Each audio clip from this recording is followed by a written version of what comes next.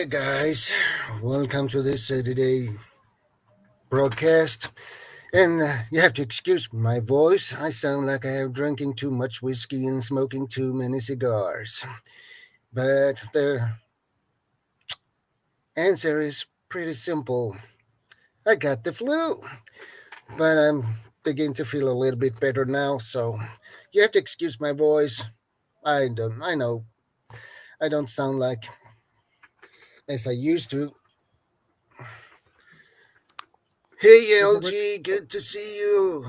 Hello, everyone. I need that for my channel. That kind of intro.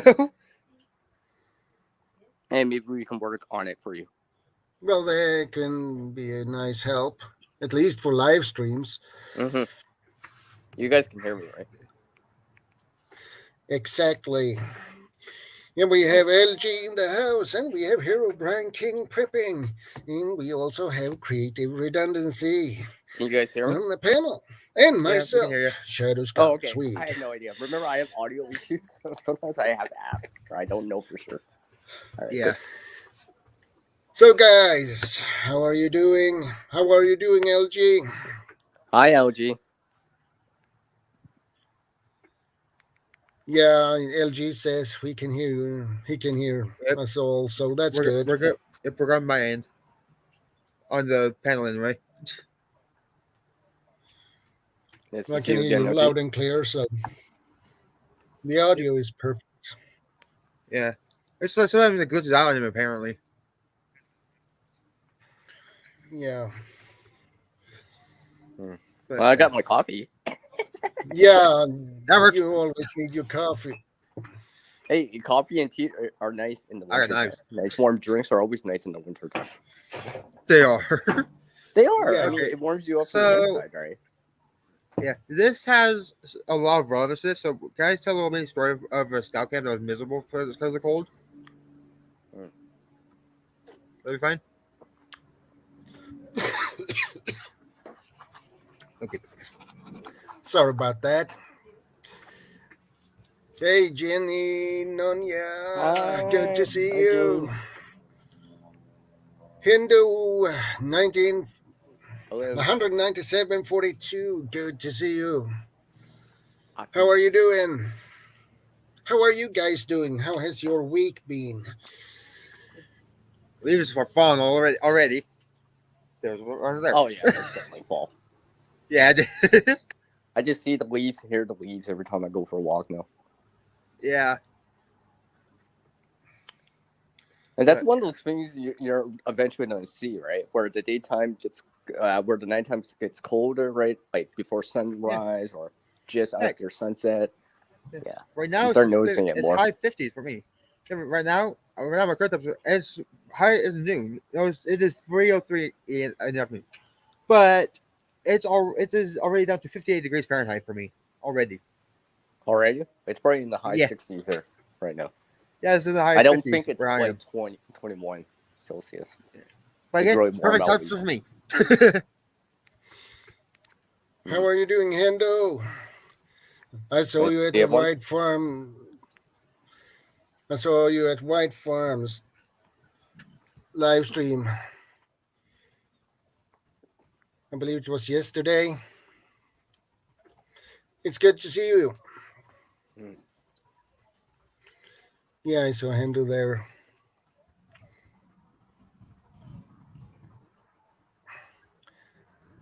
So we are 6 in the house and 3 on the 2 on the panel. I know, That's and we're just awesome. chilling. We're just chilling before we start the main topic. Yeah, exactly. We're just chilling around, right? I'm just gonna leave that there in the private chat. Okay, no problem. Yeah, and the reasoning I'm kind of irritated about. We have 7 degrees Celsius here, so I don't know what that is in Fahrenheit. I have no idea. 'Cause I only know Fahrenheit. That's all I know. It's all good. It's all good. yeah. I'll bring that CR word in here. Conversion. Yeah. You're very welcome, Hendo. Good to have you here.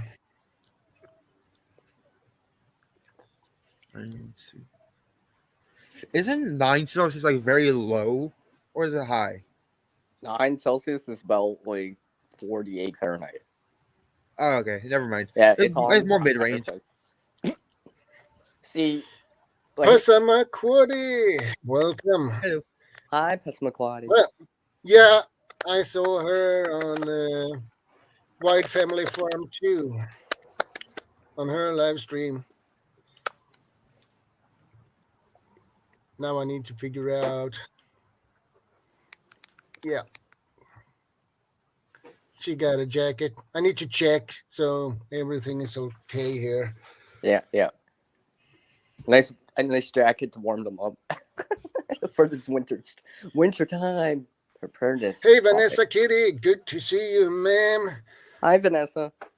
Hey, It's always been good to so see long since you. I've been on here. Yeah, it's been so long since I've been on here. Honestly, I just realized that. Like I'm normally busy on Saturdays and stuff, but not this time. Well, you found a cool topic to jump into. Pun intended, not Yeah, intended. really cool. Oh, I know. Come on. You guys know. You're very that welcome, Ando. me and my swift puns here. I'm just giving you crap. But yeah, I'm doing very good knives around me, per usual. Heck, I got my Eco Scout one right here. So I was thinking, Shadow. Yeah. Now's the great time to start anything before winter, when it's still nice out, before the snow, before all it really comes. I'm just saying. I'm just saying. For example, it's nice to know that your snowblower is working and fueled up before it actually snows, so you don't have to check it when it's like -20 out. It's like, I forgot to try it out. I gotta fix something outside. Just like annoying. Or the sound will not work and you don't know it until the snow hits you hard. Yeah, right. Exactly. That would suck. That'd be a miserable time. Even for me, I'm highly resistant to the cold. It'll still suck for me. Yeah, try to get the stuff beforehand. Whatever it is. I mean, we don't have shovels. We have shovels, but still. Well, we do have it's not just shovels. I mean, like, I just use that as an example. I know. It could be a lot of things. Yeah, we have a leaf blower we could probably use if we wanted to. Yeah, because winter is coming up in the northern hemisphere here, as we're we're already past equinox time, so days get shorter. Eventually, it's gonna get colder. Hopefully, hopefully not too much. Hopefully, it will be mild. YouTube notifications come if they so choose. I hate when that happens. Yeah, it happens to me as well, so that sucks. Yeah, you actually have to make sure to hit the all thing when you do the button. Yeah, even if you've done that and you still don't get any notification, and you visit that channel often and you don't get any notifications, that sucks. Best notification. I've never had that happen, actually. The channel. I get it, right? Hey, Second Star. Good to see you. Just like Second Star. Hi, Second Star. Yeah. Yeah, he is in the house. Remember the channel. I always go back to the channel directly every so often. Did I miss anything? I missed something immediately.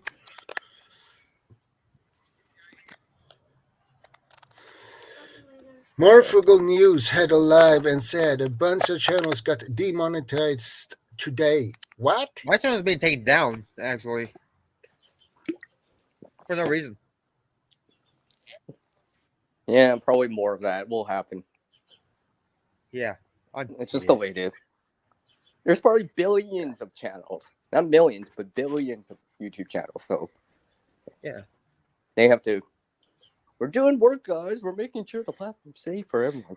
Well, of course you are driving, Second Star. You always do. Oh. Yeah.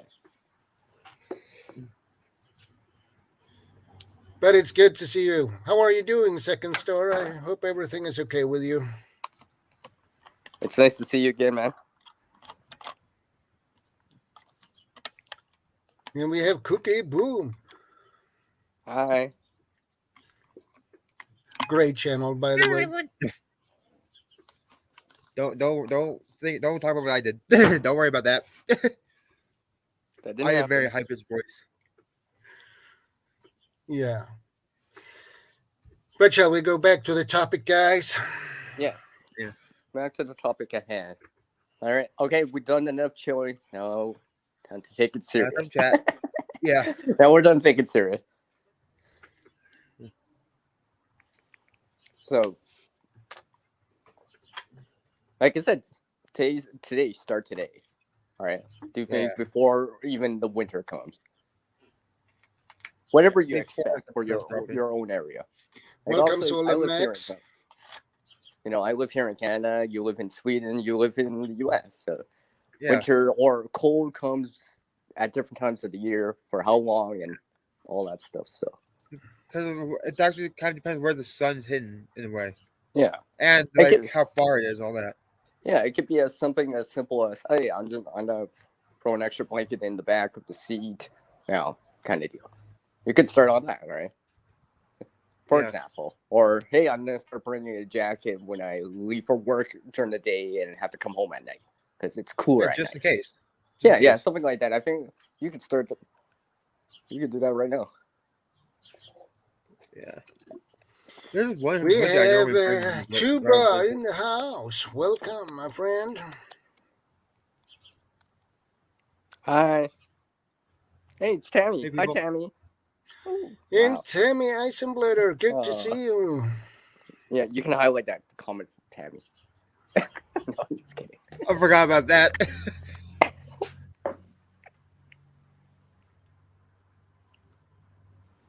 But yeah. Mm-hmm. You know, My was blank on me. it could be as simple as getting some, let's say, gravel or sand before the season starts, if you haven't already. I mean, I got like a 5-gallon bucket full of sand. Well, what my family's done in the past, you take these giant thick sheets of plastic. Yeah. Like thick. They are not see through at all. And we put them over this garage and on our door over there for the backyard. Okay. Because otherwise, a lot of cold air will leak in and water and stuff like that. Mm-hmm. Oh, So for the winter, we seal it off as best we can. Yeah. Yeah. The door is some more than the garage, but that's for obvious reasons. We have to use the garage at times. Use it as a storage area. Bakersfield, California. Nice. Yeah, I mean, I'm here in the Midwest, so.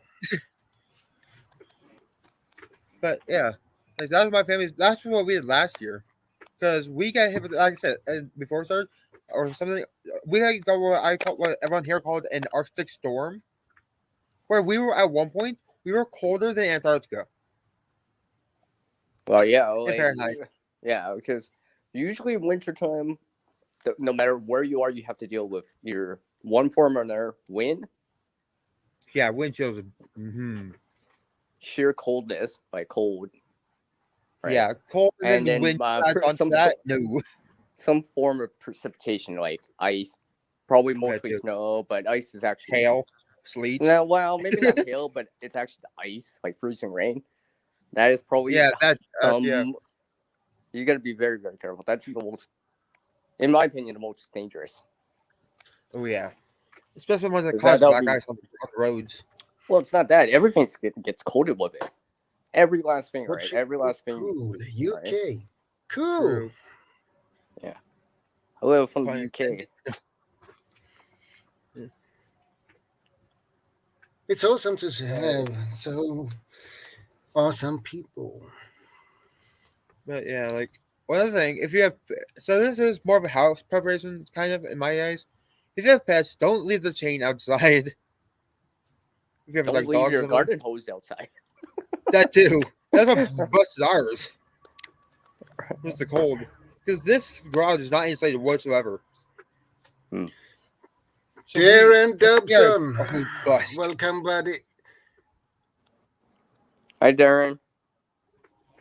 Hello. Hey, Darren, why don't you join us for a moment on the panel, buddy? Yeah, you can chill with us. Yeah, we are cool guys up here. I know, right? I know. I mean, I could shovel over. There's still more room on the panel. Anyway, but yeah, like, Uh, but for people who drive, the black ice on roads, that sucks to hear. Thank God I don't drive. And my town, people Well, don't really pay attention to it. In my there town. you have it. Is Sweden part of the UN yet? United Nations? That we have been with the members of the United Nations for a long time. Uh, EU since 1995, and now we are joining NATO. GP. Oh, I mean, look at what he just put down there. GP. I think he's making his appearance. He's saying hi. I think he's Guardian here, guys. Prepping, good to see you, brother. Hello. Hey, Eagle. Good to see you, brother. And Guardian,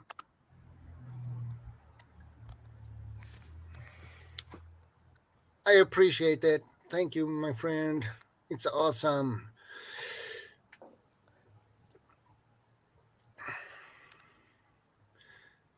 Well, I can keep that on highlight a little bit more.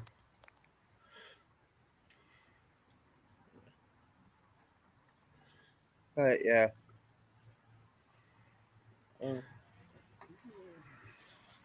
But like, don't be breaking your touch chain out, your garden hose. Definitely not any electrical stuff. I've done that before in the past. I'm surprised that cord still works. Mm-hmm. So, guys, shall we go back to the topic again before we lose the track? Okay, hey, I was on the topic. Well, it's a cool topic, so let's rehash it. I mean, refreeze it again. But anyway, we need to prepare for the winter, no matter what, because this winter will probably be nasty. Yeah. So maybe Some not for people all of here in us, the but for States- some of us. Yeah. for some yeah. of us, yes. Yeah, it might be more Here in the challenging. States. Yeah, we Here in have the Darren States, Dobson. Kumusta? I've been told by many people here in the States we're supposed to get a bit worse winter than we did last year. And last year is when we had that Arctic storm. Well, then you better Here in the States. That's what I've pick heard. up your A game. Right? Well, the U.S. gets Arctic storm, Canada gets it too. Oh, Yeah. jeez. Well, it's I been forgot about warm that out part. west. I'm trying to not get used to it too much. Yeah, we will probably have a nasty winter here too. So I've seen a lot of places as well. So, what's the topic of the day? Winter. Winter preparation. Winter preparation? Yeah. Go south. winter winter storm preparations. Maybe that should be the thing you do right now. If you haven't gone south like the birds, maybe now's a good time. Well, you need heaters, you need blankets, you need I'm Power. doing this beforehand. yeah. Before it Power goes is real everything. freezing. You can have electric heaters. You can have solar power to get heat. You can have natural gas, oil. Yeah. Burning wood. As long Wood as you stove. have the electricity, yeah, it works I would with say electric heaters. diversify. But if that is gone, you I think a wood stove would be great, like a cottage, and having lots of dry wood, and you can put it in the stove. That can Yeah.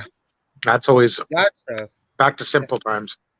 Yeah. If So the in power my goes out. experience, we do these in my scout troop. We do these camp outs, these winter camp outs in a cabin type area. That thing has a wood heater in it, and I swear that thing is better than the electric heaters. Ooh, yeah. Electric heaters take a lot of energy, but Well, They yeah.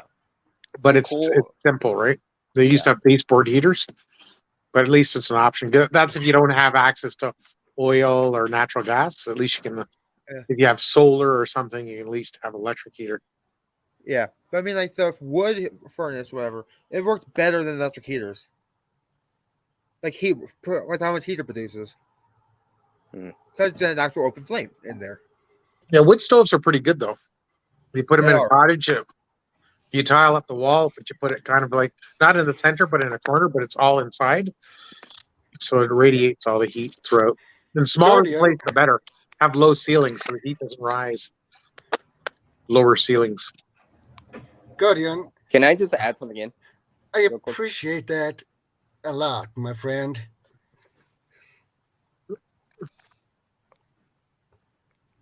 Um, Wow, Guardian's so awesome. Dang. yeah, Breathing north yeah, Dakota. Guardian is Pretty awesome. quiet. Anyways, I was just gonna add something in here. And diversify your let's say heat or fuel source. So you have Yeah, true. options Yeah. depending what's going on. Options depending what's going on, for example, right? Because it could be Well, as the simple heat as for say the hand furnace raising isn't is working. People Yeah. have had furnaces fail in the winter for a couple days or whatever. So That's right. Always you have want a options. backup. Always have a Yeah, you backup. want options, right? Yeah. Like in the Western world, some people have backup generators. Mhm. So that's if the power goes out, the generators will kick in. Usually those are Jonah natural Ballaret, gas, but welcome, my more options friend. the better. Mhm. Yeah. One thing Mhm. also taught to us in scouting is the modular to be prepared for Mhm. like they're telling us to prepare for anything. Well, that's why you're Just like starting that. it today, right? You start today, whatever you can. Right.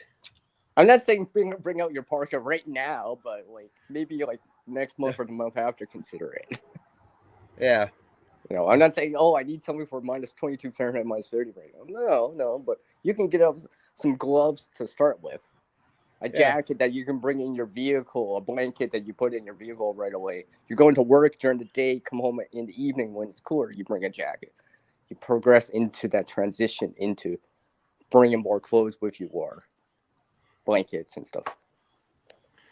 Yeah, LG, it's a good idea to invest in better quality base layers of clothing. I agree. It is. Yeah. If you don't like wool, then go for silk. Yeah. There's options out there. And Well, I we know have RG Arizona Homestead in the house. Welcome, Hi, my RG. friend. Feel Like, free our to scout chime uniforms in. are heavy also. Oh, Sol and Max, take care. Stay safe. God bless.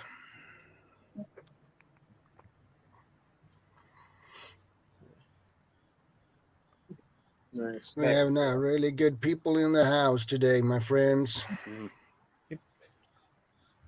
Even things you could still do things today like drafts and stuff like that. Get stuff beforehand.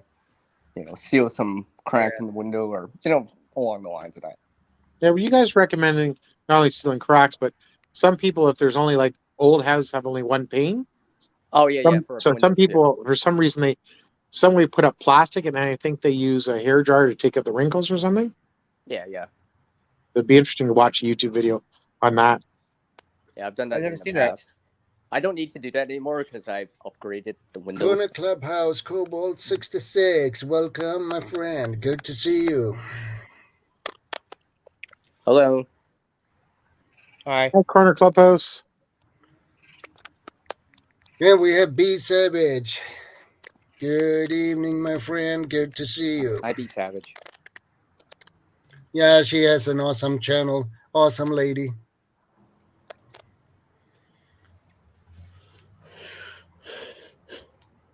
Oh yeah. I guess I should remind everyone. Maybe now it's a better time to like get the gas for that snowblower beforehand. Yeah. Sometimes that window of opportunity where the price is like at its lowest may have gone by. I know for me, I got down to like, well, the beginning of the year where gas was. I was just like, okay, that's a good time to fill up the snowblower for gas. Extra jerry can for gas for the snowblower, for example. See, that's being proactive. That's being proactive. Yeah. Now waiting until the winter, like, well, I need it. Oh no, I'm gonna need it anyways. Mhm. It's Yeah. good for 6 And months. if right? you wait till last minute, sometimes that can start some people will panic. Well, it's not Yeah, that you like, might what do I miss do? I on the don't have this. I deals. need this. You might miss out on the deals. Like, oh, hey, Yeah, gas that is too. even way more expensive in December. I should have got it back in October. Yeah. For example, all right. Right. And like I said, checking on your machinery beforehand, like a Yeah. snowblower, for example, right? Right. I'm sorry, but no one wants to snow by hand if they don't have to. A snowblower is gonna help you if you get that I'm fine with it. deep snow. No, I can do without it too, but it's nice to know that hey, if I need to push a lot of snow, I can. Yeah. If it's like a big amount of snow, that's a different story. Yeah. Or you can That's that. do what the second star mentions here. They make them of thick wool to cover your windows with. Yeah, like heavy currents. Medieval times, Yeah. they used to use heavy currents. Yeah, Yeah, because I've been learning. that works too. Yeah, some of that stuff from medieval times can still help us today, like heavy Yeah. currents and stuff like that. I mean, you're not needing like the rods that are heavy duty, right? Because also your currents are gonna be heavier, so, but stuff like that. Okay, that is an idea. Yeah, too bad. That's actually pretty clever, though. That's some of what we do. What we do that with other doors. That's it. And that's what our back doors that we do it too. Well, it's like the drafts underneath a door, right? Yeah. Like, yeah, you can just improvise with a towel, but sometimes it's nice to know that you made something that's like really good for it. Yeah. The door is a draft thing. Well, cold air is going to sink down lower, right? So, Right. yeah. Heat And rises. every time you open the door, you're letting cold air in, but you're letting oxygen. Yeah. Remember that too. Yeah. Whether you realize it or not, no matter what, when you open that door, there's air coming in, Yeah. and it just makes Remember, more for you the do need heaters to allow. to get rid of. You do need some fresh air to come in every so often. Hence Yeah. why I'm saying check your smoke detectors and your seal detectors. Make sure they work before the season starts. Yeah. Quite important. Especially if you use the garage for vehicles. Yeah. Make sure We you seal don't, detector. but still. Yeah. The garage is a main hotspot for that kind of stuff if you use it for vehicles. Hmm. From what I understand, anyway. Yeah, people do pass away from using generators or heat sources, and yeah, seal. Carbon monoxide spill. poisoning. Yeah, that's why you should have a carbon monoxide detector. Yeah, Because the and it would CO2 do allow detector- fresh air in. Unfortunately, someone passed away Yeah. from working a generator, and it was reported. I was like, oh wow. So it did That's happen. common where I'm at. But it's preventable to a certain degree. It's right? highly That's preventable. So Yeah. Yeah. But people still forget about it. Yeah. Which is kind of understandable, but still. Yeah. They as long as can't you prevent let that some crap. fresh air into the system, right? Then they'll take over. The fresh air should take over a little bit. Yeah, you need fresh air and oxygen to come into the area wherever it is. Yeah. Yeah. As They long as call that keeps it's going, called then you're air so good. exchange. You should have, your house still has to have air exchange.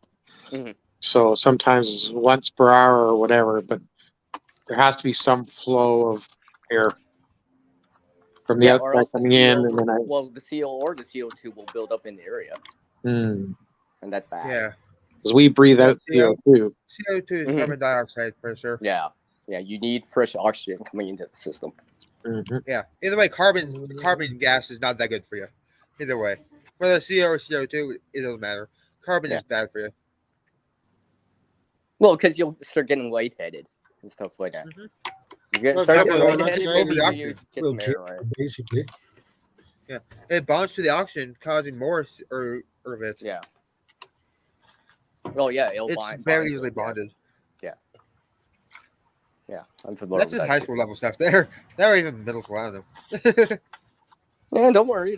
I remember that. From school. I know. I'm just saying, like, that's when most people learn that kind of stuff. Apply the knowledge that you learned from the school books into Right? street smarts, right? Yeah, that mixed with your own research, too. I always reach out to friends, like someone who did plastic. The thing people are asking what kind of plastic and all that. Be good if people can film it. It's the plastic I use and stuff like that. So it's always good when people have done it, if you can share it and actually show you it and Yeah. even The talk to plastic we them. used, it was like this Yeah. thick of plastic. Something that we used. Yeah, because you have It to do was, it it every was pretty season. thick plastic. You have to do it every season and take it off. We do. Yeah. We started it last year, and it helped a lot. Oh, another thing. If it's Well, yeah, outside, it's a hold on. barrier, right? It's an air barrier for Yep, so air doesn't mix. vapor barrier. Well, yeah, the air doesn't Handles mix you as use the easily. hand warmer if you have to.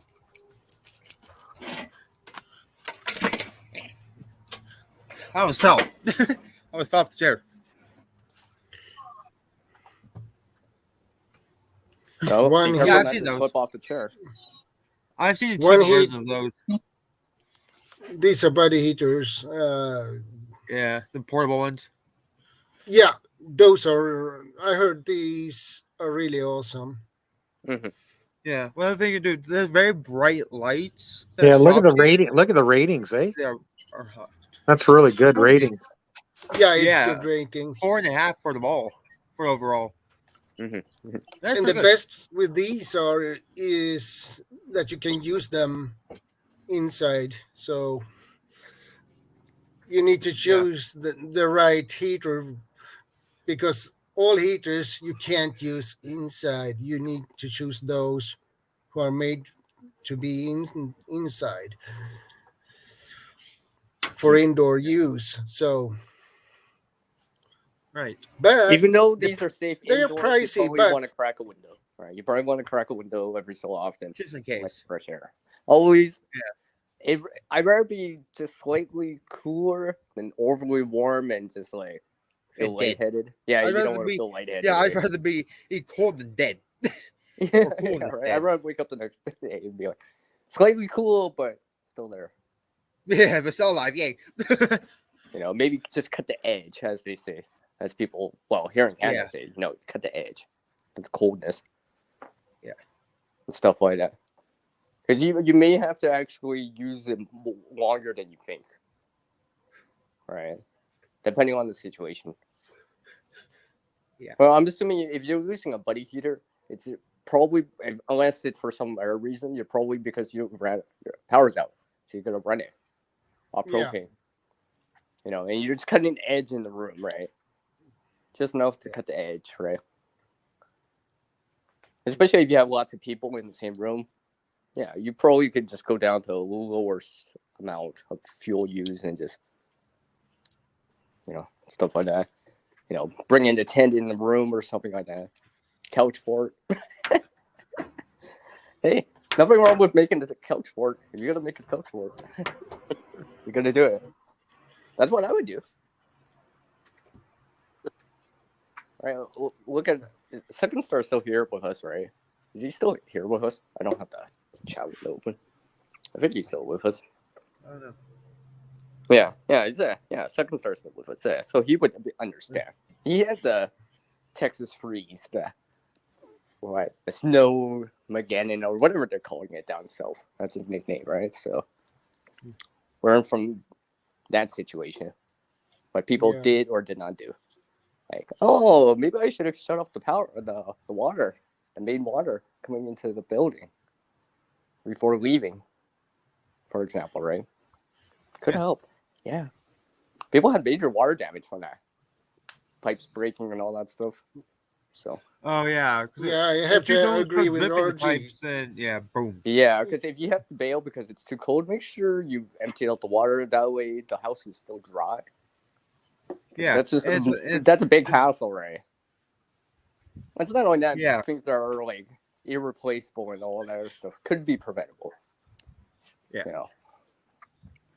So if you had to leave or whatever, I know some people had to leave to far or get to warmer places or whatever, or bring some people over. Well, make sure the water's off and drained out. That way, if the house freezes or whatever, the pipes are empty. Yeah, either the you'll water still be pipes good. or any. If there is water in the pipes, I remember when there was an ice storm here in Canada, I just left it on a little bit, so if the water's constantly almost dripping, it'll keep flowing, and then it won't freeze. Yeah, if you're That's still what staying we in do place. here. Yeah, if you're still staying in place or sheltering in place or at home, yeah, you can do that. But if you're leaving And Drain like, all the leave for a long pipes. amount of time. you That's probably the story. should, yeah, turn off the water and empty it out. Mhm. I think that'd be, Somehow. it would take a little bit, probably half an hour or whatever, but yeah, that's better than Save your freezing pipes. frozen pipes and busted pipes, and what happened to this wall? Yeah, that That's happened. works too, be savage. So,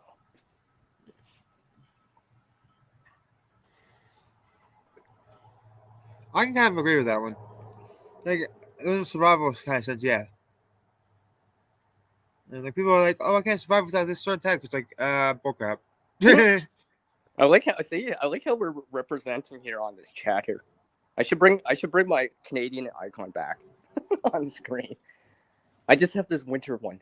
I wouldn't know. LG says, I wouldn't know the first thing about removing the water in the pipes. Well, it here, depends yeah. where you I do have are. a problem with family though. It depends I do have where you problem are. with- An Oh, apartment is yeah, Yeah. different. Apartments can be different. I'm talking about like Yeah. residential stuff like that. Know where that is, just in case. Could save you a lot of damage. I agree, or G, Yeah. I agree. Yeah, I do too. Let's see who we have here. Winnie. Winnie, Hi. welcome, my friend. And we have also Adventures with Sog, GTR. Also, welcome to the Hi. stream. Hello, people.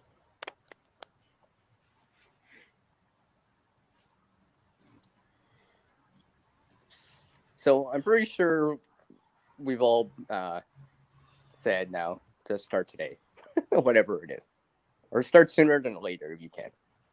Yeah. You know, before it gets cold. But what happens when it's already, below freezing already during the day or something like that? And what? What's the next thing? One other thing, and make sure to get some good, heavier clothes. We kind of went through this, but the clothing thing again, because you do not want frostbite, frost nip, none of that. Mhm. And you definitely don't want hypothermia. I know someone who maxed out who had hypothermia one time. It was miserable for them. Well, I've been cold too, and so has Shadow. Like hypothermia, I'm pretty sure my Darren's Lord. have it.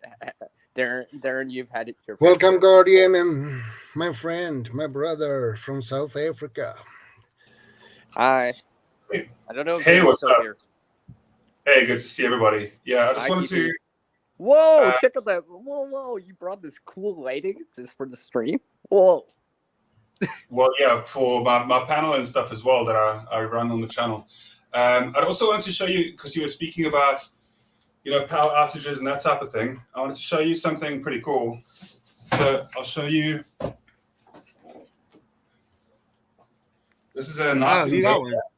Yeah, I've seen those. Those are like generators. Yeah, it's a generator and an inverter together. And then, Nice. Those are really good. yeah, and then these are like a standard UPS, like a good solid UPS drive as well. So what happens is that because of Uninterrupted our power supply, by the way. yeah, That's let me what it show means, you again. uninterrupted.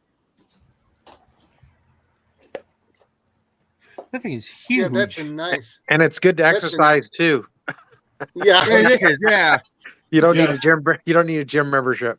Yeah, it's quite a Whoa. Show that again. Do that again, GP. You got to do that one more time for everyone.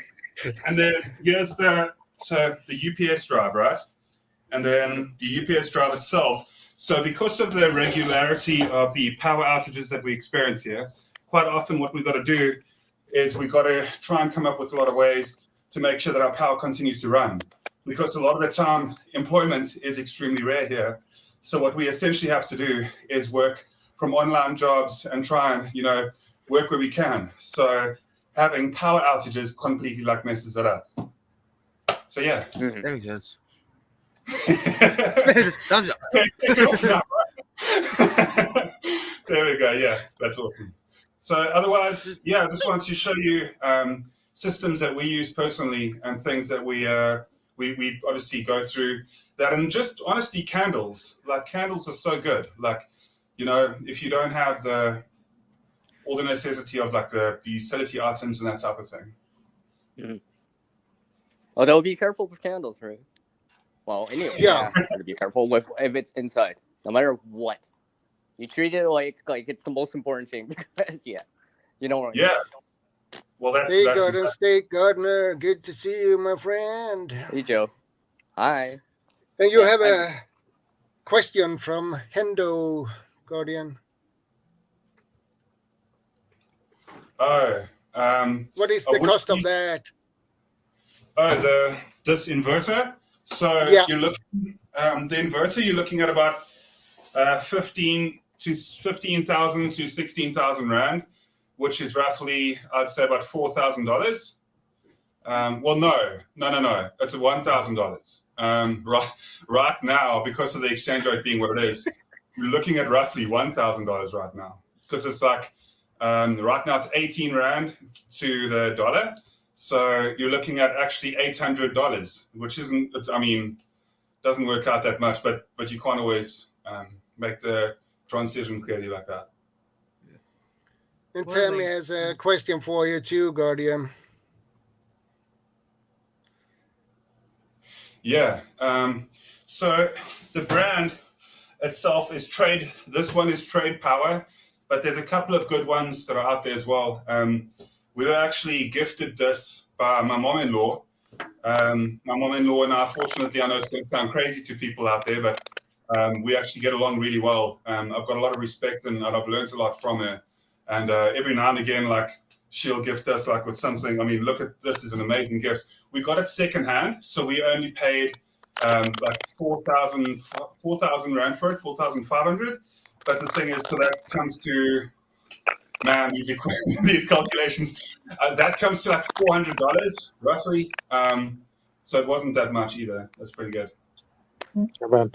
Shadow, I'm gonna head down. I got to take my mom out shopping, but Yeah, no I'm glad I was problem. able to pop by. Darren. It's pretty Take good. care, Darren. Nice to see Safe you all at the travels. panel and in the Take care, chat. Darren. I'll Have a drop lovely my day. link one Nice to more see you. time, and I look forward to connecting again. Yeah. Bye for now. All the best. Bye, love brother. See you, Darren. You have the best day, Bye. Sal. Take care. God bless. Bye-bye. Cheers, bro.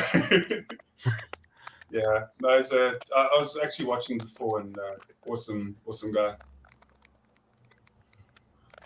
My dog is looking at me like I'm crazy right now. Anyway. Yeah, he was just staring into my soul for a minute. Then just walking away. So Anyway.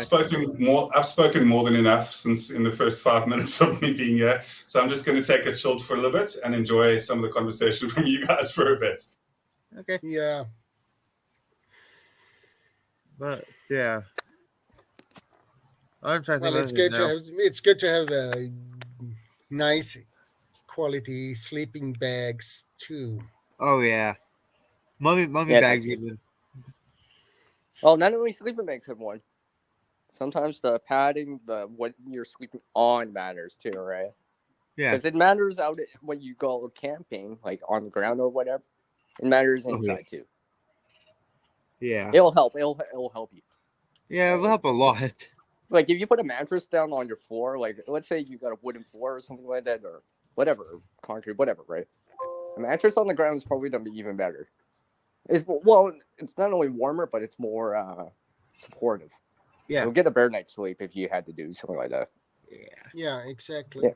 You know, you put if you don't have that in a tent or whatever, you put a large table, drape some sheets or whatever over top, keep draping the sheets and make kind of a indoor fort with the stuff you have, whatever it is. I mean, everyone's got sheets, a table of some sort that they can use. It's a coffee table.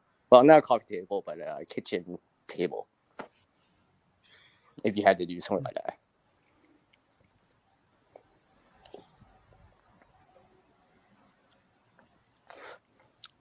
Living on grid has its own problems as living off grid. We have different problems, but it is all the same. Yeah, Mhm. that makes sense. No matter Well, what, yeah. no matter where you are, you have problems of some kind. Yeah, it'll still come back to power, shelter element, heating, right? Yeah, eating definitely. Heating and then the water and the food, right? It still comes back to those categories. Yeah. That's why you diversify a lot of things. Something like, for example, on the power side, I mean, like you got solar, you got like something like propane and wood, you're gonna be pretty good. You have options. One of them better be work. It must work, right? One of the options must work in this situation. You know, it's cloudy out. You gotta conserve propane or whatever. Oh, well, I got some wood. You know. Yeah, like if especially if you live near like a wooded area. Well, that's if you're able to harvest that. Yeah, good point. Yeah, you gotta remember it depends where you are. Yeah, it depends I usually on remember where you are. If you're off grid or whatever, your own homestead, yeah. But some But areas, it's frowned town upon. wherever, like I am, no. Yeah, in some areas it's frowned upon. So Yeah, like we That's why you use wanna wood that fall diversify. from our own tree. diversify. Yeah. You know, it's like having blankets and sleeping bags. So you could do this different kind of layering technique, right? Hey, I put a blanket over the sleeping bag. I'd say it's a sleeping bag, and there a blanket, then you put a mylar space blanket around that, or something like that. For example. Yeah. And layer it in. Welcome, Second Star. Good to see you, brother. Hey, brothers, how y'all doing? Good, how you doing? Sweet, we Well, got I the got good. the coolest flu, person. but I'm managed. That's We why got the my coolest voice person on is the panel. different. Right. How you doing, CR, brother? Hi, what's up, man? Not much. Long time no see. I know, right? I know. Although I can't see you, but I can hear you. But same thing. A long time no hear. Close enough. Close enough. So, what's our thoughts about paraffin lamps then? Like oil lamps, kerosene lamps, hurricane lamps, stuff along the lines of that. They're good. They're good, but the thing is, I mean, well, they're a multi-use item. You know, you can use Sorry, you can use kerosene in them. You can render down animal fat and use that in it. You can, you can put a lot of white. What is it called? White spirits in it. As long as you got a wick for those, oil lamps and everything, you can use them all the time. But it's one of those things. They're also easily broken too. So that's what happened in a lot of a lot of the early American history. A lot of houses and everything were burnt down and people were killed because they either hit the lamp and it caught on fire and burnt the house down, or tipped over and broke it, and broke apart, and then next thing you know, Molotov. liquids all over the ground. Yeah, we turned with a Molotov. Molotov. Yeah, I have to agree. Foam mattresses turn to a block of cement in the cold. Yeah, they really? they do. I've never used that. They get really stiff. Never noticed that.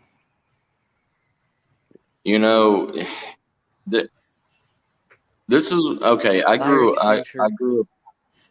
Oh, go ahead. What? I was saying fire extinguisher. If you get your hands on one, right? It may be useful. Especially if you got the kids, pets around. It may be more useful than you think. Yeah. In this case, especially if you really your primary source for heat or lighting is going to be open flame, because you use that stuff. Cats, dogs, hey, their take will just wags, right? I don't know. Yeah. Exactly. And yeah. There was, I grew up in McDonald, Georgia, with a poor family. My grandfather and grandmother, they didn't have any electricity. They didn't have any running water. They didn't even have plumbing or anything until the early 90s when I started working when I was 14, and I put in running hot water and everything into their house.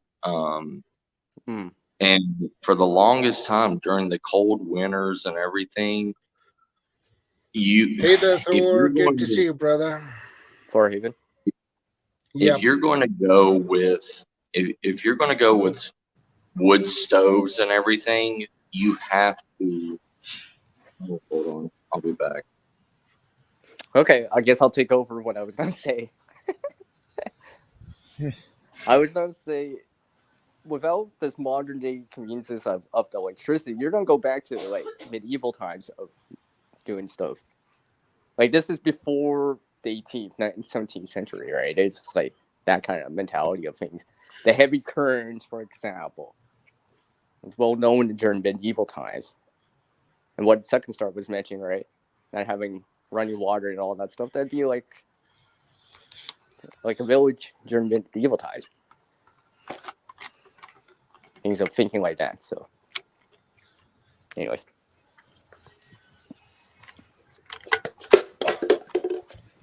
No, it sounds like you were going somewhere with that. Like that was pretty interesting. And then Really?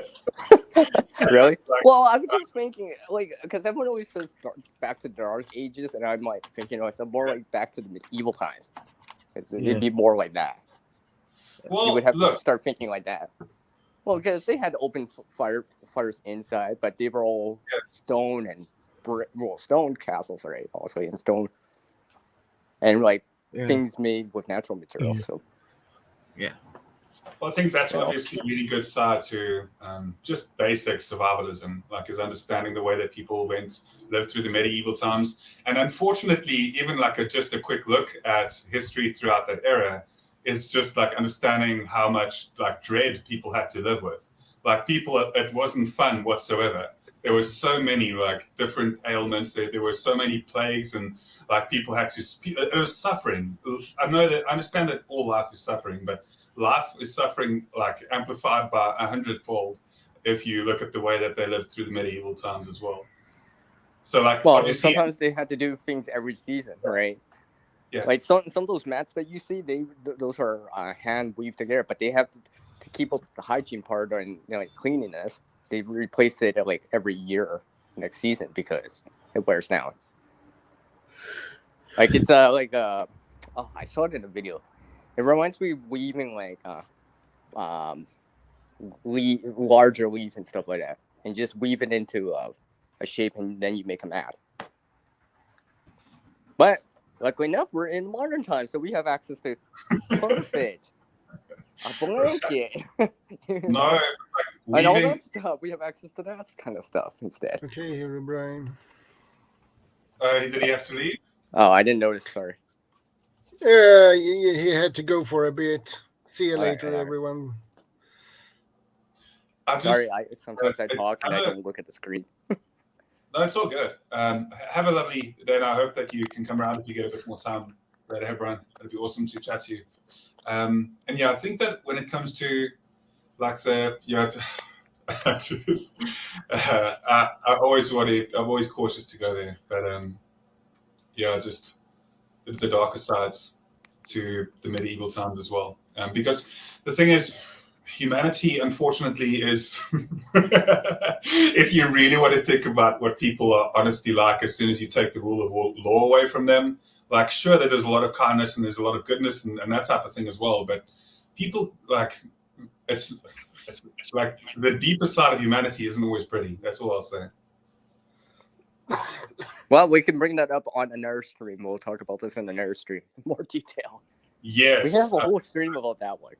It can be like arc villain stream in preparedness, like marauders and like people that will just kind of do you over easily without even any remorse. Yeah, but that could definitely be a topic. Shadow, hey, like marauders, do a marauders stream one evening. But yeah, I definitely think that we should keep on point as well when it comes to storms. Yes, exactly. Teresa Santiago, welcome, my friend. Good to see you. And I was just thinking to myself, like, even thinking of the passive ways to keep things warm. Like, everyone's always thinking active heat sources, solar, fire, generator, one of those buddy heaters and all that stuff. But the passive stuff, that insulation, the shelter elements, the cover elements, those are important too. You got to remember that. There's no point in having a big fire if all the heat just escapes like in 2 seconds. You want to retain retain it. So you don't need that big fire. You could just be like a quarter of size and still effective. For example, because you have insulation and barriers from the heat to the cold. So things like that's why we wear layers. Layering is quite important in the wintertime because you can always shed layers on your body if you need to. All right. It's just like inside. If it's warm, you could just open up a door or open up the tent a little with some right. It's easier to cool off than to stay warm. So probably more the better. I think to just try and be aware of, have good warnings as well, so that you can be informed well ahead of the time, and then you can kind of, in this situation, there are so many people that even if they try to leave, in a timely manner, there's not much that they could have done, and that's the thing. Like even if you try to be aware of the news sources that can keep you informed, there are times where it can blindside you completely, and that's the absolute tragedy. And all the people that have suffered as well, like it really is something that's like, even you and I have spoken about it here on a more like on a different platform as well. But I think it's interesting to just not interesting, but it's just absolutely horrible for go through that. And the thing is, you guys in Canada as well have a difference. Even in Sweden, in the US, South Africa's got a lot less to be concerned about when it comes to these type of things. Of course, we understand. Yes, but the power thing is still like you could still take that away from this. All right, you can't relate to the snow, the extreme cold as much as I would be facing eventually, but things like the power and stuff like that, eventually you got to deal with that. And I have like I'm just saying, it'd be like. And I have a gentle rain, and it's storming here, guys. I want you to feel involved in the conversation. I don't want to give you the cold shoulder. I've watched a lot. I've watched a lot of movies where it's been snowy. Okay, okay. All right. I know. No, really though, we do get floods here pretty badly. It does flood here intensely as well in KwaZulu-Natal, Durban, which is quite close to us, and we experienced a lot of flooding, and a lot of people's homes were, completely destroyed, and a lot of people were, just unfortunately left without any, hope at all, and that's just recently happened. Yeah. See, that's what I mentioned about when I was saying about cold, wind, and precipitation. Like most of the time in the wintertime, you're usually going to see like things like snow, right? For example, but you can see rain/ice too, right? Those kind of things. Like deeper down south more for like second star, you're more likely to see rain versus snow, right? For the most part. Except for that 1 year last year, but yeah, but yeah. And what happens when a lot of snow melts? Yeah. So. Yeah, I think it's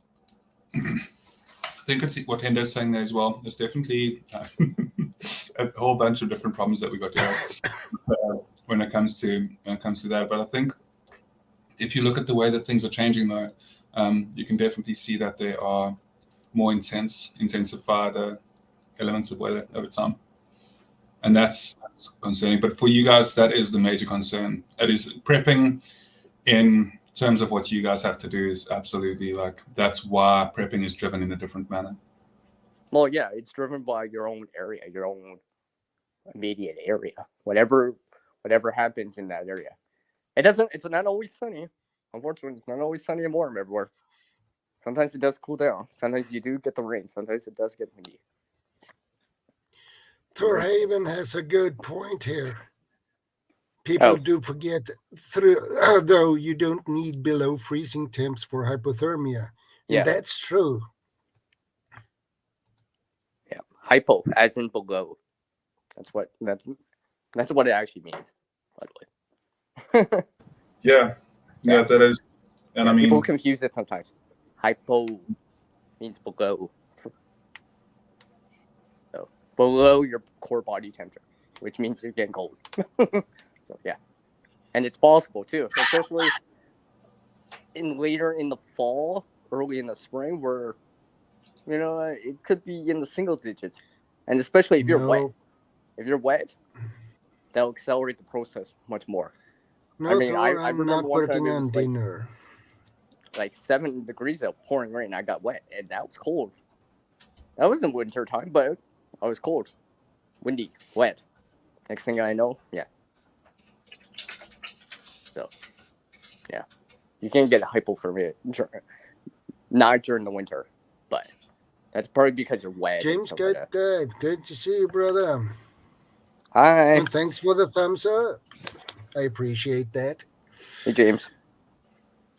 At least someone's eating.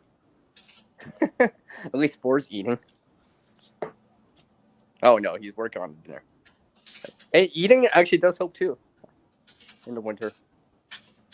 Stay warm with. Yeah, when you eat, your body beforehand. temperature rise with 10%. Yeah, especially eat right before you go to bed, or get in the sleeping bag, for example, or pre-warm it up, so stuff like that might help.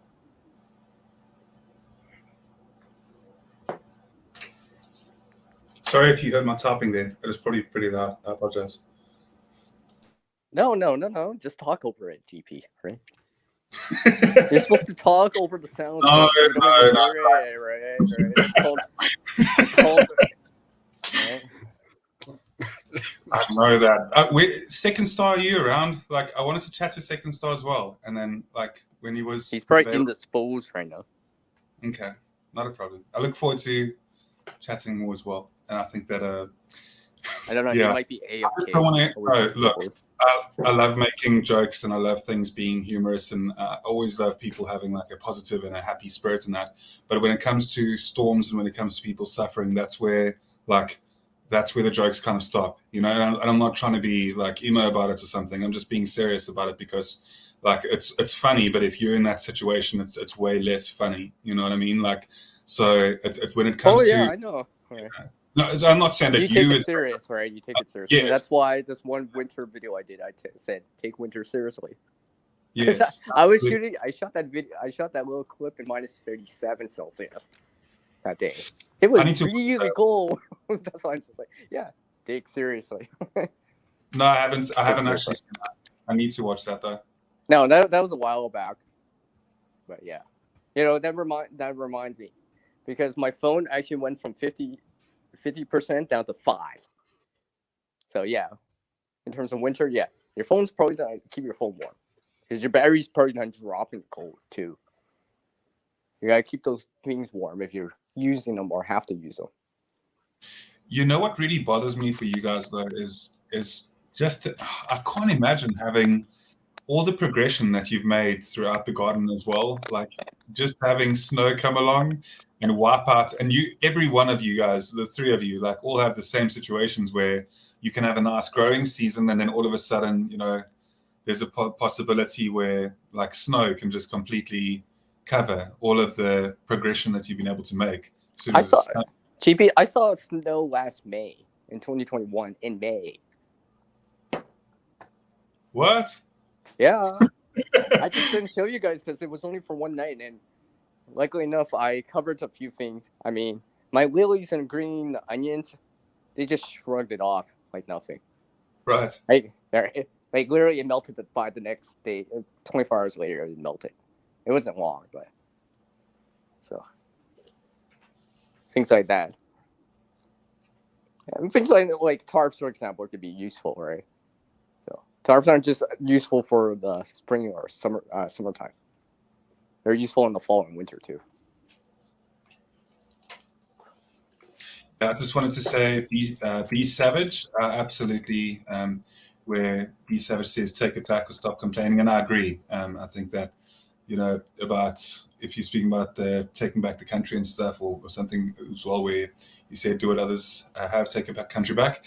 And just on the quick side notes, just to address what Be Savage is there, I don't want to ignore that specific comment, but I just want to say that in a lot of ways, like our country, you see that the thing is, human beings, unfortunately, are impatient in a lot of ways, right? They don't always see the longer scale and then the longer term effects for the positive of certain like areas and places either. And what happens is, like, over time, the youth of the country are all working together, are all getting educated. Of course, there is a high level of corruption, but the very fact that the country is working together in the way that it is, and if you have an experience of a day-to-day like living here, you'd see that people are able to get along, and that's a beautiful thing. Seeing people from like every walk of life being able to get along so easily and work together and try and build like a better tomorrow for the country and for the youth of our nation as well is extremely important. So when it does come to like taking the country back, I don't see that at all. I think that we have our country, and our country is free in every way possible. You know, I say this all the time, GP, but you got away with words. This guy gets really, like, look, he's got away with words. He just can say it. It just sounds so mesmerizing. It does. It does. It takes me like forever to write out the speech like that. I gotta write it out, fix it, edit it, but GP just says it off the top of his head. I appreciate the kindness, and I think that B Savage is a lovely person, and B Savage has always been a great supporter of the channel too, and I love the input. And I also wanted to say hello to Jeannie. That I see Jeannie's arrived. Jeannie, yeah. Good to see you here. Yes. I know, right? I'm like, yes, we're filming Shadow's stream with more Canadian people. We are. At least there's the three of us here. So glad Force here. No, it's very interesting.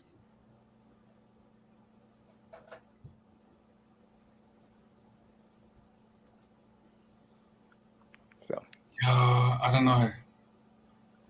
I think it's right. Thank you, Thor. It's you know, the problem is, and I'm being very serious with you. Okay, the worst thing is I'll never allow myself to be the opposite of what I am at the moment. If I don't like dislike my rambling, all right, like I've seen a lot of people in the world that always like believe in their opinion very strongly, right? And that's the problem. Like I never want to be somebody that believes that my opinion is always so much more superior to others. Like that's why, you hear what I'm saying? Like that's why it's good that I have self-doubt and stuff. And I think that the world could do absolutely with a lot more kind of humility, all right? Like it seems like with social media and the outcry of like and the advent of the way that we're able to communicate and the way that we do, it's just like it's just too much. It really gets, yeah, that's rough. Mm-hmm. But yeah, I think having friends like that we do here and having this community, coming from different pods and being able to have these Saturday night evenings. Afternoon time in North America, by the way. Well, yeah, it's afternoon time here. Well, for me, for right, it's still afternoon. Yeah, I think there's a good balance though. So I think that humility, there is a time and a place for everything. I think that one should also be confident in who they are, right? Absolutely. I'm not saying that you should just be, all the time. There's a difference between being humble and being self-degrading. You know what I mean? Like we should never be self-degrading. We should never like have a lot of, and also internal doubt can be a good thing sometimes. It can allow people to grow. When people say that people bully a person or something, sometimes bullying can be a good thing. And you can like be against me and my opinion of this all you like. I get it. But I'm just saying sometimes maybe I'm too old already, okay? I'm chasing on 40.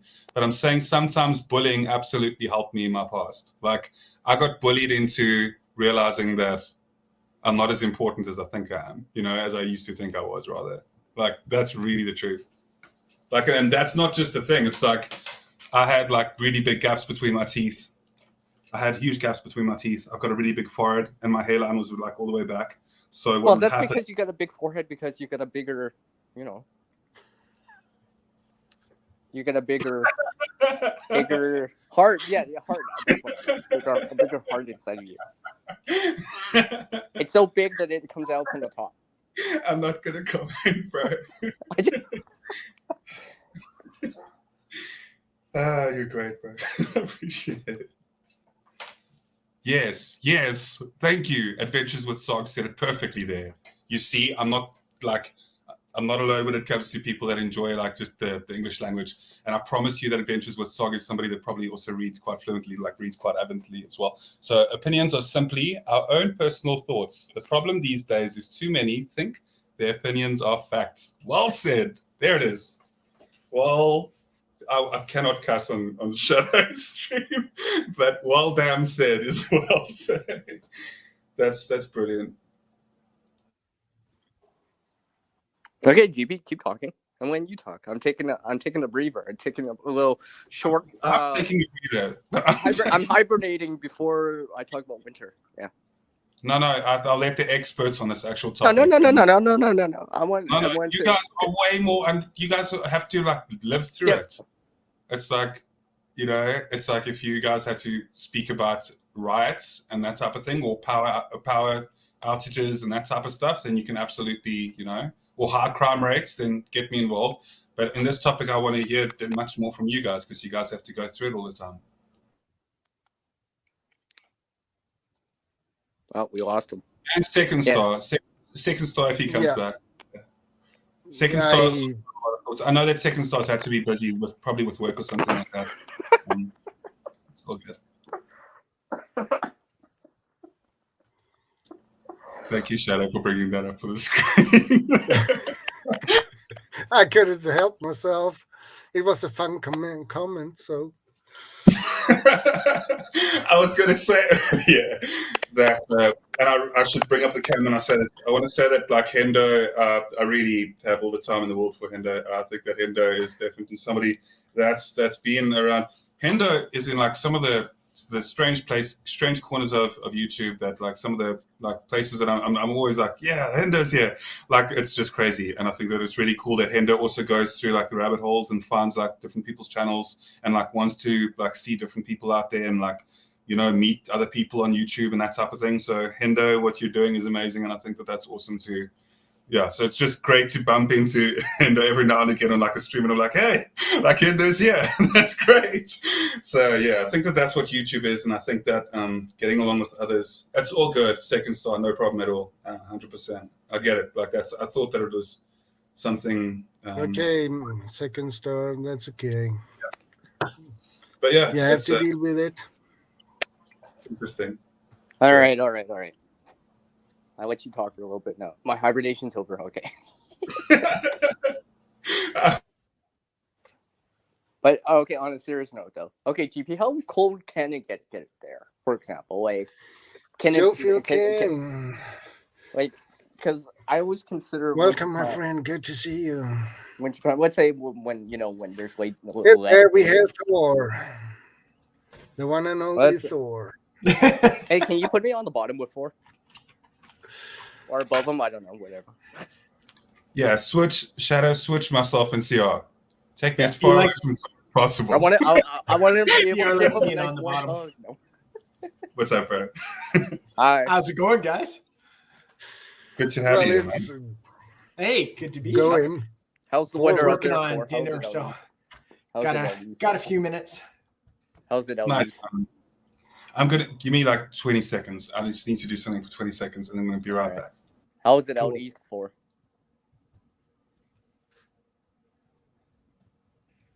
Can you hear me? How are you doing, What's Thor? Oh, I said how. I can hear you, CR. What did you say? Yeah, I can hear you loud and clear, Thor. Cool. No, but me. What did you say, though? The weather. How is it? Oh, today's pretty nice. It was great. It was like high teens, 20. Are you even getting 20 out there? No. I think we maybe got up to 10 degrees today. Oh, so it's warmer out west right now. For now, it was 10. nice though because we were harvesting one of our pigs today, so having the cooler weather this morning was just great. So it worked really nice. Well, yeah, it comes back to what I was saying, like doing things when it's nicer out. It's nice, right? Yeah. Working on snowblower beforehand, 90 minus 20 minus 30, but it's still plus 5. Tomorrow's supposed to rain, so we'll probably harvest all our rabbits tomorrow indoors and in the garage or whatever. So yeah, get everything ready for the winter time. Yeah, exactly. A lot more. Whatever it is, right? put more new hay down or feed or whatever, right? Put some insulation around some pipes. I don't know. No, don't have to do that. No, just No, bring in all hypothetically, the I would say hoses and that. hypothetically speaking. Yeah, exactly. Prep Yeah. for winter. Yeah. Because I imagine if you have uninsulated pipes, that's probably going to be the first thing. That's not Yeah, I don't Pretty know anyone sure. in Canada that would. It's crazy though, because talking to friends in Texas who went through that ice storm last year, and so many people there don't have insulated water pipes or insulated walls. Yeah, anything like that. So to me, it was like, wow, that's just weird. Harvesting the pig, how long does it take? It took us about an hour and a half, start to finish, from basically letting the pig into our little area where we actually take the shot until really we're all done and cleaning up. About an hour and a half. So not too bad. And we take our time. It's not like we try and hurry or rush or anything. We take our time. Well, if you prepare beforehand, you don't have to rush so much. No, exactly. Yeah. And so, yeah. I gotta fix the snowblower. It's supposed to snow tomorrow. It's -30. Yeah, exactly. I always make sure that's done ahead of time. I should have listened to CR and started back in October. No, it's just like getting the gas beforehand, right? Yeah. Because usually here in Canada, the gas is actually more expensive once the winter actually comes in. Out west, it's crazy right now, gas prices. Oh, yeah, I know. Yeah. Some places, right? So, yeah. That's another way of being proactive. Trying to get the gas at its lowest point in the season before the snow comes. Topping everything off. Right. So, that's being proactive. No, I think Go ahead. Probably if it was your first time doing a pig, it might take a few hours to do. We are set up pretty well, so we can raise the pig up with the tractor. We also have a hoist built into the car shelter we built, so if we need to, we can hoist them up on that. It's just like one of those hand ones, but it really makes a difference being able to get the pig off the ground or put them back on the ground, depending on what you're performing at that time. So yeah, it's probably easier during this time of year when it's cooler out, so it doesn't explode as fast, but it's not freezing cold where you can't have dexterity in your hands. It's so true. It makes a difference because last year we did it a bit earlier, so we were dealing with flies and stuff, and that's never fun. And then if it gets too cold, then when you're hosing the pig down to wash it and your hands are getting wet from the water, then it's no fun at all either. So you got to find that perfect timing. Yeah, because if your dexterity's down, then that means you got to be way more careful. Yeah. Way more careful. That's just it. It's not good if you're starting to lose feelings in your hands and your knife is dull and that kind of stuff. You want that feeling in your hands, and you want a sharp knife. Yeah, you're just asking for it. Yeah. So, well, it comes back to like working on a snowblower, right, or something like that. Oh, it's working on the winter. No, try to avoid that. Work on it when it's above freezing still. 0 +2 +3 in the sun. How about you be more proactive? You won't have to freeze up. I got to fix the snowblower in my spare. Why did I do this away? It's nice. We don't mind putting the snowblower on early too, because then it's a counterbalance for the tractor when we're moving round bales. So well, see, another use for a snowblower. Little advantage there. So counterweight. Yeah. Counterweight. Yeah. Well, yeah, the snowblowers are quite heavy, so.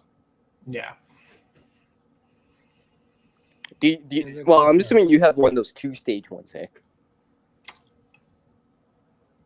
I guess you could call it a 2-stage. Well, I'd have to. One stage is when it sucks it in, breaks it up, and just shoots it out. But then a 2-stage, it breaks it up, puts it in another chamber, and that chamber shoots it out. So that's okay. Yeah. So 2-stage. Yeah. So there's the auger, and then the auger pushes it into The center So channel, the- and then there's the another center- thing to push it out. That's the Exactly. 2-stage. It's faster. It's meant for deeper snow.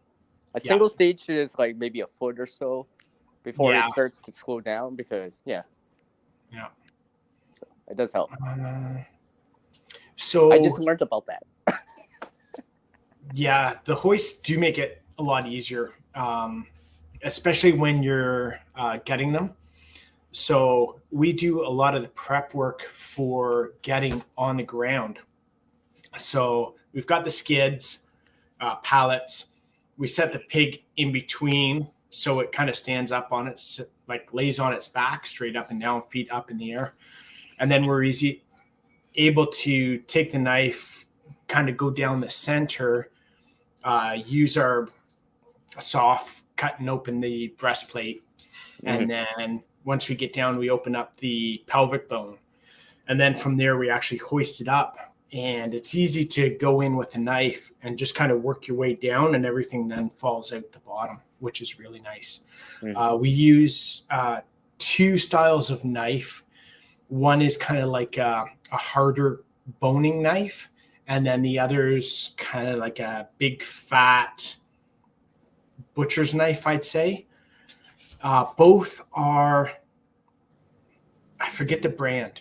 I want to say they're Henkel or something like that, but plastic handles, really cheap. Like I think they were each like $20 or $30 or something like that. And we don't really sharpen them that much. We just use one of those honing rods and, Just touch it up. Just touch it up every. Because I'm pretty sure you're not chipping your knife doing this kind of work. No, but that's just it. It's just going through meat. It's not contacting wood or plastic or metal on the other side. Or bone. Except when we're actually doing the butchering. But even then, we just use the honing rod a little more. So, yeah. Oh, they've got a typhoon right now? Where? Sorry. Philippines. Oh, yeah, I've heard about that too. Ah, ouch. Yep. Yeah, that's typhoon and hurricanes are the same. Yeah. It's just a different names on it. I'm really thankful that's one thing we don't have to deal with, because that's just horrible and devastating. Yeah, that's absolutely one of the graces. And really, there's a lot of positives about being, where we are. And it's definitely the fact that we are really just safe from most natural disasters. Like we don't have any, we don't have any when it comes to like hurricanes, tornadoes, anything like that. We're not affected by tsunamis at all, and that's not something that impacts us. So even like cold weather, we stay pretty moderate year round. So I mean that's such a blessing. And Hey, Guardian. Do you guys go ahead, Sierra? I was going to ask Guardian, how cold? What's the coldest it can actually physically get there? That's a average-wise. good question. More depends on where you are. Like, well, no, of course, I understand, but we've got mountainous regions. 5, 0 Celsius. What? Minus. Well, what? Let me actually do it this way. Like where you are right now, how cold could it actually potentially get? Like right where you're staying right now. Like. Well, here I'd say about 5. 5 Celsius. 5 Celsius. That's about just over 40 Fahrenheit for everyone in the U.S. So, yeah, you can still get hypothermia in that, especially if it's raining. If it's windy and raining, it's possible, especially if you're outside for like hours and hours. Yeah, if you're out and exposed, you would feel that in time. Of course, and if you're wet too, like if that's a whole big thing about it as well. Didn't you just say you're cold? I said. If you had a couple days storm in that weather and you didn't have shelter, that I could see that being a problem. Yeah. So again, shelter. Sorry, Sierra. Shelter and warmth is important, right? They go hand in hand. Yeah. No, I get that. Like I absolutely do, and I think that a lot of the time, people, just take it for granted when it comes to where to build shelters as well. And if you look at certain areas, there's some amazing terrain. And so like what we do, whenever I do a lot of the hikes and that, I'll always be looking for those type of areas, like where are, preferable areas. Yeah, just like that one video, right? With Yes. the stone face with the sand. You were saying about that. Right. Yeah. That place, right? Now I do that. I would choose that place if it's already pre-made.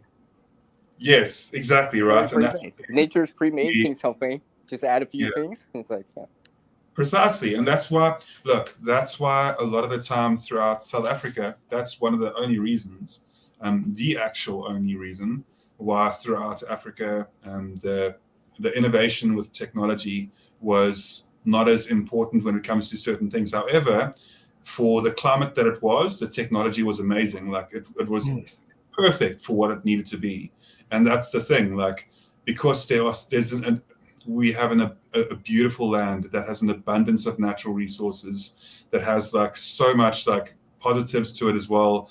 And that's why, even though you hear a lot about the strife in, the media about South Africa, that's the sad thing, is that like what will happen. And I know that we speak about the coldness and stuff, but I'm just saying that it's like, it's so unfortunate that obviously there's a saying within the media that if it bleeds, it leads, right? And I think that happens around the world. Yeah, and then you hear about all the bad stuff. Like if I just believed everything that I hear about Canada, for example, and I only like listen to certain media sources, I would think that you are in like a jail at the moment, or you know what I mean, completely. Like I would think we are, but I mean, well, speak for yourself, or speak for yourself. Yeah, be savage in the winter and snow too, my friend. Yeah. So bring that up again, Shadow, for a second. And I have something to say too. Yeah, go, Sierra. I was thinking back to myself. I don't know. You must have done this. I don't know. When's the last time you made a snow fort? Last winter. Oh, of course. We do it all the time. It's like, I should have known. It's a Canadian thing, but it's advantageous too to have the snowblower on the tractor, so you can pile up like 20 feet of snow and then the kids can toboggan on it, and Well, you can use it for entertainment sake, and you can use it for our reasons too, if necessary. Yeah. Well, because I've been thinking to myself again, back to how I said earlier before you guys showed up, a furnace can fail in the wintertime for you. Likewise, a fridge can fail on you too. See, I've had one fridge fail on me during the wintertime. Luckily, all I did was pile some snow in some coolers, set it outside with the food until I got a new fridge. That's what I did. So coolers are not just for the summertime. They can help you during the wintertime too. Yeah. Because if I didn't have that, what? I'm going to put ice or snow in the fridge? No, it's going to melt out and flood, just come out. A cooler, I'm good. Put all the food in there and there's snow, it's good. Yeah, that's one of the advantages we have, again, in the winter is like, we can throw a cooler outside or throw it in. I can even use the mudroom here where I am. If I shut off the heating here, we can throw coolers out here or whatever, turn off the heat, shut the doors, and we're good to go. But yeah, I mean, I can put a cooler outside or even in the snowbank too and just pile it in, like almost like in the snow fort area and just pile it in. Yeah. Because it may be an option, especially let's say you had a generator and you have to pick heat or keep the fridge cold or the freezer cold. If you had to choose, right? I'm like, well, I got coolers. I can put this outside and keep heating up the inside, right? The interesting thing for us too, which probably a lot of people wouldn't realize, is you need a cooler or you need something to regulate the temperature outside, because even if you just throw something out in the snowbank, the temperature fluctuates so much. You can get the sun hitting it. You can get, say, a warm day. Well, that's why I bury it deeper.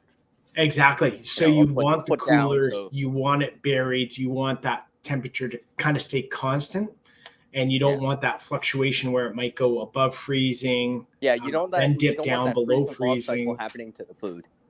Yeah. Because that's the bad recipe. That will introduce a lot more into it. Yeah. That I know. Well, it's the same reason why you're not supposed to refreeze certain things after thawing them out. No, exactly. Like meat, for example, it's the same thing. All right, you don't want that because it's bad in the long run. So, but yeah, those coolers, yeah. I mean, it's a no-brainer for me now. Yeah, I love them. They've helped me out. They saved my butt and all this stuff. I'm like, yep, I'm keeping them around. yeah. It's not, like I said, it's not just for the summertime at the beach.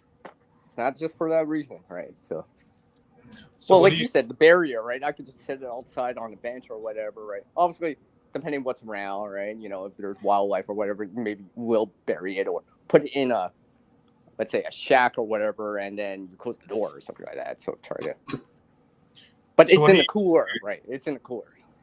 CR, what do you do when you have when you're completely cut off and you have no capability to get any new produce, and none of the crops grow because of your snowy seasons as well, and you can't import any foods? Like how do you kind of deal with that if all the logistics are shut down? Like how would you kind of hopefully that 6 months year worth stock supply will help in the meantime, right? hopefully that'll help in the meantime until I can get back into the springtime again. Hopefully. Yeah. I'm That's the talking big about thing like is whatever it is, right? Let's being able to stock away all that stuff. That's just it. Stocking away what we grow in summer, summer, fall, to be able to put it away for winter. While it's Make sure we plentiful, have right? You're using everything during the plentiful time, later when it's less plentiful. Yeah. And just reallocating the food somewhere else during a different time. Yeah, there's a time to plant and a time to sow and a time to there's actually I've heard that somewhere before. yeah. It's a pretty good saying. No, I heard it recently because I heard it recently. It's all I'll say. But yeah, it's actually quite interesting if you think about how you guys how you would cope with that type of situation, and then obviously the type of produce that you would grow. Like you have a limited amount of grow time, obviously, so you'd grow crops that are much more like adept at growing quickly, producing, and then that's it. Like you can't really have these evergreen. Well, you could have some, because I understand that some evergreen trees would go through their seasons naturally and all that, and just come back into bloom. But I do understand as well that it's such a different scenario. That's why when I speak about go ahead, Phil. Sure. For us, like our location, it's a lot of root crops. Right. So carrots, potatoes, turnips, onions, that kind of thing is kind of the main crop that we always try and plant and always try and harvest. Mm. That makes sense. Yeah. Mm-hmm. Mm-hmm. So your main crop, if you could just have for sustainability, like the main crop, which one would be right at the top? One of the biggest ones we grow is carrots. We grow tons of carrots. So then, later in the summer, we were able to start harvesting, kind of transitioning into the fall. We're able to start harvesting for daily use. And then basically the last 3 weeks, I guess, we've been harvesting our carrots to put away, freezing, canning, that sort of thing. Mm-hmm. Yeah, imagine canning would be. Glenn Whistler, good to see you, brother. Welcome to the stream. Yeah, welcome to the chat then. Yeah. Yes. Can I just add in something real quick? Sure. You're talking about the canning and along the lines of that. Gotta be very careful with that if you have to keep your place warm, let's say power's out or whatever, furnace is out or whatever, because those things you don't want, like water, canned stuff, canning stuff. Because it's wet, it can freeze. So you don't want that getting too cold. You want to, if you got to move it into another room that's warmer, for example, if you had to. Yeah, there's lots of options for that. Obviously, dry stuff, Yeah. probably you don't have to worry about the cold. Freeze-dried stuff, dehydrated stuff. Canada, I think the majority of Canadians have basements, so it's nice to be able to put something in a basement. However, you know, in the winter, you got to warm it up, or if you're in an apartment, that kind of stuff, I'd suggest like find a closet that you're not using and try and seal it up a bit so it doesn't get the same amount of heat from the rest of the apartment. Something like that. Try. Or if you have a spare room, you could even keep it down low, right? Keep it down low, maybe off the ground, so it's insulated on the ground. Put like a shade on the window, put it in there, and then in the cooler season, you can open the window a bit or turn the heat off in that room, or you know, something. Yeah, it's also really useful to have Hessian bags for those type of scenarios too. Hessian can be amazing, like if you're able to utilize it. I'm not familiar with that. With Hessian cloth and Hessian bags? Well, I'm not familiar with it. I don't know about these guys, but I'm not. Yeah, I think maybe it's more in these regions as well, but look into Hessian bags, Hessian cloth, and its capability. Send me a link later or something so I can refer to it later. I will do. Yeah, sure. Yeah, so this is used in like military bases for building up, like, you know, the big stone gravel barriers. They use that cloth inside. Okay. Yeah, you can wrap potatoes in it as well for long-term storage and that type of thing. That's a good. So.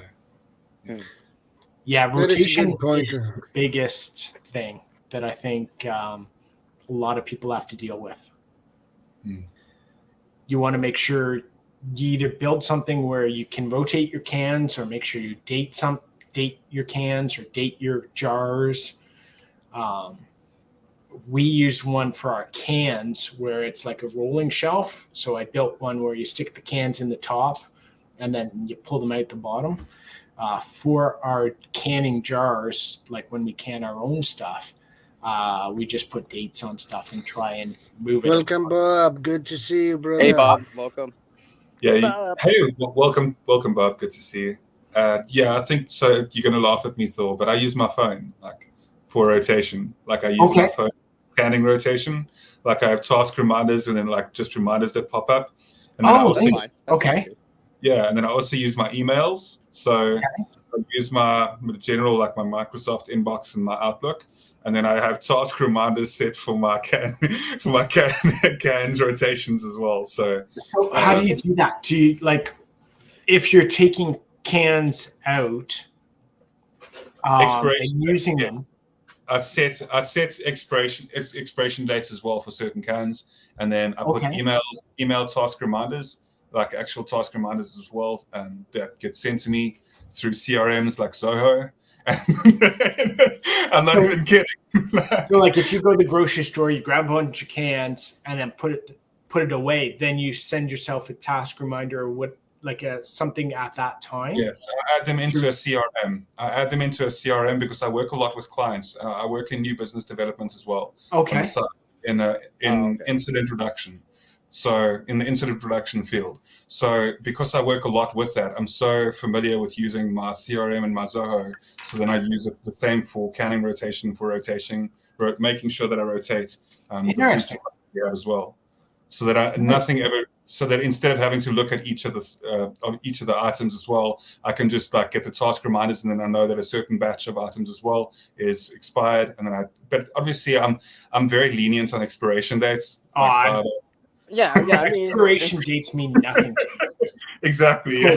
I know it's like an industry standard that they have to be put in on.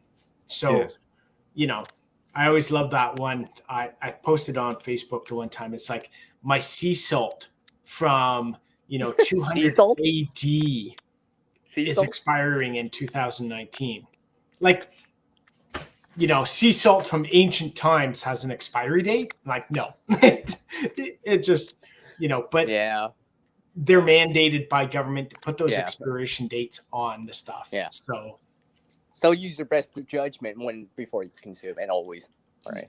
Doesn't matter Yeah. what it is. Still use your best judgment. Always sniff. You know, if you open it and Color it's change. bubbling or hissing or smells bad or looks bad or, you know, seems a little bit out of the normal, then you might want to reconsider using that. Yeah. See, And it's rotating again- the stuff just so you. Sorry, Well, rotating it is actually a good thing, anyways, because you taps on it. You know what's coming in, what's coming out. No one's, you know, it's not 10 years old now. This one can. Because someone forgot to rotate this in and out. That's one of the things I like about canned goods and canning our own stuff versus emergency rations. It's harder to rotate emergency rations because no one wants to sit down like this weekend for Thanksgiving dinner. Hey, guess what? We're gonna need to rotate some emergency rations. Guess what's for Thanksgiving dinner? Oh, we're having the mustard omelet. That's what we're having this. Like, no. We get the jar of cranberry sauce. Oh. Yeah, that's why. Like, I have some emergency rations, but not many. I prefer to buy cans and stuff we actually eat and rotate them often. Yeah, right. Yeah. Yeah. Yeah, MREs for Christmas dinner. Woohoo! I'm pretty sure I don't want hardtack for like breakfast. Well, we actually have been doing the whole hardtack thing as well. Oh, of course. We've been it's great. Hardtack's amazing, and it can just be like really good survival, last ditch kind of effort, and it's really light and it's compact too. So that's the benefit to it. And we are all about being able to be mobile, and also that's why we invest in more cash systems kind of thing as well, like a cash system setup. Obviously, that's not something that I speak about too often specifically, because you don't really want to be telling everybody that you're supposed to. Yeah. And just to interrupt you, Guardian, when you said you're more mobile a lot, you know, there are other people in the prepping community who do have MREs and have emergency rations that they actually do rotate. They are mobile. They go out camping non-stop, or they have to go to remote locations every now and then, and then they are able to take those rations with them and rotate them that way. For example, like Van City, right? Sorry, Sia? I said like Van City, both Mr. VP and her, they do that, right? So they can, when you can only bring so much on a helicopter, right? You gotta maximize the weight. I mean, minimize the weights, right? I understand that, right? Yeah. They're not bringing a can of soup. Probably not. They're bringing freeze-driving. Just if there were two people that had a certain very unique set of skills, like their skill set is amazing. I mean, a geologist and a pilot, like I take my hat off to them. Like they're very knowledgeable between the both of them. Yeah. Awesome couple. Yeah. Yeah. Yeah. That's one thing. Like granola bars we've got emergency rations, similar granola bars and that kind of stuff. Right, you eat stuff too. We use them for camping and are able to rotate. Good evening, Bob. Good to see you, brother. Hey, Bob. Everybody, how y'all doing? I hope you guys are doing well. Well, welcome to the cool stream. And you know what? Now that Bob's up here, I'm going to jump off because I think dinner might be ready. So I'm going to go enjoy some of our pig that we harvested today.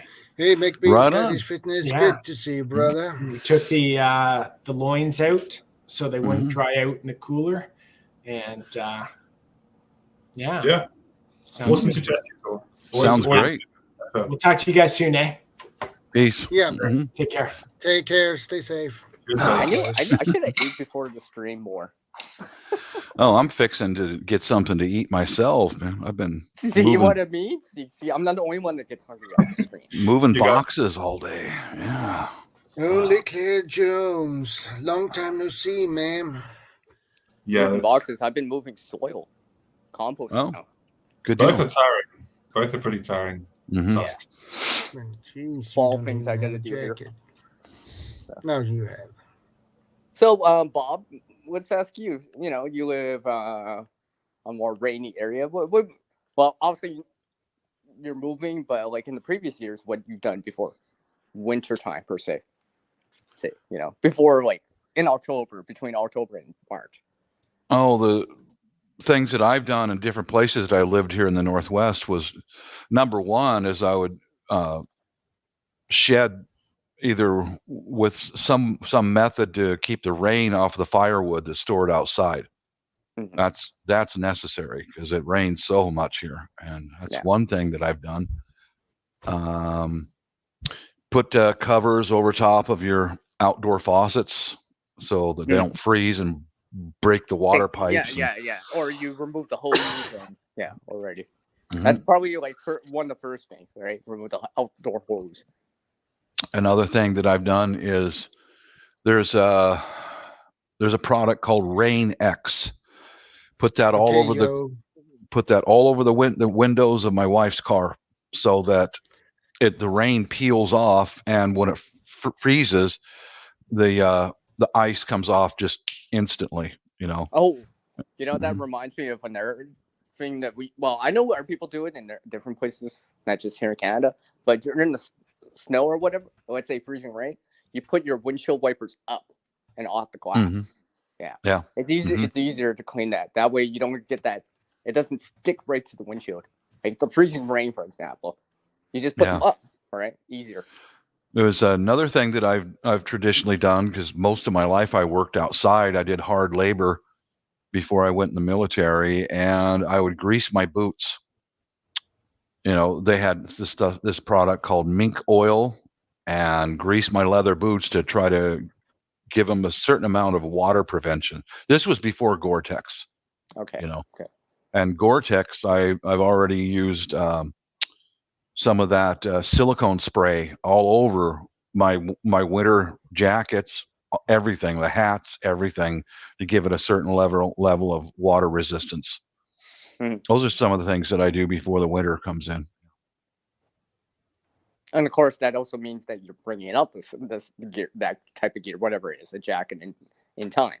Mm-hmm. Maybe not right now. It's probably not yet, but maybe you're considering it next month, late October, early November. And we have McBean in the panel too. Oh, everybody. Hi. Here we are. Say hi to Swede. Hi, everyone. This is McBean. No, Swede. We're listening to the country and Western music. Take advantage of it. And I do. I'll be your life forever. That's right. I don't think I can hear anything. The music's too loud. Hopefully y'all can do it. Okay. Oh, there we go. Oh, yeah, that's sweet. Thought everybody appreciate some all right. music. All right, Bob.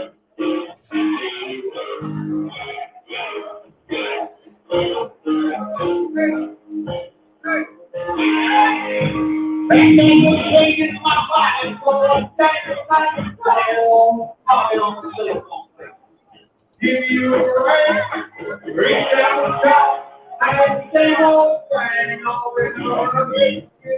Come on, girl. I want my baby, oh, my heart, oh, yeah. We said, don't have no lies, keep your hands to yourself.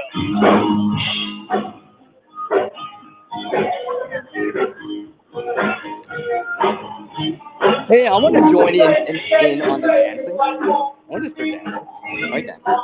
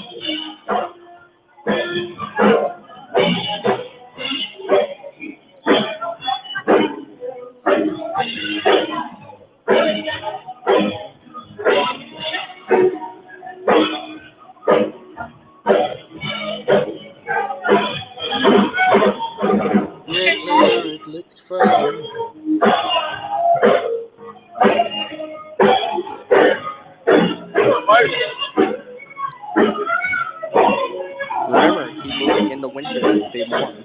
That's how.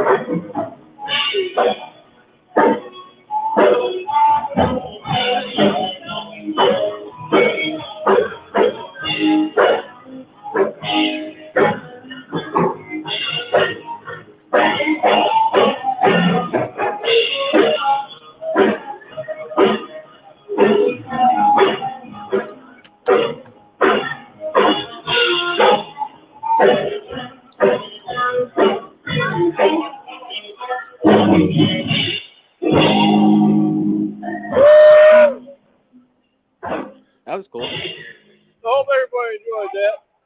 That's cool. Thanks for sharing. Here I share some live music with everybody. Hello, ShadowScoutSwede. Great redundancy. Late to see you. Well, with your eyesight is better. And everybody else, greetings from the Great White North here in Central Illinois. At the Trading Outpost in Utica, Illinois.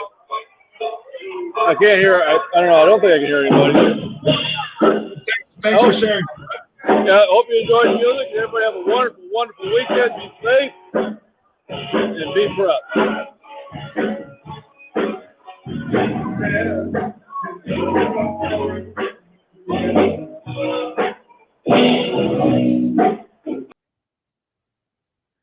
Yep. That was nice of him to share that. Yep. You know, and like I was saying during it, if you keep moving in the wintertime, right?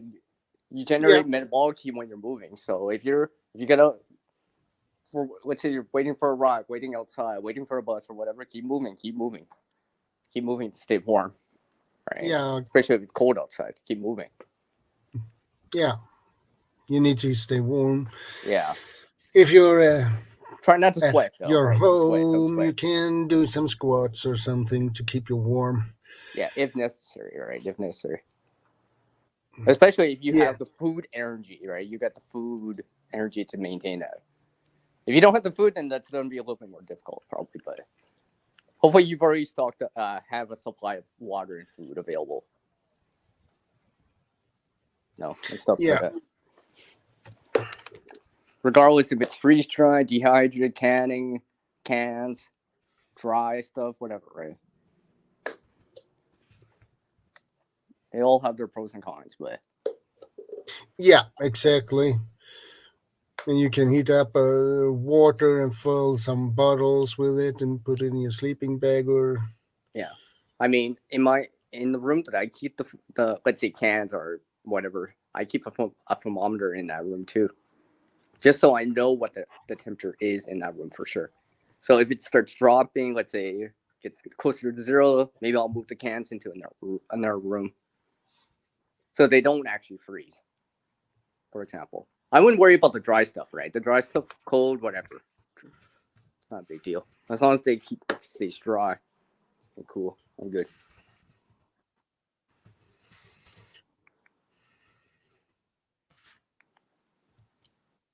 We have quiet listener in the house. Hi. Also known as Victoria. Hi. You know, Good when to you said see you quiet again. listener, I'm like, wait, is Guardian the quiet listener? I'm like, oh, wait, oh, never mind. Just kidding. How could I'm Just never quiet. kidding. I'm never quiet. That's my problem. I didn't say, no, you're just, no. I'm the one that's continuously rambling. I don't know about that. I contest that greatly. Oh. What, a rambling contestant?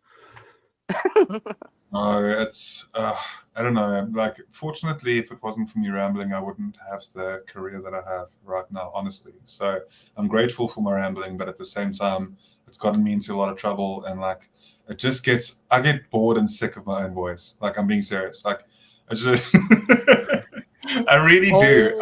I love hearing from other people. Like, I really enjoy other people's opinions, and it's boring just hearing. I already know my own thoughts. I already know what's up there in my head. Like, I want to hear from you guys. You know, like I want to hear fresh thoughts and learn things. Feel free to chime in anytime on whatever we're talking about. Yeah, we do that all the time. All the time. I'm trying to bring up stories and experiences that I've had during the winter. Oh yeah, I've had my fair share of winter experiences. Some of them good, some of them not so great. Yeah. Yeah. Because frostbite is all. Oh, it sucks. Trust me. It sucks. I know. I can imagine. You know, when they say frostbite, the bite part, yeah, because when it's starting to warm back up from frostbite, that's where you feel the Thank you, burn. Claire. I appreciate that.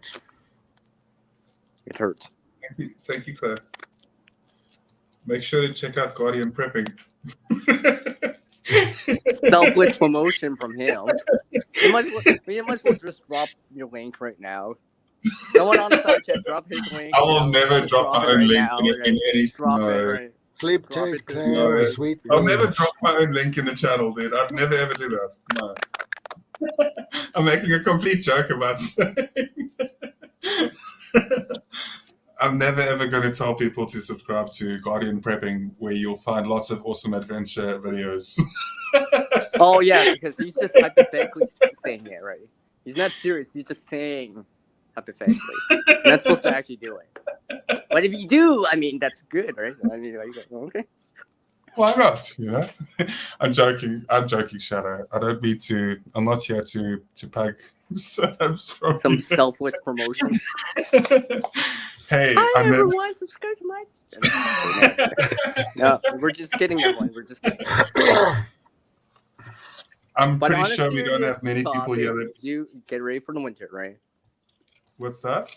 I said on a serious topic, get ready for the winter. Take it seriously.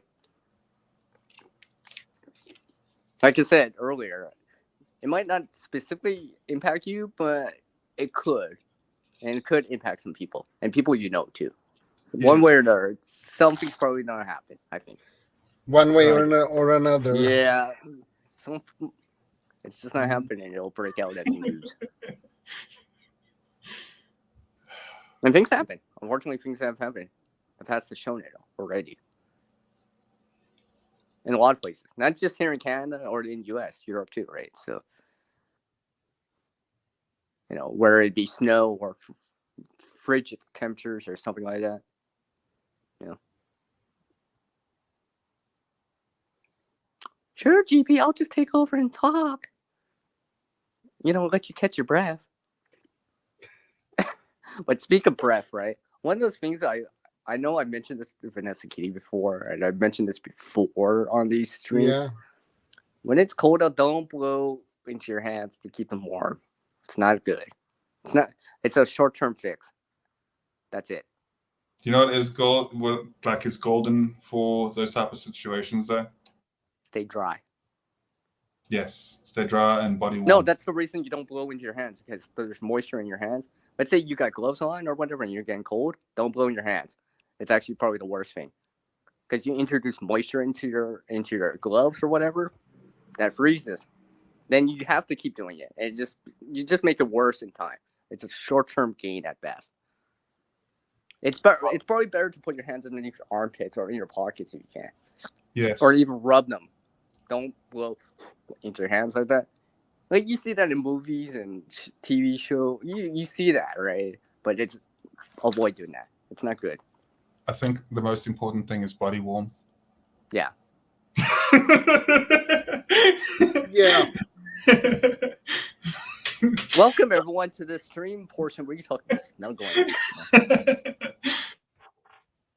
But if necessary, right? If necessary.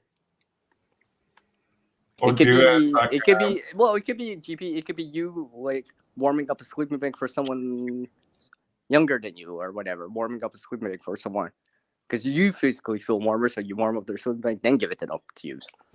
Yeah, but you know, like in Star Wars, what he does in Hoth, where there's a tauntaun, he opens a tauntaun up and then climbs in a tauntaun. Yeah, what's that other movie? Do you think that works? What's that other movie called again? I'm just getting tired. Anyways, there's another movie that's a similar thing. It's 12 o'clock. Well, that's more extreme. That'd be an outdoorness type of survival thing to do. We're talking about home, right?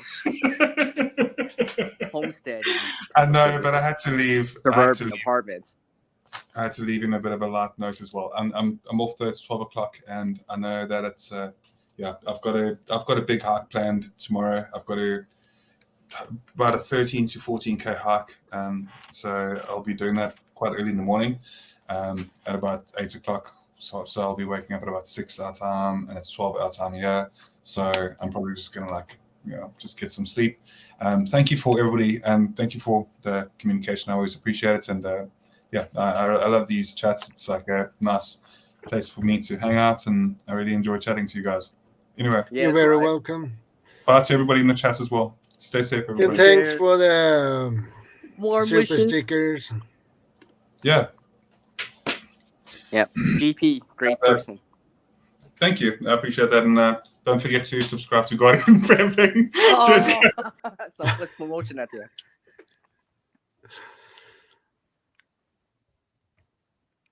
I'm expecting him to drop a link. No.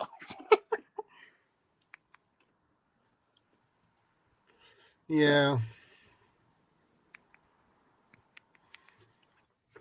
I was. Who mentioned that? Was that OG? Where is it? Oh, hey Jack, I see you in there too. By the way, where's that comment? Foggy glasses and mirrors and glass and mirrors. I was actually thinking another thing I actually do too is actually wear goggles when it's much below minus 20-ish, because I wear glasses. So fogging in glasses is annoying in the winter for me, because I can't see then, right? Yeah. If they're foggy, so that's why I wait to wear goggles. And hopefully, so my goggles are foggy, but I can wipe them. Not my glasses, where and I get this frost on them, which means I gotta wipe them and all the stuff. It's just annoying. So, and besides, my eyes don't get cold if it's really cold and windy out for me. But usually, that's not something I do until it's like really cold out. Yeah. Or let's say if I'm going in and out from inside outdoors, right? My glasses are not fogged up. So the goggles, I don't mind the goggles freezing, fogging up, because they're easier to wipe than my glasses. So something like that. It's a multi-use item, not just for, let's say, a sandstorm or something like that. I can use them during the winter too. So. Jenny says, I'd rather walk with a blurry world instead of a foggy glasses. Yeah, exactly. Yeah, certain people don't understand that when you don't wear glasses all the time, but I gotta wear glasses. I know other people gotta wear glasses when it's cold outside. It's annoying. I know it is. Yeah, I know. You can't see. I can't see, right? I can't. And if the ground's all covered with snow, I can't see anything at all. Right. So to speak, right? Because sometimes you can't just wipe that off because it's frost.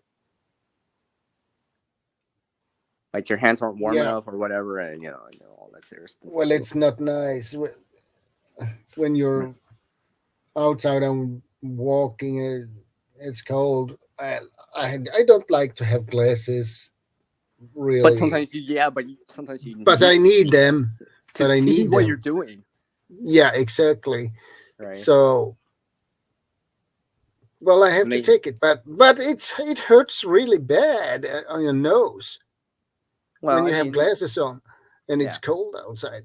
Yeah, I know in some parts of the world that get really, really cold, you don't even wear frames of metal.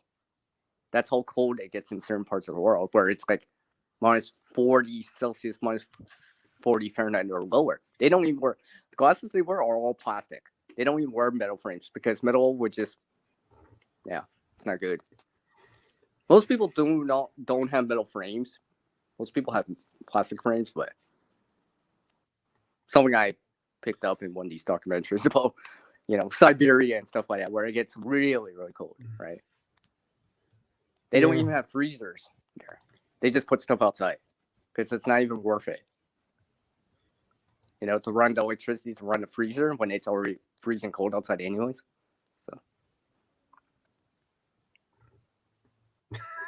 LG My vision used to be so bad that at the eye doctor they asked me to read the chart, and I would reply, "What chart?"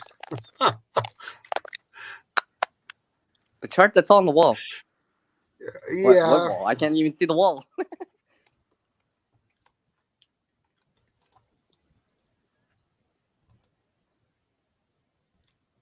So yeah.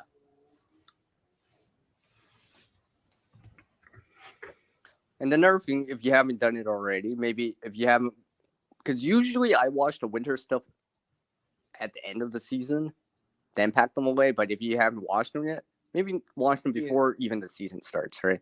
So they're fresh and yeah, don't smell musty from the last year.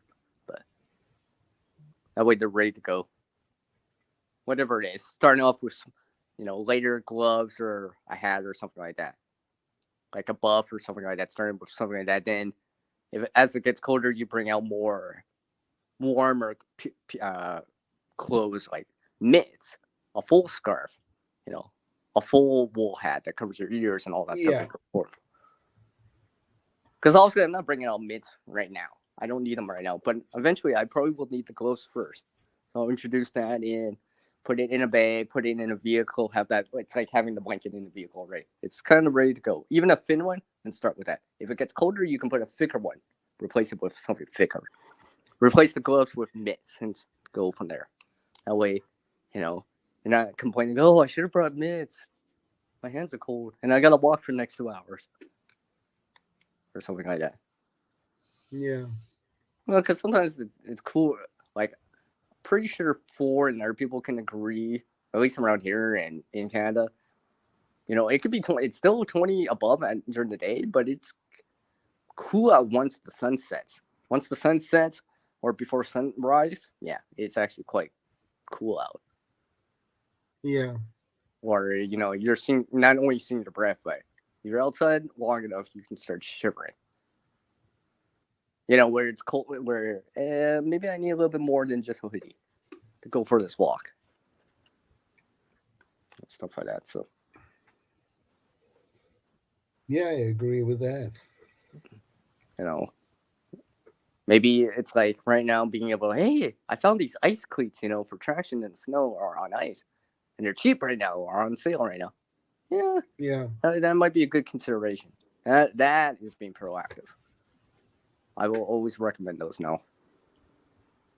Because unfortunately, like I said, even before the stream started in the backstage, freezing rain, it's one of those things. 5 feet of snow is one thing. Freezing rain, oh. Yeah, freezing rain. Yeah. It affects every last thing that it touches. Like even 5 feet of snow, it just falls off the tree, or whatever, right? It doesn't build on the tree. Freezing rain will build on the tree. You can shovel the snow away. You can't shovel freezing rain away. You gotta add traction. No, you have to scrape it off. Yeah, or something like that. Add sand, add ice melt and all this stuff, salt, whatever it is, right? To start melting it to add traction. Stuff like that. LG says, in the winter I used to wear the leather aviator hats with goggles. It keeps your eyes and head warm and blocks the wind. Yeah, because frostbite, like I said, frost nip and frostbite, it will wear you down. It'll start to hurt too. In time. Yeah. Especially the longer you've been out there. The longer you've been cold, the longer it takes to warm back up. Yeah. Yeah, so. Yeah, I know that feeling. Oh, I know that feeling too. I mean, I've had to ask people, can I put my hands under your armpits? Just because I know that's the right call to make. Because I had frost nip on my thumbs. It was, I wouldn't say bad, but it hurt. So, I'm like, help me out here. Go ahead. Okay, quiet listener.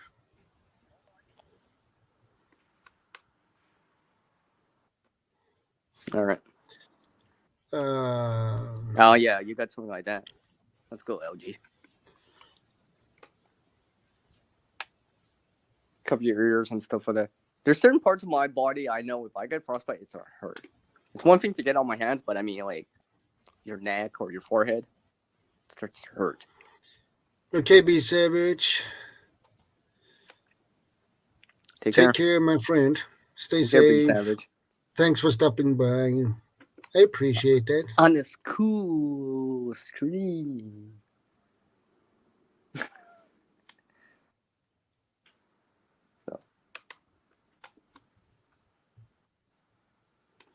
Yeah, I've had my fair share of winter stuff. So, I know some people have experienced even more cold than I have. Yeah. Like Vanessa Kitty, for example. Yeah, Vanessa. Yeah, Vanessa is Kitty one of has it. way more cooler anecdotes than I do. But, Yeah, she has been in temperatures that I don't I have haven't even been experienced, experiencing so let either. alone know about. Right.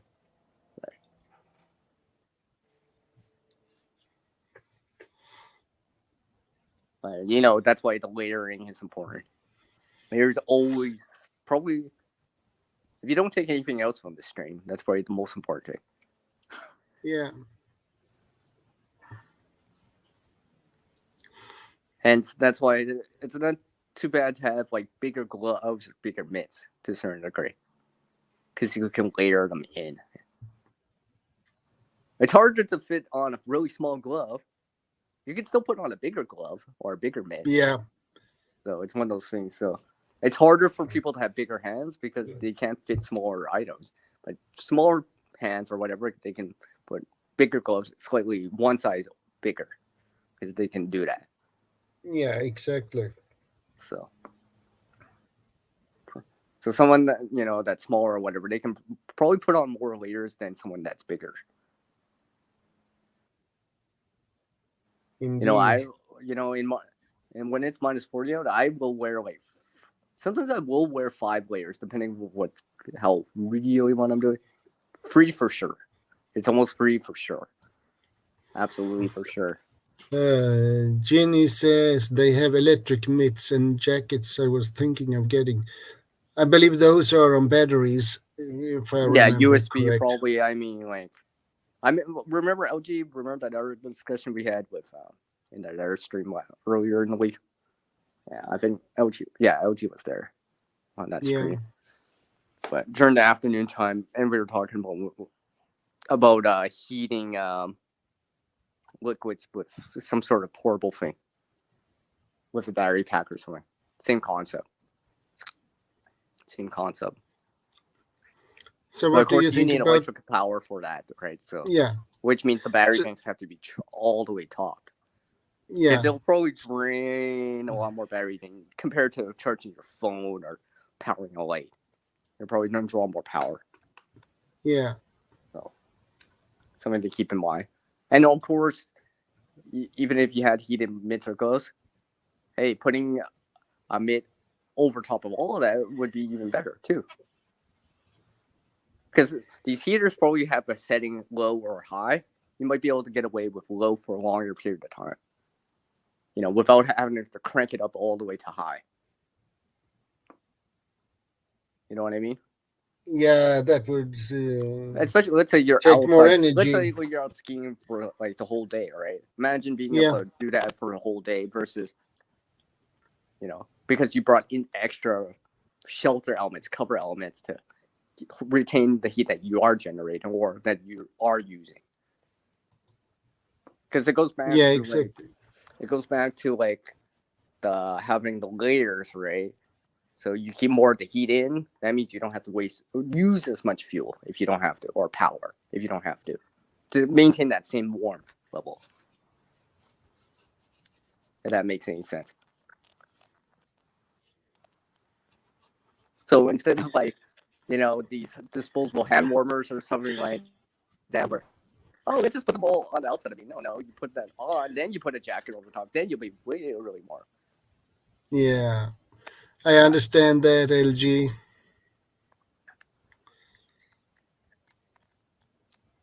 Oh, okay. Yeah, that better be a good thing. I was wondering how it would wash up or withstanding getting wet. Yeah. Yeah, that's a good point. That reminds me of something too. Something like down. Down Okay. Down has really good heat retention properties. It's lighter in weight than synthetics, but it can't get wet because it loses its insulation properties once it's wet. Same thing, right? You Yeah. can't get that wet. And if you do, it takes a longer time to dry out. In comparison to a synthetic version of relatively the same quality and thickness and stuff like that. Yeah. But down is warmer than synthetic, generally speaking. Yeah. Per weight, per ounce, per kilogram, whatever unit. Yeah. So, I mean, I have a down jacket. It's really, really warm. I'm not bringing it out anytime soon. I'll bring it out in -30 or -25 or lower. Yeah. That's when I probably want to use it. I still have to try it out. Actually, I haven't actually worn it yet. I'll try it out. I'll be like, it'll be -30.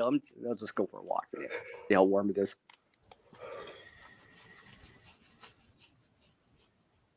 And I was remembering, people have different tolerances to the cold. Yeah. Some people get colder easier, whatever it is, lack of iron, bad circulation, whatever.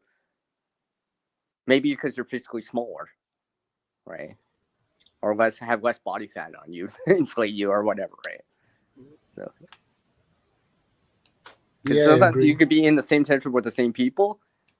One person can have really cold hands, and they're wearing gloves, and they still have cold hands. While the other person that has no gloves, just hands in their pocket, their hands are super warm. Right? So, tolerances, right? So that's why I never object to anyone that's wearing more clothing in the wintertime. Because they're probably cold. That's why they're wearing it. The gloves, suits, whatever, right? Because you can always take off the clothing if you have the layers if you have to, but you can't put on more if you don't have them. Yeah. So. Yeah, I agree.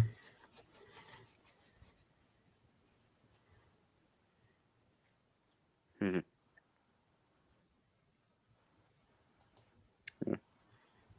Yeah, Genie, you can relate to it. Whatever it is, your hands, your feet, your toes, your thumb. A lot of the time, it's going to be my thumb and my big toe that get cold first. So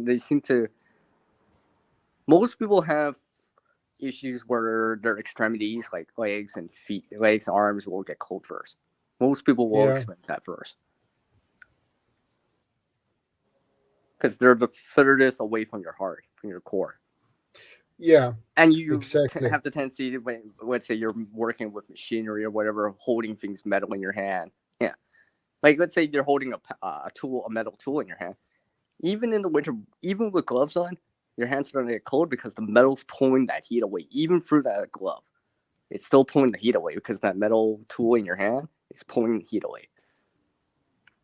Like, it's just like, if you can hold a metal aluminum can in your hand in the winter, even with really good gloves on, it's still eventually your hands don't start getting cold because the metal's pulling the heat away from you really fast.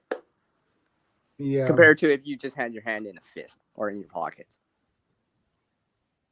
Because I know I experienced that even with gloves and mitts on. Like, I would need like an extra layer on if I'm doing that kind of stuff. Good gloves or mitts, right? Especially for anyone that, has use a snowblower, shovel in the winter. People do bike in the wintertime. I know that. Not a lot of people here in Canada, but there's other places in the world where people bike in the wintertime still. So, yeah. Good gloves and stuff like that. Keep your hands warm is a must. Because your hands are exposed the whole time, right? Yeah, and Your some hands are parts exposed to the of your wind and face all that, too. right? I know some people put hand warmers on the back of their hands or something like that, or in their palm or whatever to keep their hands warm. Keep the dexterity in your hands. Yeah. Hey, Hi, Mary. Bernie. Good to see you. Hello. Welcome to our Well, I cool got chat. the flu, but I begin to feel a little bit better. So Well, you have warm company today. That's why. yeah, that too.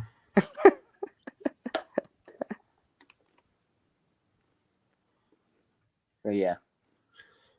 But my voice is a little bit rough. Mhm. But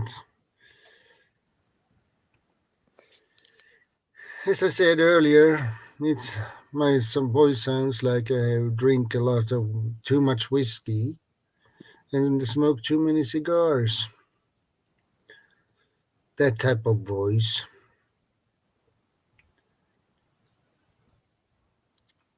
It's okay. I'll just do more of the talking. You just chime in every like minute or so. Be like, indeed or yes. It's good enough. Yeah, I'm beginning to feeling a little bit better now. So That's good here.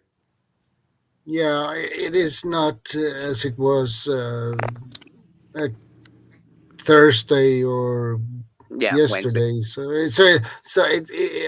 I'm beginning to notice a slight difference. So Hmm. that's nice. My muscles doesn't ache that much anymore, so that's good. Hmm. Hmm.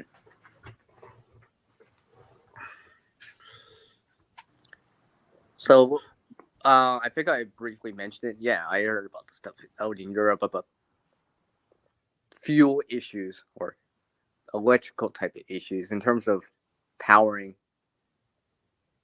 well, natural gas and all that stuff for Yeah, obvious reasons, and there's obvious things going on and stuff like that. There's a certain point where some resources are a little bit more harder to obtain, or let's say wood has increased. A pile of wood has increased in price dramatically. yeah, Stuff like that, yeah. The wood price has gone up. where people are just like, I can't get wood. And they're buying charcoal. Another avenue of a resource and stuff like that.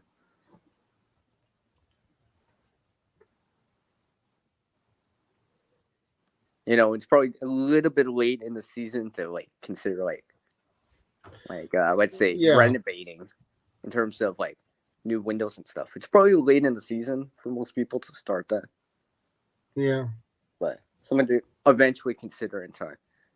An upfront cost that may save you in the long term. Let's say $200-$300, but it lasts for for another 10 years, and you're saving money because you don't have to use as much fuel or electricity or whatever, right? So in time it'll pay off. Especially, yeah, especially if you actually do lose power way to heat inside or whatever. That passiveness of triple pane windows, for example, that extra insulation is going to pay off because the heat you do generate is going to be much slower to go outside. For example, like let's say apartment, condo, whatever, house, whatever, homestead, whatever. All the heat's always going to be from inside traveling outwards. Right? The heat's going to go from hot to cold. So you yeah, want to delay that as much as possible. Slow it down. So, dead air spaces. That's why things like bubble wrap and stuff like that work, because it traps air. So it's harder for the air to circulate the heat outside, because you're trying to retain the heat inside. That's the object of the game, right?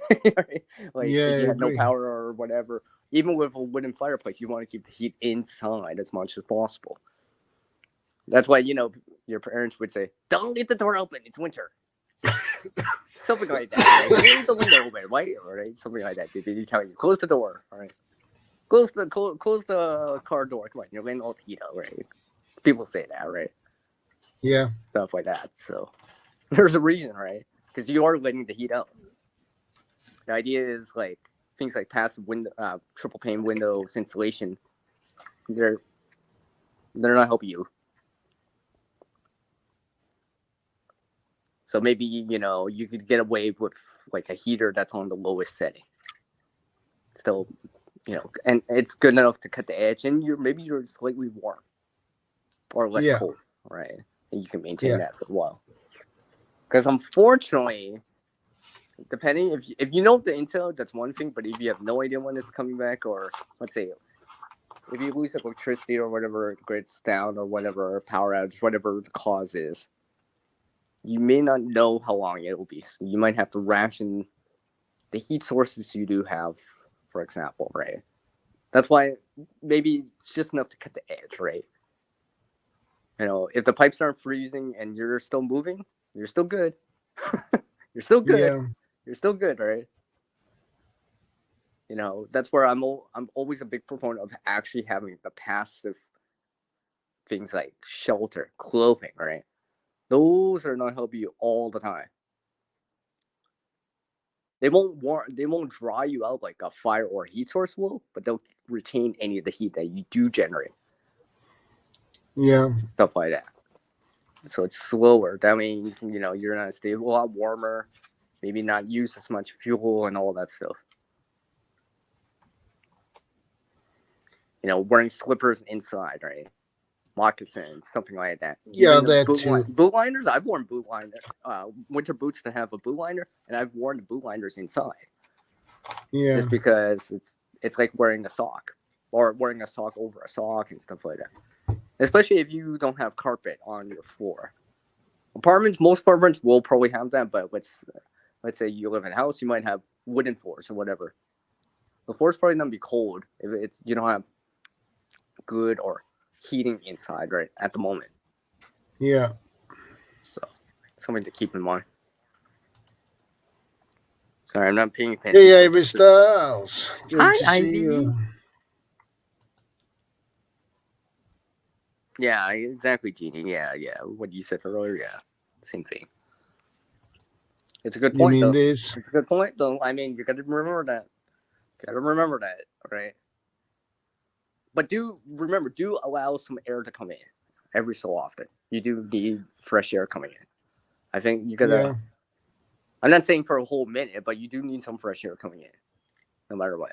No matter what, right? You do need fresh air coming in. You don't want Jeannie that. says, I have worn bread bags in boots to keep my socks dry and warm. I've shown something similar to that during the winter time. I mean, summertime, I should say, referring. I have a video on that. One of my old videos, 5 years back, at least 6 maybe. But it could be useful. Although, make sure your feet don't get wet on the inside. Because if you're wearing a bag around it, it's going to trap that moisture inside. You don't want to trap the moisture next to your skin. Because it's going to freeze, right? If it gets cold. But, so, try to stay dry. That's probably the more important thing, too, right? Not only keep yourself warm, insulation, clothing, the layers, but don't sweat. Don't get wet. That's the problem. If your feet are wet, changing the dry socks, you'll be more comfortable. No, even if you got to change them outside, you'll be more comfortable wearing dry socks versus wet socks. You'll instantly start to notice the difference. Yeah. Because remember, I agree. Things like metal, if you're touching metal or if you're wet, water will pull heat away from you way faster than the ambient air. Because you're physically in contact with it. Yeah. Conduction, right? Conduction is actually the greatest loss of heat loss. It's pretty fast. That's why you touch. That's why you don't put your tongue on the metal bar, right? That's why you don't do that.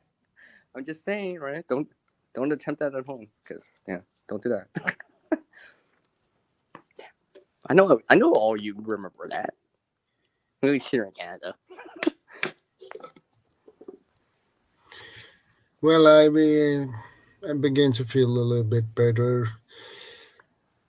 So I guess I give it 2 more days and then I should be on my feet again. Yeah, you'll recover back to a normal state. Yeah, I hope so. Your base state. Yeah. Where this is kind of average. Most of the time I'm good like this. Yeah.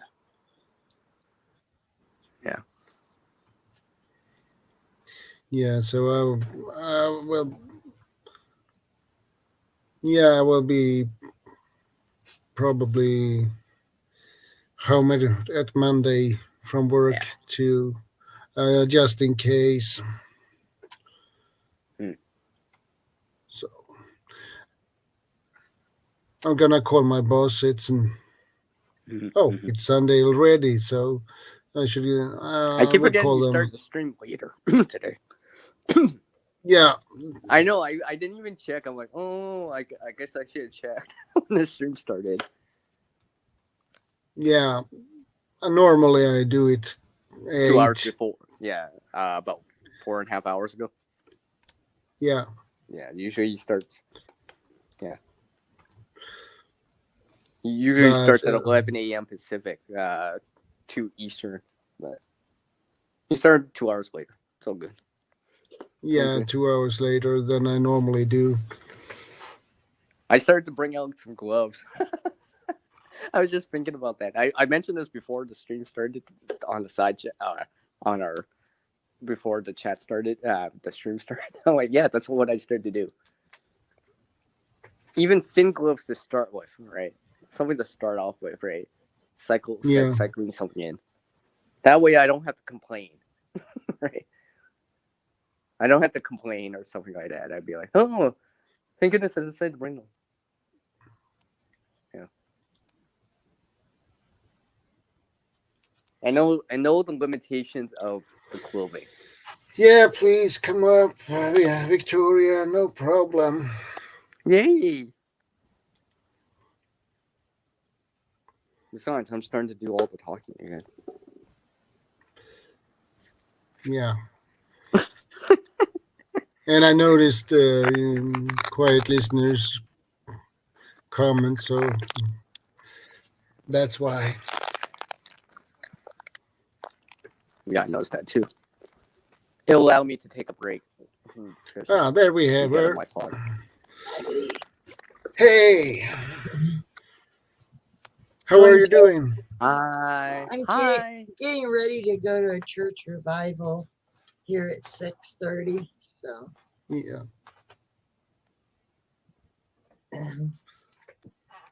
let's see. Nice to see you again.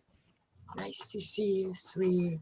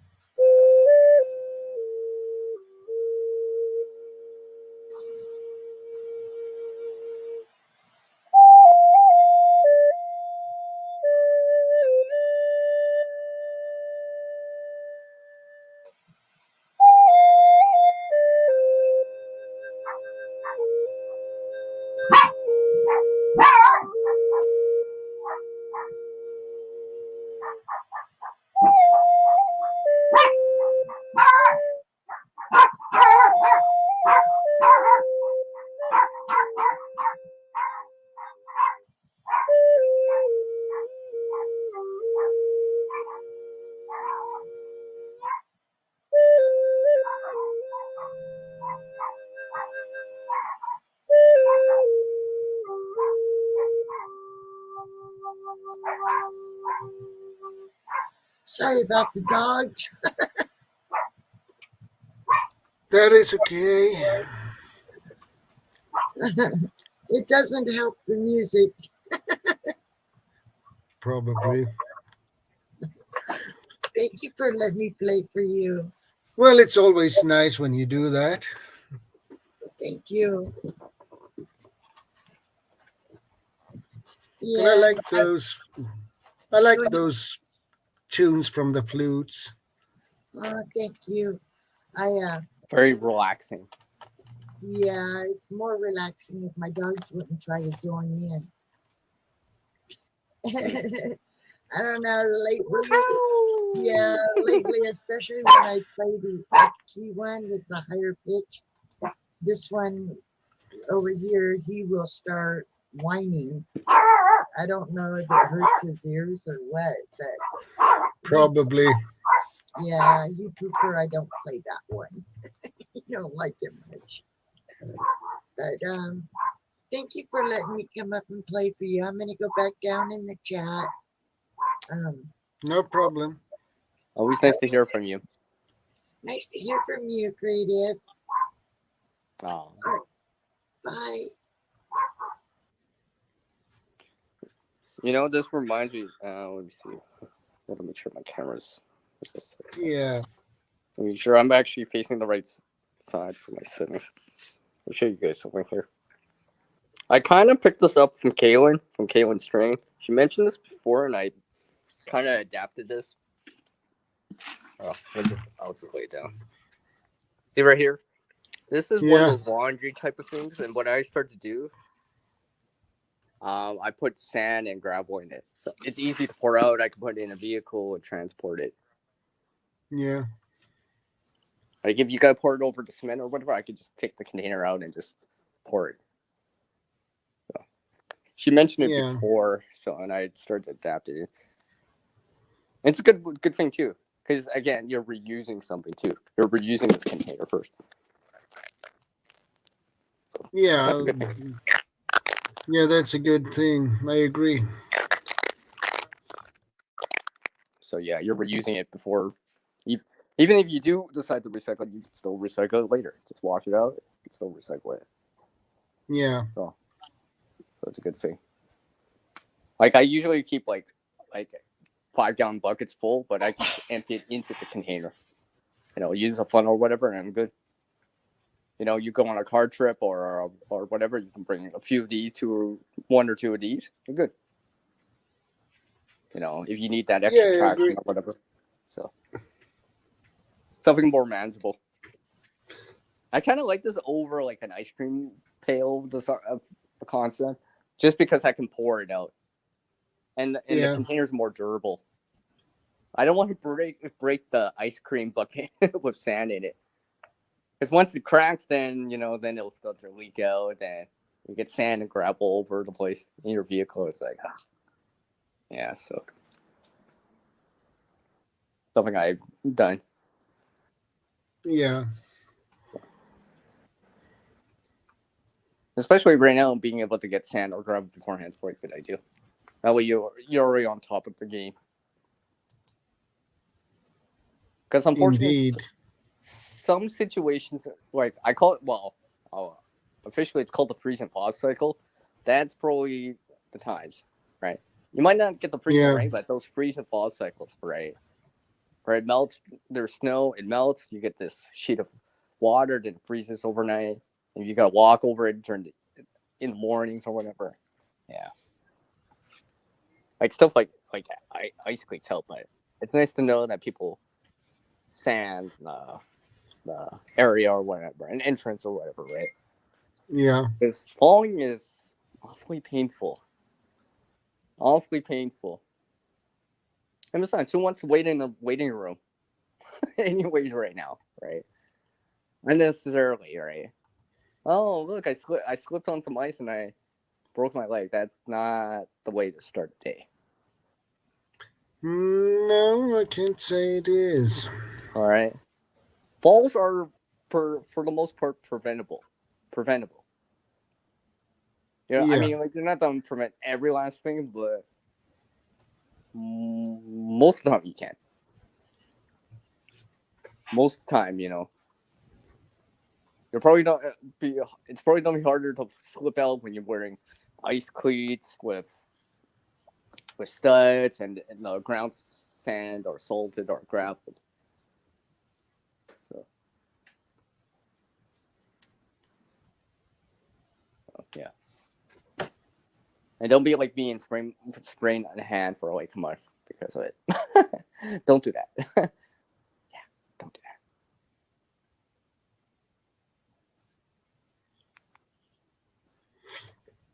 I managed to get some more ice cleats for the season for the next couple of years too. So I'll be good on that. Hey, if it prevents this one dramatic fall, I'll be like, it's worth it. Yeah. It'll be worth it in the long run. And something like that could actually save you money in the long run too. Could actually potentially save you money in the long run. Because you don't have to rent out what's it called? What's it called? Crutches, for example, or find a pair or something like that. Because you twisted an ankle falling or whatever, something like that, right? Or you might save money just because, hey, I don't have to call in sick for work. Or whatever, right? Yeah. Yeah, so it could potentially save you money. So stuff like gravel, ice cleats, and stuff like that are more useful than you think. Worth it if you can get your hands on them right now. Especially if your area is known for ice, snow, and stuff like that. Because, like I said, even if you don't get the freezing rain, those freezing fall cycles can happen in your own area. Where the temperature is hovering around 0 above during the day, then freezes overnight, and yeah. Anunnaki, welcome. And thanks for the super sticker, my friend. I appreciate that. Hello.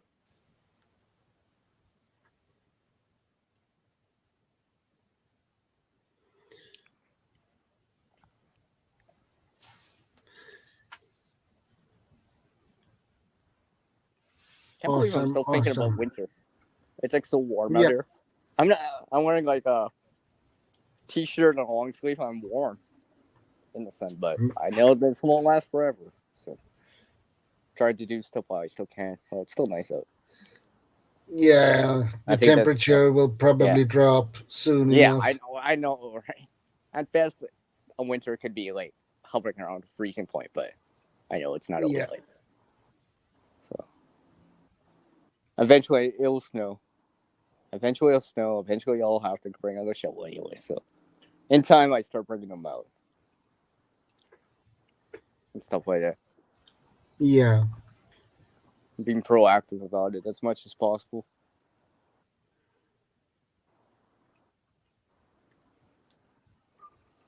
Yeah, normally this month our temperatures here are usually a little bit lower than they are now. So yeah, I'm just lucky out west here. It's been above seasonal, so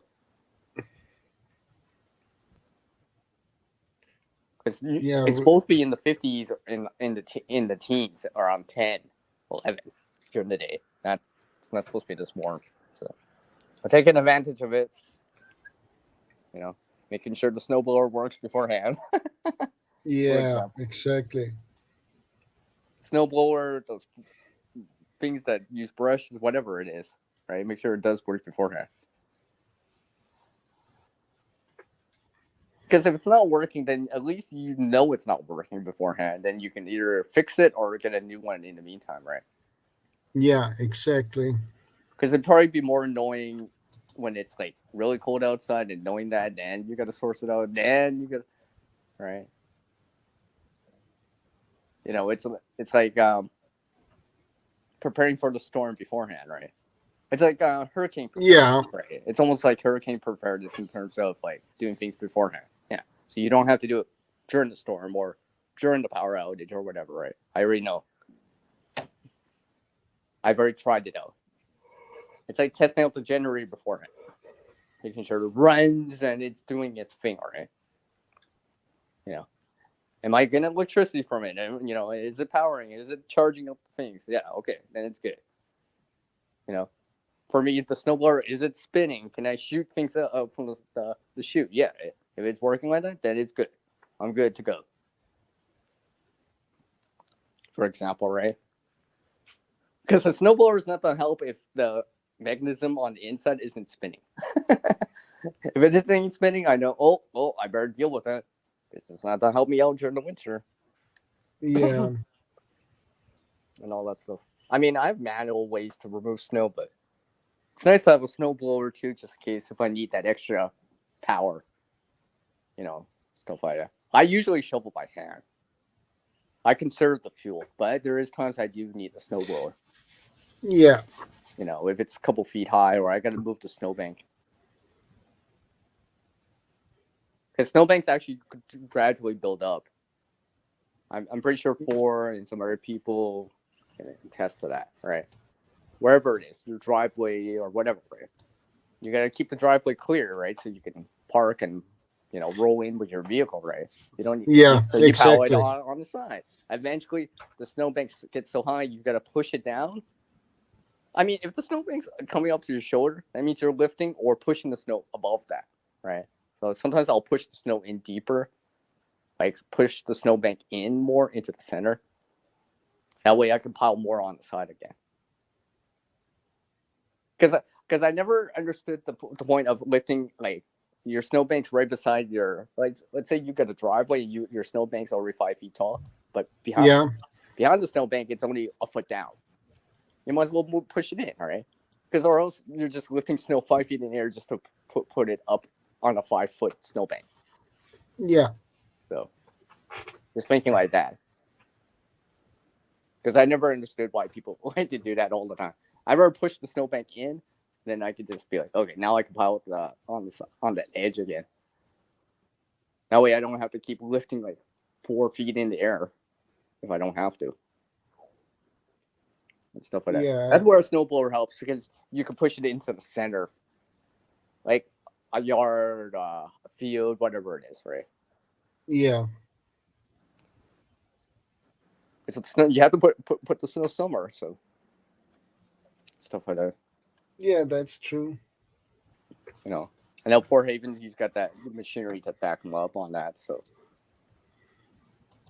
besides, it's easier to make a snow fort or whatever, a Quincy or snow cape when you have more snow anyways piled. So that's Yeah. do it anyway. Hey, Columbia fan, good to see you.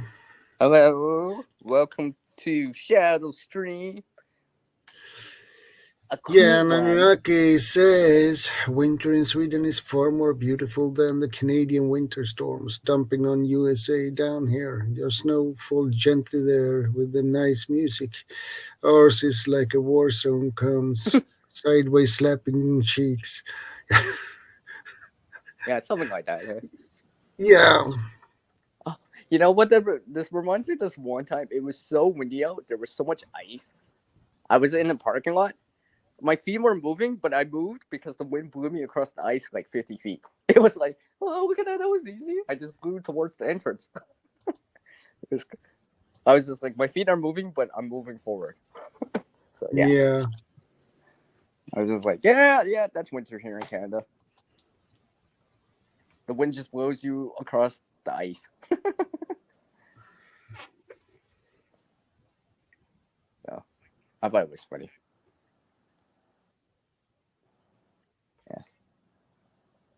Yeah. And besides, the ice cleats help when you're walking anyways. Even if it's not your own area. Unfortunately, not everyone puts down sand or salt or keeps something, right? Yeah. They don't do anything, so it's nice to have the ice cleats with you. Just in case someone didn't sand or anything like that, or there's like that black ice spot underneath the snowbank, underneath the snow pile that, you step on it, the snow gets moved, and then there's a sheet of ice. You wouldn't see that coming. So I agree. That's why ice cleats and stuff like that are quite useful in the winter. Quite useful. Unfortunately, falling in the winter, it sucks. It really does. It really does. And it's painful too. I know. Yeah, it is. And besides, you're less effective if you're injured. If you work or whatever, you still have to work or whatever. Imagine spraining a hand and you got to use your dominant hand, but it's sprained now because you fell on ice. That's not affect your performance. Like your boss will probably understand and all that stuff, but you gotta, do everything left-handed or something like that. Yeah, so trying to prevent that is probably gonna be a good thing.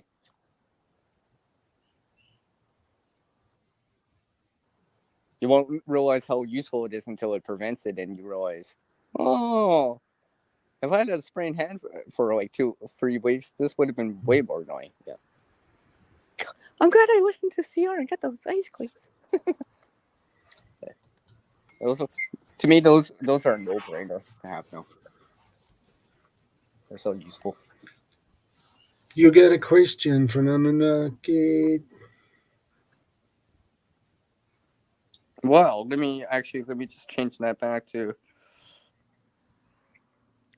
I think that says it. Enough said. I think that my original my typical icon. This is my actual channel icon I have. I'm pretty sure that says it all. Pretty sure. I mean, I can show some more things. Want to see a flag? I got a maple leaf down in their room, and I can show too.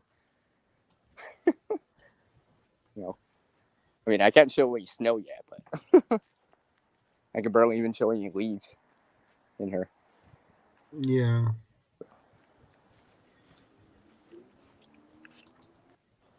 Like, personally, I don't have my shovels out yet, but some of these are things I've done beforehand. Because it's easier to do them before it gets cold. So, I have a couple of jerry cans right here. And this one's half full, but stuff like that. Making sure I got fuel for the snow blower and stuff like that.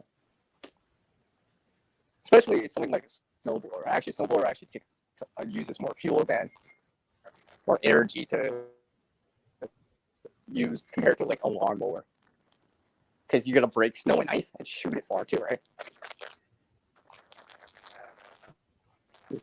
Looks like my audio. Indeed. I almost feel like I think my audio is breaking up.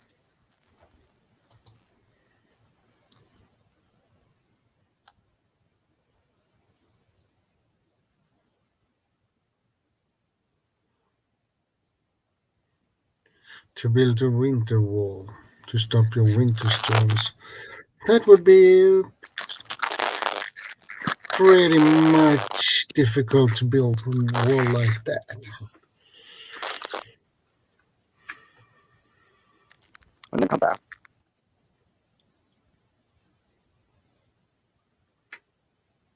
Yep.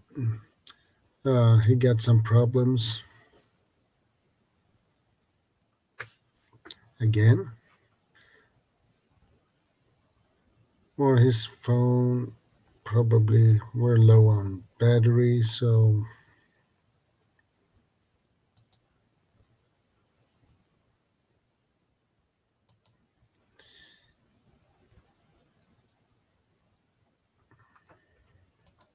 there you are.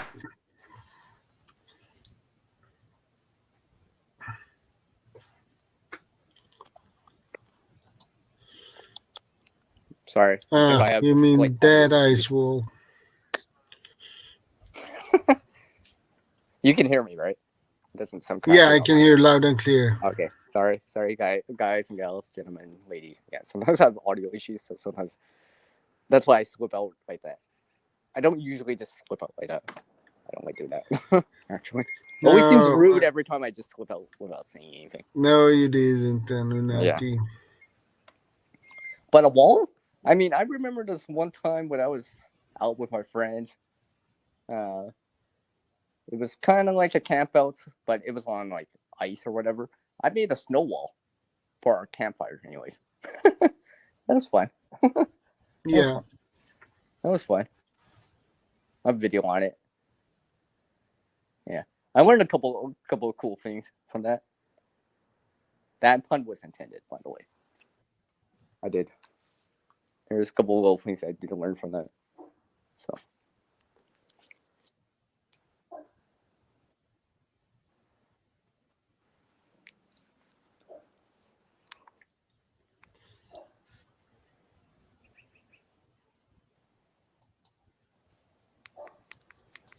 You can chime in anytime, Shadow, if you want to add in something.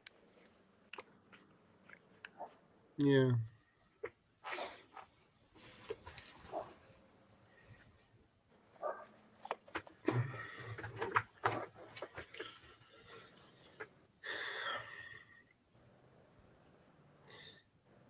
I was thinking about boots. Boots.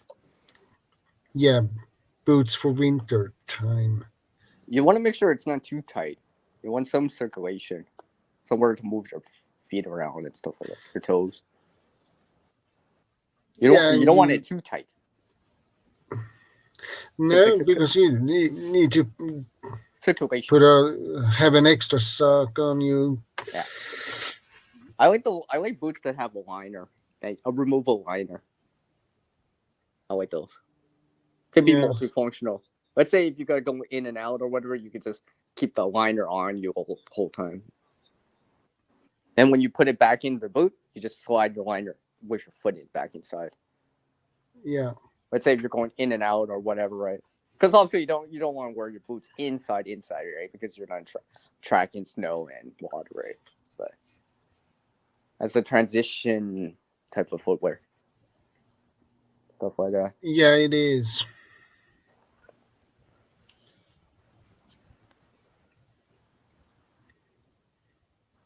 You need to keep your feet warm. Well, not only that, your feet are in contact with the ground the whole time, and it's the furthest part away from your body. So yeah, for me, my feet will probably get cold first. It's usually a first sign that I'm getting cold. Aside if it's physically cold outside, right? Obviously, if it's snowing, I know it's cold, but my feet usually give out first, like a toe or something, or my thumb or something like that. I'll start feeling that frost nip or frostbite, even with clothing on and layers, right?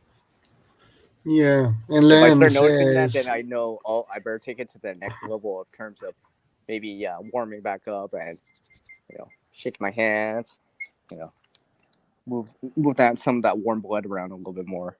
Right? Yeah. Try not to sweat too. Len says, and apply dubbing to the boots. I mean, in the past, people have used like beeswax and stuff like that. I can imagine people in medieval times had access to beeswax. Well, it was more expensive, but stuff like that. Yeah. As a waterproof, windproof type layer. Excuse me. So, because sometimes, and realize, usually the outside layer should, for the most part, should be water or windproof to a certain degree, or at least wind resistant. Because if windshield or the wind blows into you, you don't feel that. You don't feel that. Because actually, windshield, because all of us right now, we're radiating heat out. Every one of us right now, right? There's a thin layer of heat right next to your body. Wind actually blows that away, hence windshield. It actually blows that little layer of heat away from your body. And one can penetrate through clothing, for example, right? Like a hoodie is not windproof, right? For this certain degree, right? So if wind penetrates it, you don't feel cold. And wind's not penetrate right through your layers of protection. That's why you need dead air space to trap dead air and something on the outer shell to divert the wind and the water around you, so you stay dry and stuff like that. And the wind's not blowing the heat off you that you do generate, whatever it is. Hence why layers are important. Yeah. Right. LG says they had beeswax, but it was super expensive. Yeah, but it is. Yeah, at that time, during medieval times. I think I did watch a documentary about that. I was just like, that was very interesting to see that, because when you don't have power, you're pretty much back to a medieval time period. We're thinking. Yeah. Heavy currents and stuff like that.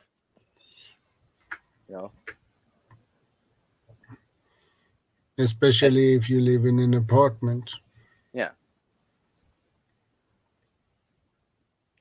Because an apartment is only going to stay warm so long. I remember my friend's apartment lost power. Now there was snow outside. It was during the winter, but it did not last. It only lasted like 4 hours, or whatever. And that was at my buddy's place. We were good on the light. Sunrise was at like 8 local time in the morning at that time, or maybe even later, right? It's still dark out at that time, right? It was very localized, right? Very, very localized, right?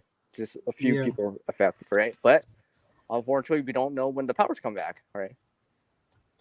We're taking steps. It's like, okay, if the power's not back within 3 hours, we do this next step, right? If necessary. Yeah.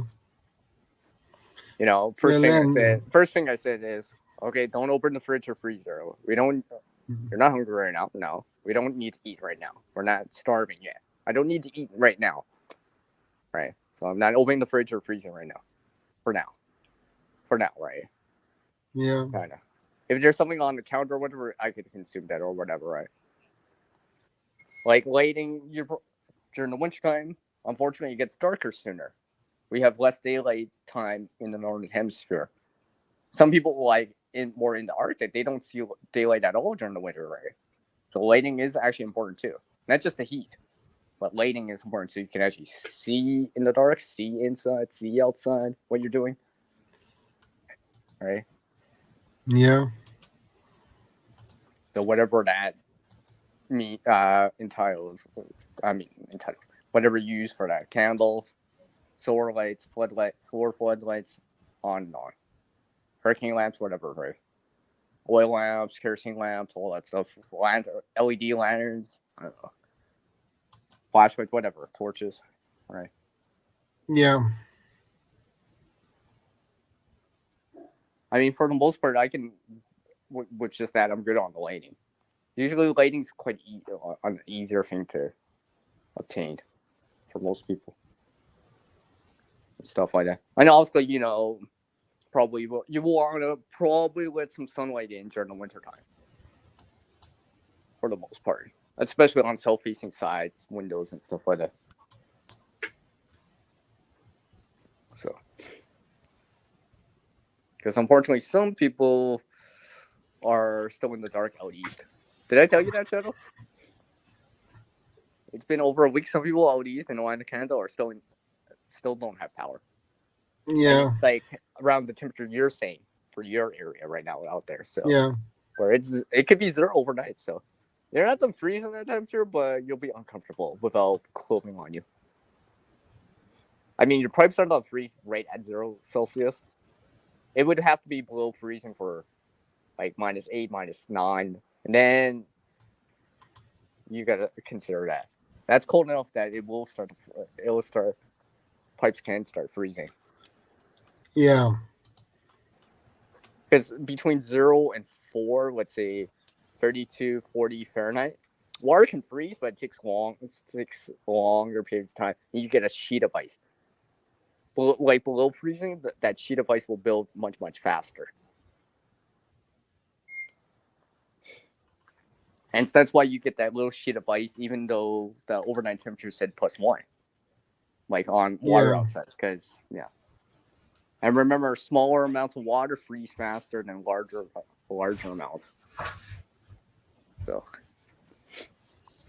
because sometimes I do have barrels of water outside, but they're full. But the temperature is only like -1. It's not them freeze all the way down. I'll just have a little sheet of ice at the top, maybe an inch thick at best. It's not them freeze all the way down.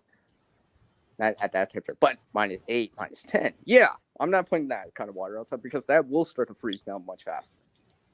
Yeah. For me, so something to keep in mind. That hence why you remove garden hoses first, right? Because you don't want to freeze that and break it and stuff like that, right? Because that will probably freeze and expand it and break it, the hose, if there's water in there. So you let that dry out, right? Your outside faucets and stuff like that, whatever it is.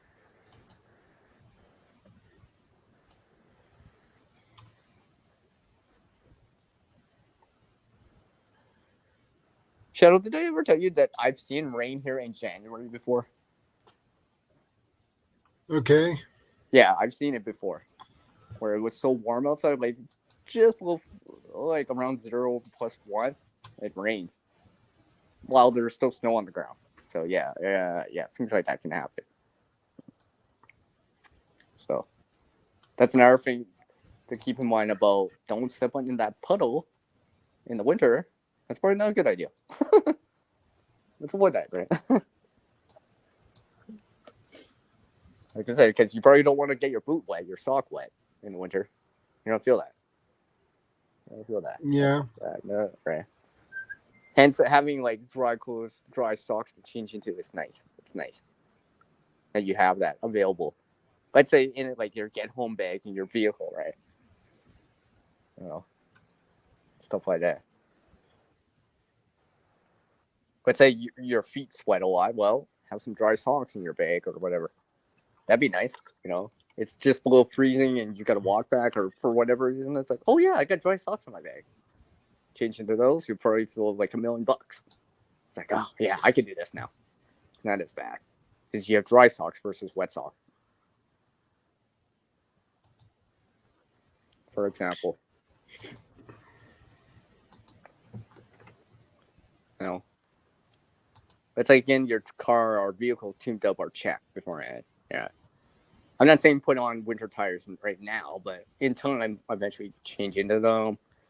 You know, check your brake fluid, all that stuff. Your antifreeze for your windshield and stuff like that. You know, Yeah. maybe change out the oil blend to something that's, you know, that can handle lower temperatures and stuff like that.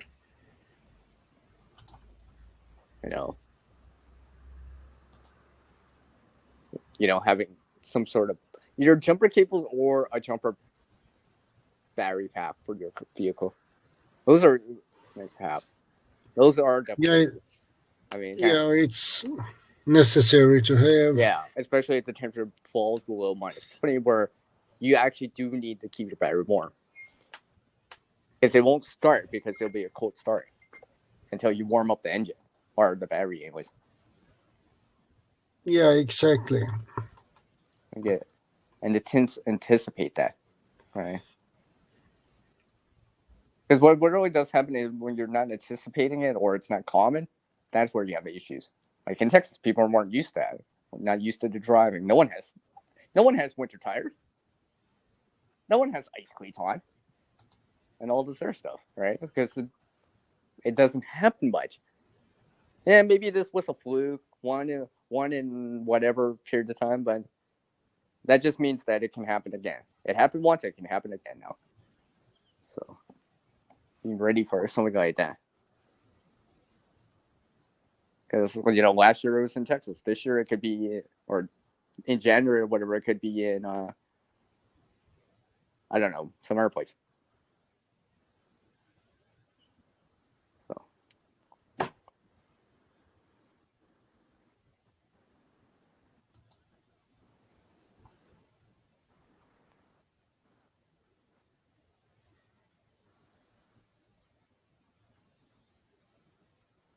No, Len, I am not familiar with that, by the way.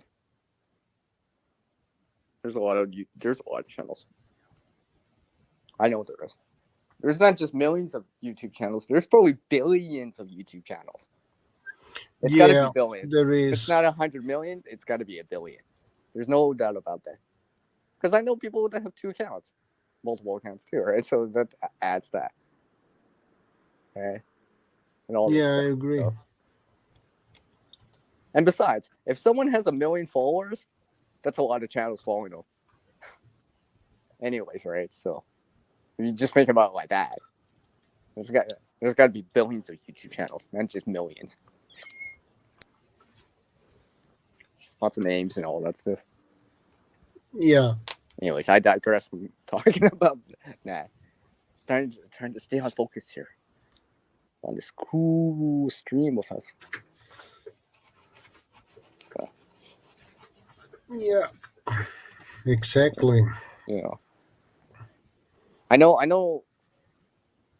Usually, you can get cheaper off winter stuff at the end of the season. So if you were proactive enough to get that back early in the springtime of this year, you know, you could be bringing them out now.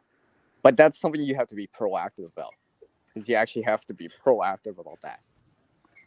Because sometimes, you know, this winter jacket that's like, let's say $200 or whatever during the season. Oh yeah, we're gonna cut the price in 50%. Well, okay, not 50% off, but 20% off, right? So you save like $40, right, at the end of the season, because they're trying to get rid of the inventory, right?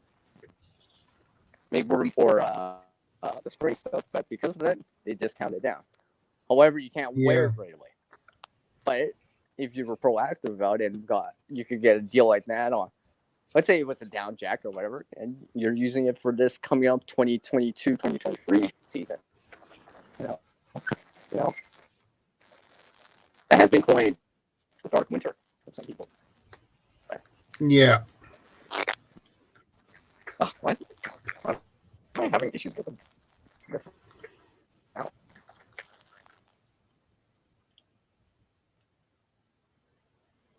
Well, he has some problems with his audio again.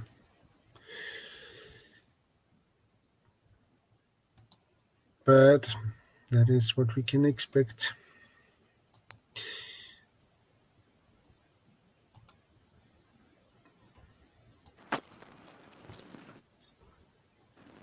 Yeah. If it gets bad, I'll slide out for a moment. You guys have to tell me if you can hear me. You have to tell me, because I can't quite tell half the time. I can hear if you start to break up, I know I'm losing connection. Yeah. That's all I know. If everyone else sounds robotic, I know I'm losing it, so seems okay. Looks like I no, it's because every perfect. time I always have to go back. I have to go back and show the desktop. Like, well, I'm used to seeing it as desktop, but the home screen on your phone. As soon as I go back to it, it fixes. It seems to not do it, but that also means I can't see the chat actively and stuff. So okay, that's why I keep missing some of the chat items. I'm just talking into the phone like it's like I'm calling someone or walkie-talkie right now. So yeah, and the thing is, if you walk outside or whatever during winter, I always say keep your phone on inside pocket, not on an outside pocket. Yeah, it does make a difference. Yeah. Because a lot of these devices the battery will go down real fast in the cold. So try to keep it warm inside pocket, stuff like that. Yeah. Besides, those phones might be more useful than you think, all right? Especially if you really do need to make a call. Yeah. See, or I need to go to a bathroom break. I'll be back in Okay. I'll just take over on the stream once again. Yeah. I mean, be supportive here. Yeah. I Warren. Exactly. Warren's here. Well, he'll be back. He'll be back more from the stream. But we're talking about winter stuff and some other things to break up what we're talking about too in between. Getting ready for winter time here because it is fall time in the northern hemisphere right now. So less daylight hours, cooler nights, cooler before sunrise and stuff like that. It might still be warm during the day for a lot of people. I mean, for here it is, but I do know the nighttime temperatures are cooler, where you do have to actually wear something. Maybe, not saying I had a 2-quart gloves or a scarf right away, but maybe like a jacket or a hoodie, or if not more. I've seen one night of frost here, but I haven't gotten much yet. Although there's other places in Canada that are already getting cold. Or the overnight temperatures falling below freezing. And he's probably coming back in, let's say, 10, 9, 8, 7, 6, 5, 4, 3, 2, 1. See? Boom! He's back. I counted that down, Shadow. Hey, Warren. I counted that down. Even asked him in the side chat. I counted that down before he came back. I just know how long you take now. I just know. Yeah. I mean, I know some other things in the wintertime, like can do if necessary. Thank you, LG. There's some things I keep in mind. I don't always do them in the wintertime, but I keep them in mind. I don't always do them though. Yeah. Well, it's as simple as the hot water heaters, right? In terms of like our bladder of it or whatever, right? The bushcrafting community seems to know about that, and generally people keep it in mind in the homesteading and preparedness community too, because it's a survival type of thing too, right? But, Yeah. right. Because I was remembering again during the Texas freeze, right? People you see the videos, right? People hovering around fires, right? Outdoor fires, right? Yeah, that keeps your whole body warm to a certain degree, but what do you do after the fire? Right. So the hot water heaters are kind of like an indirect way of keeping warm with fire. Like, because it's based on the old school method of using hot rocks, right? During medieval times, hot rocks were used, right?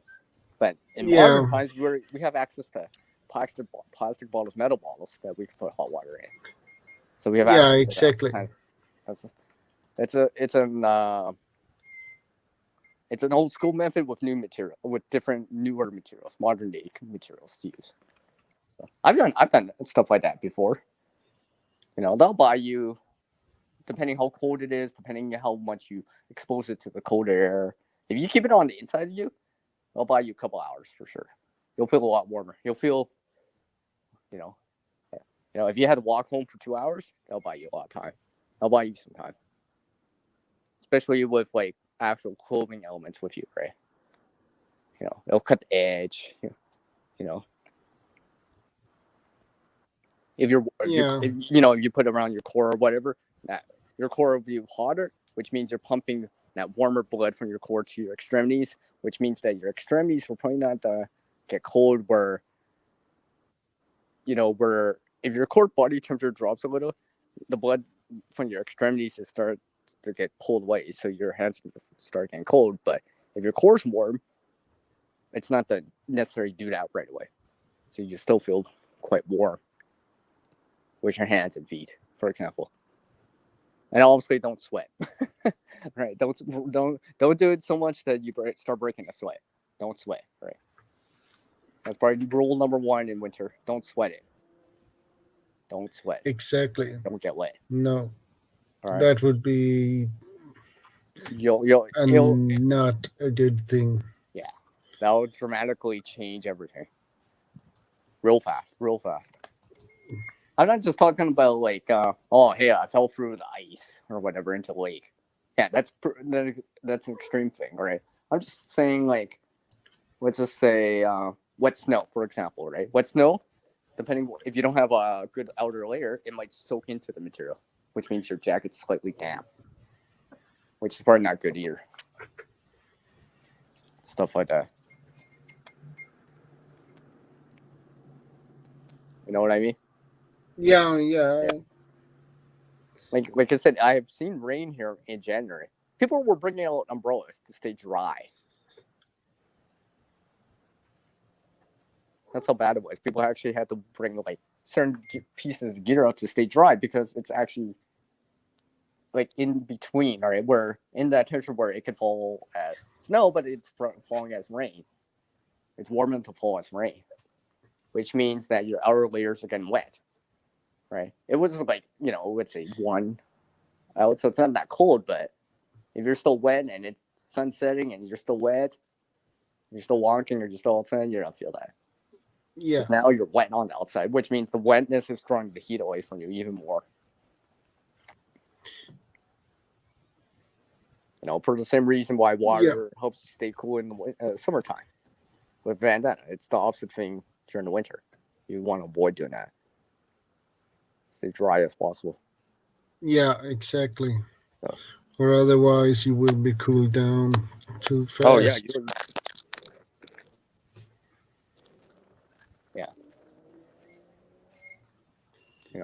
And stuff like keeping the extra battery bank. I mean, for some of us to do YouTube videos, well, I should say videos in general. If you shoot during the wintertime, your phone your phone or battery or your device that you're recording the stuff, like a camera or whatever, the batteries don't die Yeah. fast. Yeah. Yeah. That's why these battery banks are actually useful for that. They'll keep your battery in your phone warm enough that hopefully you can record the whole session. Let's say you're outside, like a camp out or whatever, right? Because I know I've seen batteries drop so fast. I'm like, holy God, that was 5 minutes and it dropped like 50%. Right? Until I can warm up the battery back up or start charging it again, right? Because when you're charging the device, you're running power through it, so it starts to warm it back up. So something I keep in mind. Yeah, I agree. All right. And do have things in your vehicle, especially if you're going longer distances during the wintertime, because things happen during the wintertime. Whatever it is, could be as simple as a shovel, extra you slide extra off the blankets. road, black ice, you slide off the road, you're in the ditch a little bit more, right?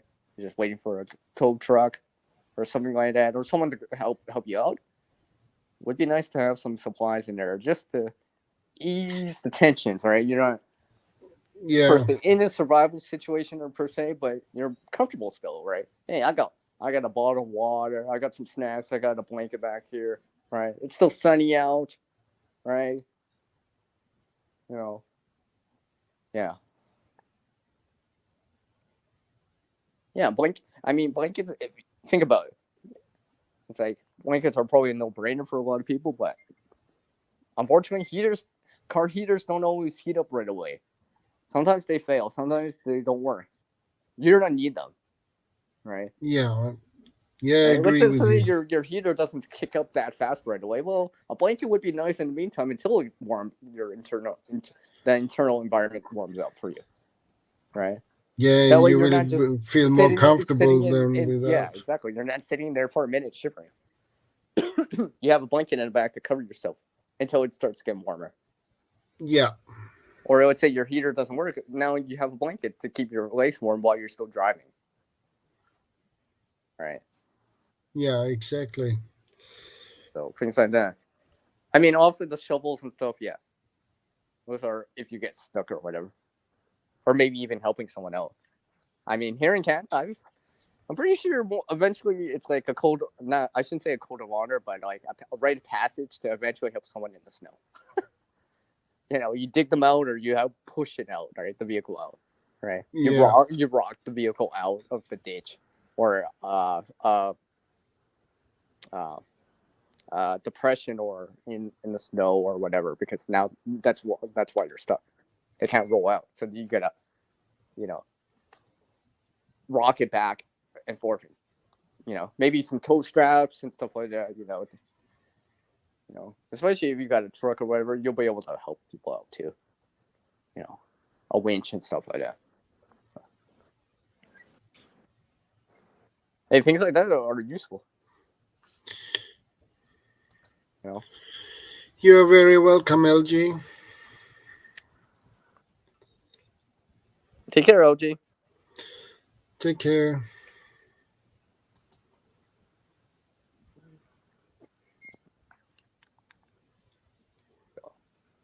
Those are all things I keep in mind. Stuff like that. Yeah. I mean, the blankets are a no-brainer for me. Right. It's nice to have a heavy-duty blankets in the car. Mm-hmm. Oh, yeah, that reminds me. Now. See, I want to bring in some actual, in the past, things that happened because it's more relatable and we've seen them happen or you've heard about them from social media, from us, whatever, right? Other people, other YouTubers, other content creators and all that stuff, right? Yeah. Yeah, that's why I bring up these things because they're part of our history now, right? Look what happened. Was it last year? No, I'm trying to remember when that was. Or was this year? Well, on I-95, right? That car pile up. That was during the wintertime. Then I think I heard like 24 hours. Some people were in their vehicles, right? It'd be nice to know that, you had some blankets, some just to ease off, cut the tension, right? You know what I mean? Well, because Yeah, I if know. everyone's frustrated, concerned, or uncomfortable, complaining, then it just makes it worse, right? You're in a vehicle with a bunch of people, right? It just makes it worse. Tensions rise. The next thing you know, you're doing things that you probably shouldn't be doing. You know what I mean? Yeah, I know. I mean, I've gone on like road trips in a vehicle for like 8 hours in the winter, and we know Yeah. better. We know better. We know better. We tell people where we're going. They know our route, right? Both Yeah. people, the people that we left and the people we're visiting, they know, hey, we make sure our phones are charged. We've got spare cables, like a shovel, some sand, gravel, just in case we run into issues, right? And stuff like that. You know, if everyone in the vehicle is actually paying attention on the road, not just the driver, right? That way, Yeah. because they're in the same boat, metaphorically speaking, well, vehicle in this case, but you're in the same boat. Something happens, you're all in the same boat, right? Everyone knows, you know, hey, I didn't see that. I'm glad you caught that CR because I didn't notice that. You know, I had a blind spot or whatever, right? Stuff like that.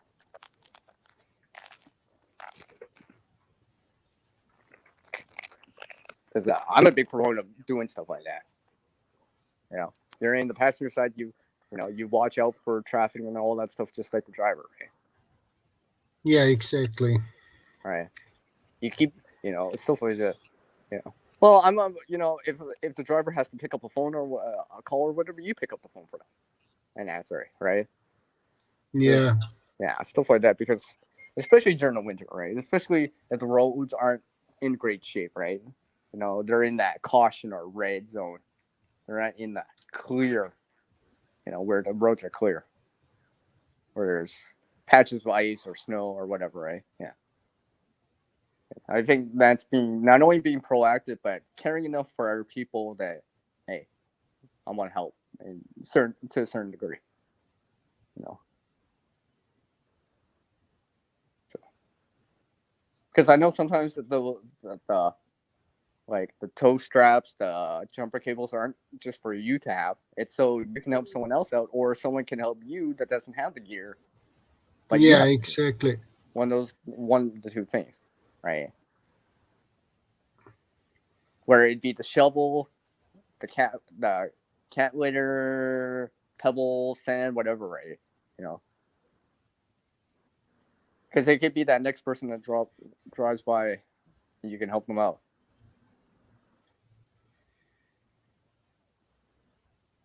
Right, and stuff like that. And hopefully you're not changing a tire in the winter. Oh, that sucks. That sucks too.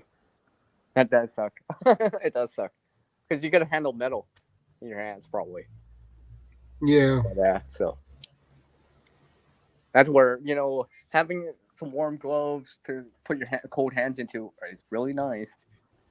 You know? Wool socks. You know, I've actually had people that help me while doing something. I'm like, hold on to my gloves underneath your armpits. Why, CR? To keep them warm. Because I'm going to put my hands in something cold right now. And you're going to keep my mitts warm. So when I slide my hand back in, it'll be really warm right away. I'll warm up much faster. Right?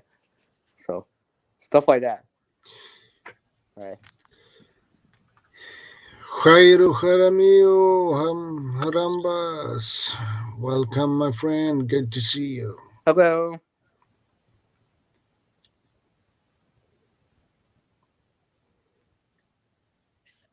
So, yeah.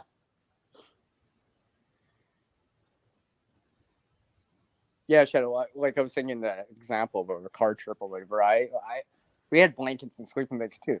It wasn't absolutely necessary to bring them for the destination, but during the trip itself, right? And besides, sometimes even with heaters running in a vehicle or whatever,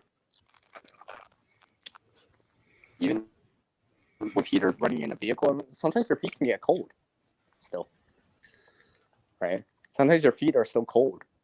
So a blanket over your legs or whatever might be nice, even with the heater going, right? So because you're. I know I'm breaking up. Ah, I hate this. Every time I want to talk, it's like no. I'm breaking up. I know it. Yeah, I know you are breaking up. Let me try. I'll try one more time. Yeah, no problem. How are you doing, Jairo? I hope everything is okay with you.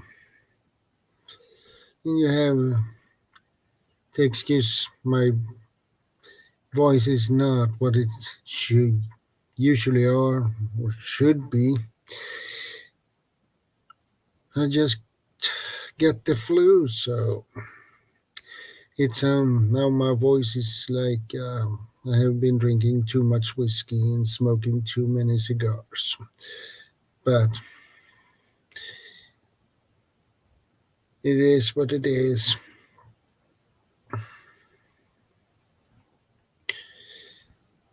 And it's good to see you.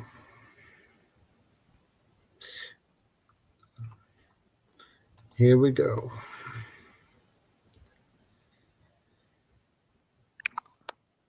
There you go. Welcome back. Test. Quick mic check. Yeah. Yeah, you sound perfectly loud and clear. For now. I'm For working now. it out. I'm working it out. No, but the thing about your feet, like I was saying in the example, is because sometimes because your feet, because remember cold air sinks, right? So the cold air is actually gonna be at the cold air in a vehicle is probably gonna be right on the floor mat area. That's probably Yeah. gonna be the coldest part of the vehicles, and your feet are there. So if you don't have warm boots on already or whatever, or your legs are cold or whatever, drape a blanket. Yeah. Hey, Liesel. Good to see you. How are you doing, Liesel?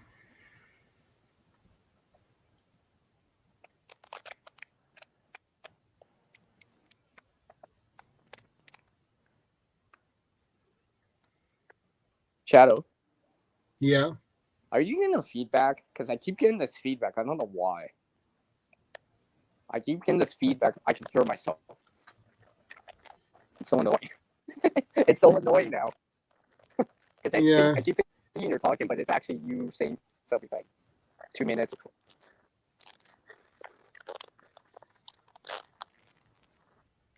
It seems like you're breaking up again.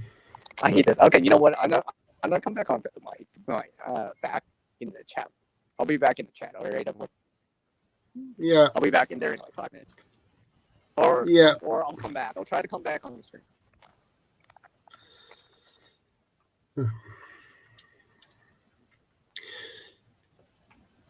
Well, let's see here. Well, I got the flu, but I feel a little bit better today.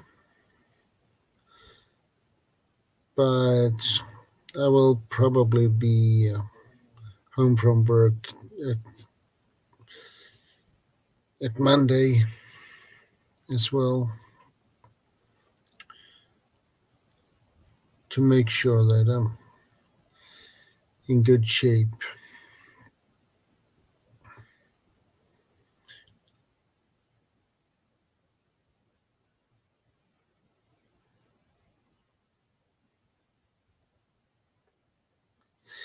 I appreciate that, Liesel. I appreciate that. Thanks, guys, for hanging on here. I appreciate it.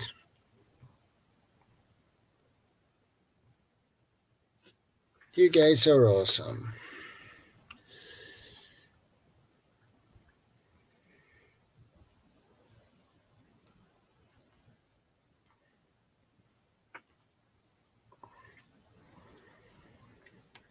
And let's see if CR can fix his problem with his audio. And I appreciate to have you here, my friend.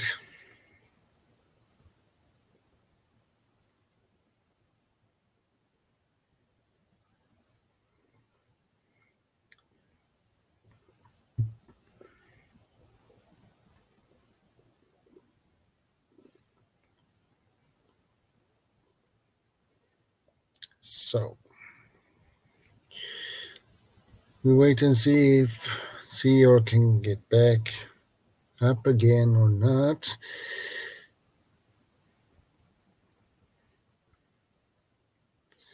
But we will find out.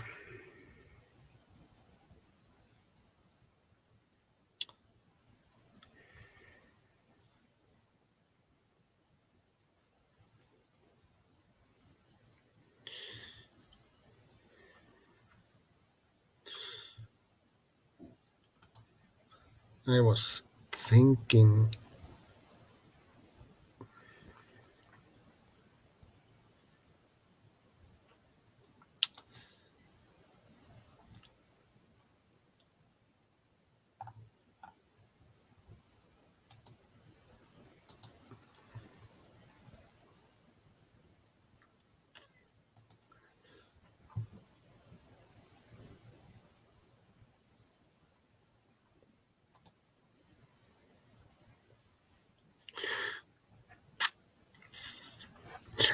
I was thinking about something, but I can't figure out what it was. I had it in my mind,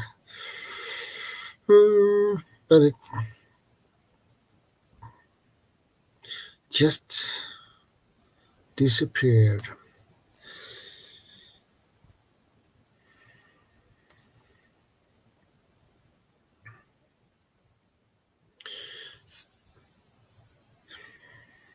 But no matter what, to prepare your home for the winter is important.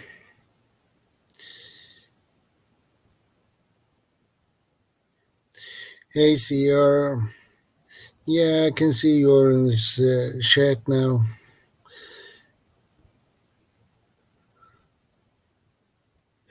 Hey, Shorty's Adventure. Well, I just got the flu, so I'm feeling a little bit better today, but I hope with a lot of rest and more ginger tea with lemon juice and honey, that will do the thing.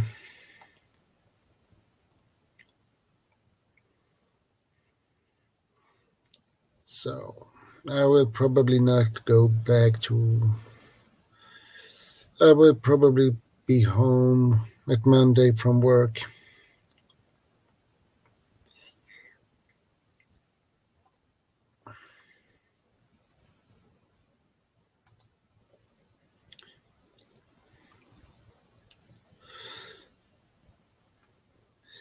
It's good. How are you, Shorty? I hope everything is okay with you.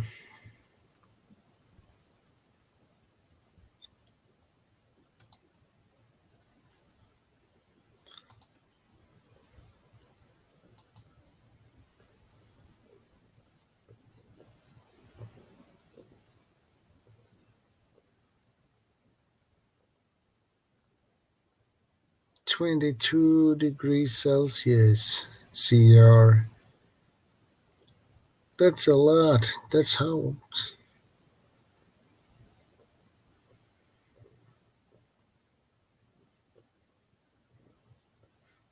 Thank you, Liesel. Thank you, quiet listener. Will do. I do my best.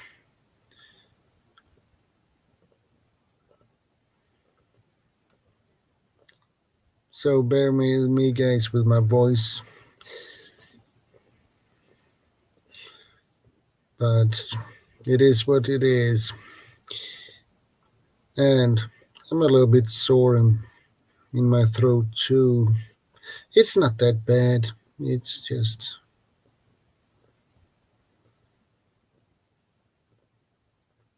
manageable.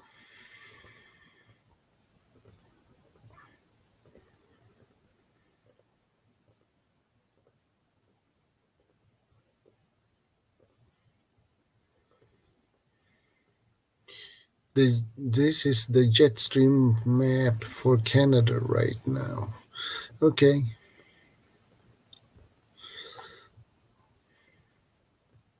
We can take a look at that one.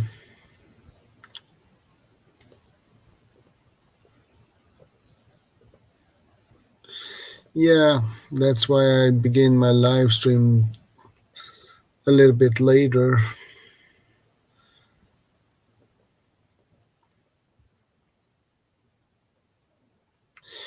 Yeah, I know. I need more rest. I agree with that. So I drink my ginger tea with lemon juice and honey, and I take extra vitamin C too.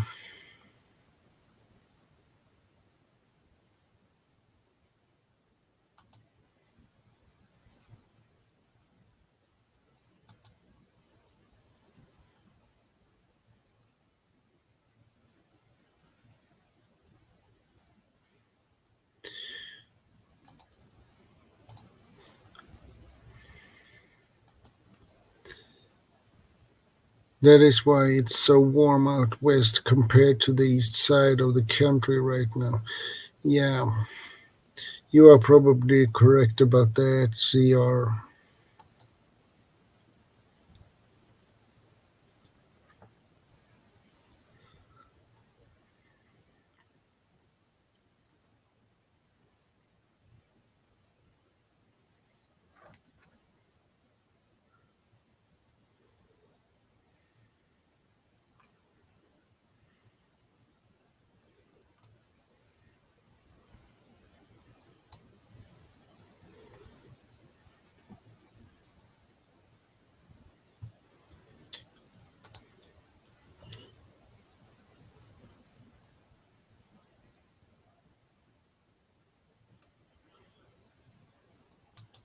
There we have it.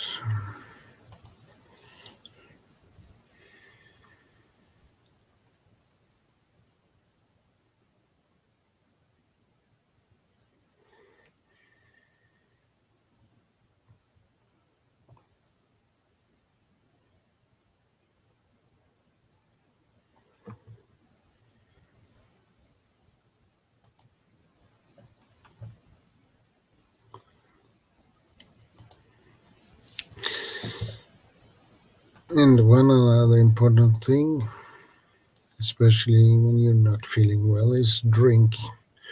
Drink a lot of water.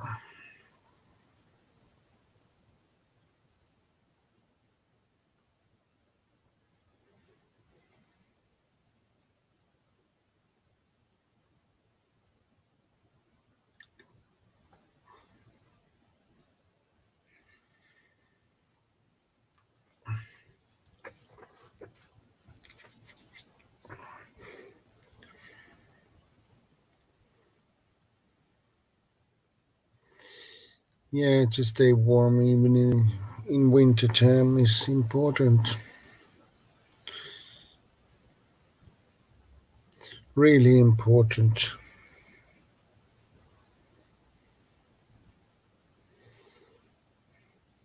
You need good clothes,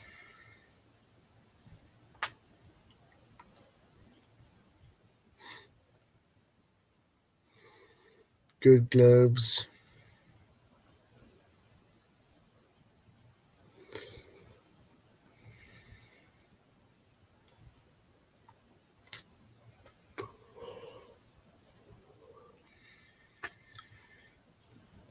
I appreciate that, Liesel.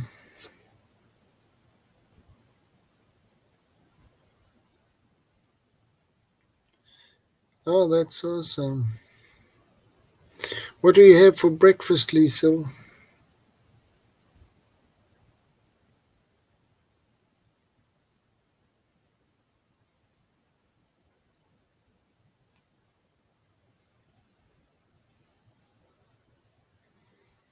Yes, ER, you always get hungry.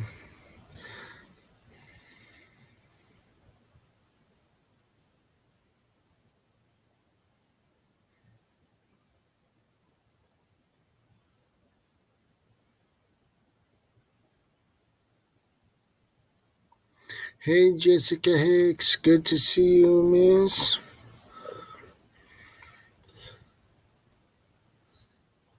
Welcome to the stream. Thanks for hanging on, guys.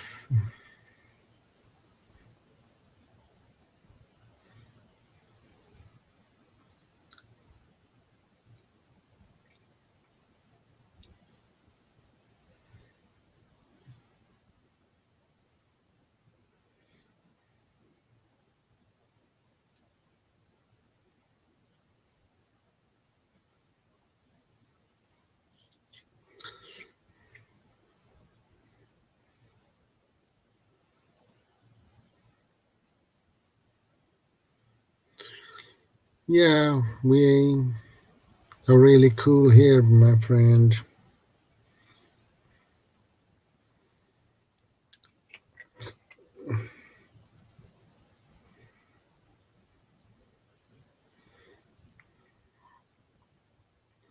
I hope everything is okay with you, Jessica.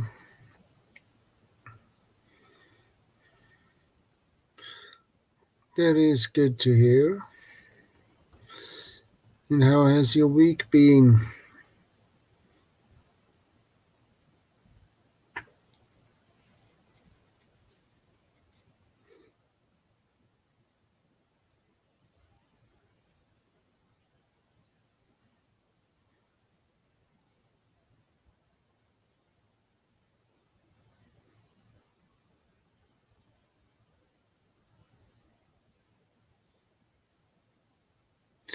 Yeah,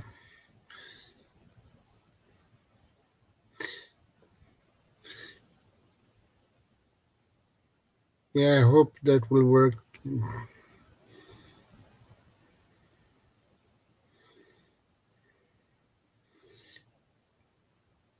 Well, that's good to hear, Jessica. Well, my week has been pretty good the first 3 days of it until I got the flu. So that's what my voice is not the same as usual. And I'm a little bit sore in my throat too, but it's manageable. But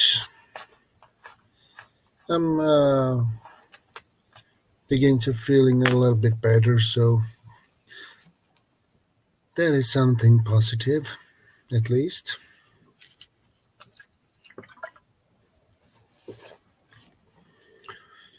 Actually, I don't like to be sick, but it is what it is.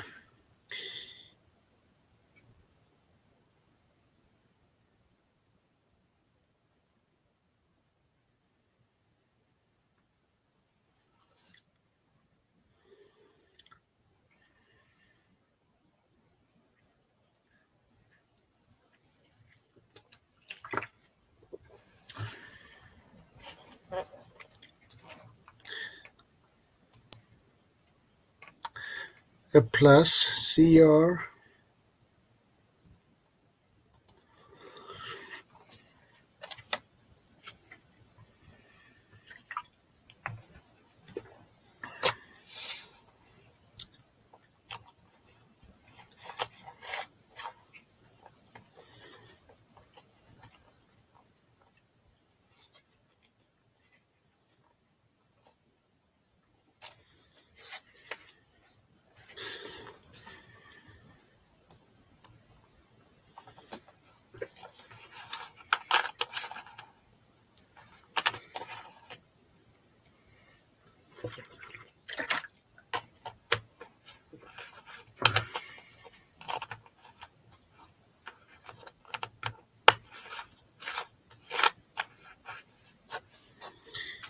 Hanging with the chef.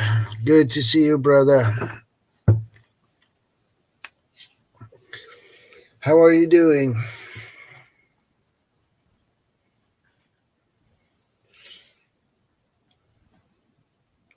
And Yeah, you guys have to excuse my voice. I got the flu, hanging with a chef. So, well, I got the flu, my friend. Um, but I begin to feel a little bit better. And hopefully my voice will sound better Yeah, for that now. too. For now. For now. For now.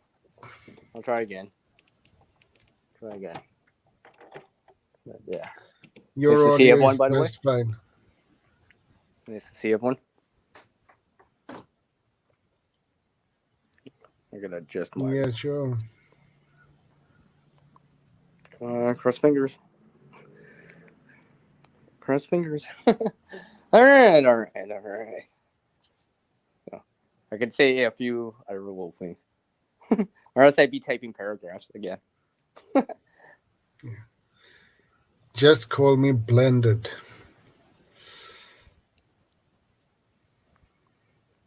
Did I miss the Well, comment? that works too.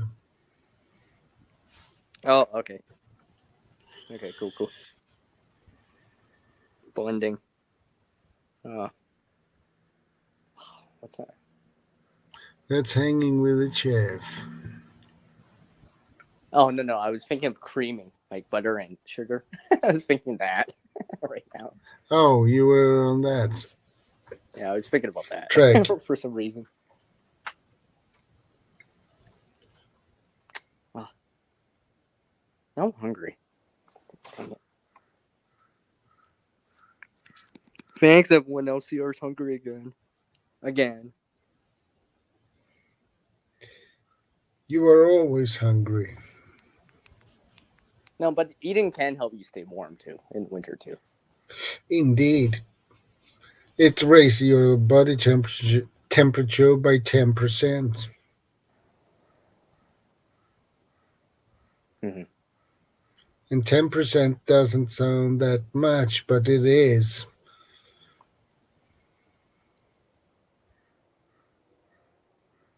Mm-hmm. And of course, try not to sweat. Try not to sweat. That's why usually I avoid spicy food in the winter more. If at least if I'm outside, anyways, because I don't Yeah. want to break a sweat from the spicy food. It's probably not what I want to do.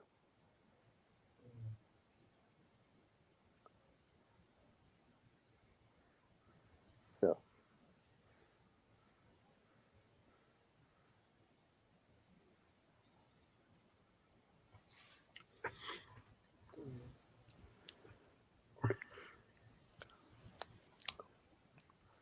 There was this one. Was not mentioned this one thing. It was all of this. I got derailed when I left. Just to mention. Yeah. Yeah, because we talk about like in your vehicle at home, probably the common two places, aside from your work site or work job place or whatever, or school if you attend school, right? Stuff like that too. Yeah. Stuff like that too. So. Yeah. Oh, yeah. Now this reminds me of this story now. I mentioned this story before. I don't think I've mentioned it on your channel specifically. I mentioned it on my channel like every November now. But it reminds me of this one time. Hey, Blended Whiskey TX. Good to see you. Hello. It reminds me of this one story, and I keep it in mind. And I tell people, hey, you want to come to Canada? Make sure you got some winter stuff for the winter time. Make sure you got some winter stuff already ready to go. Because when I was a kid, you guys can hear me, right? Yeah. You can hear me, right? Yeah, I can hear you. Okay. During the wintertime, when I was like still attending school, this lack of a better word, exchange student or whatever, they just came into the country first winter in Canada. They only had like this one winter time during recess time. They only had a sweater on and no gloves, and it's minus 25 out. right? Yeah. So yeah.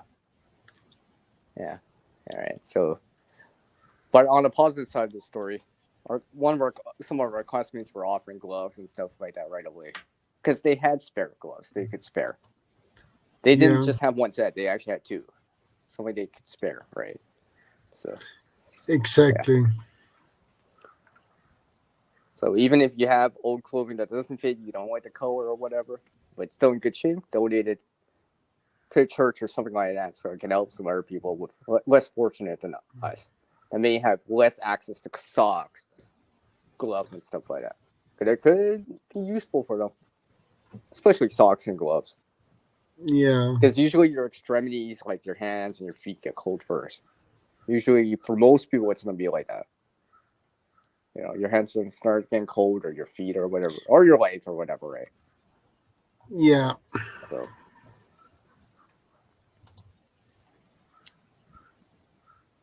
That's why I always try to get the socks and the gloves to people if I can. Especially if you can spare it, right? Different sizes too, right? So Yeah, exactly. that way there's an option. Because in the real world, you're probably not gonna care if the socks match or the gloves don't match in color. But if they're warm, that'll be the more important thing, in my opinion. Because if you're cold, it's not. If you're really cold, walking home or whatever the situation is, it's probably not gonna matter so much the color so much. But is it warm? Oh yeah. Is it warming you up? Yeah. Yeah. Then it does matter. Yeah. All right.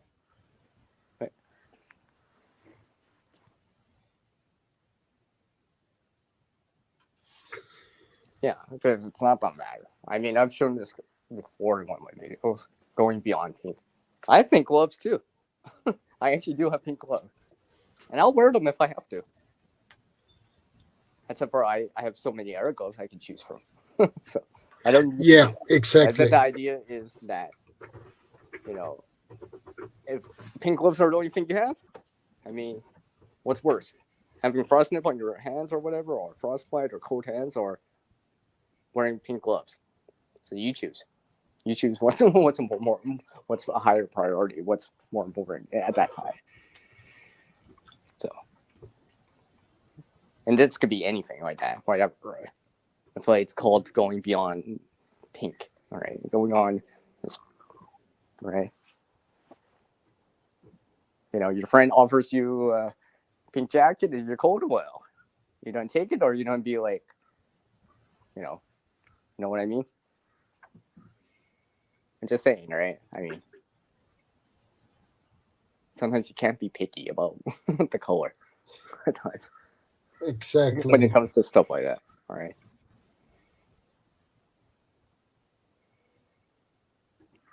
I mean, if my hands were cold and my friend offered me pink gloves, I'd be like, okay, whatever. Because what's more important? Having cold hands with gloves available, or my hands are warm, but I'm wearing pink gloves, whatever, right? Something like that. So,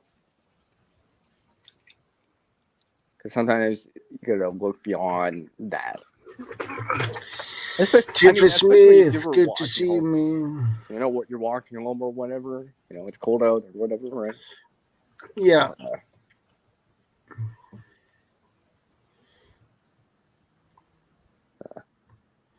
Because one of the things I do around here during the winter time is people always lose articles of clothing during the winter time. It's the way it is. Well, I don't know how many times you notice like gloves on the ground during the winter time, or one glove, one mitt, stuff like that. I don't know if you see that often. Yeah, it happens, right? People drop it; it drops out of their pocket, right? So I always try to recover those things.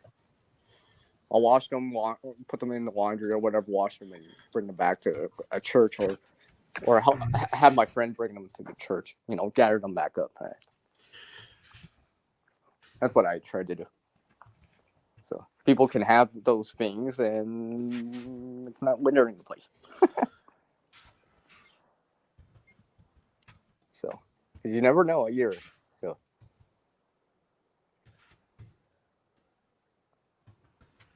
You'd be surprised what people drop in the wintertime. Hey, sometimes I find hats too, toques. I don't even know how that happens. I figured you'd be wearing the toque and not in your hand or whatever. So.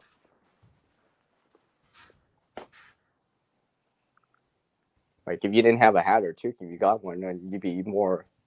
It'd be a nice thing, right? Nice gesture. Stuff like that. Yeah, exactly.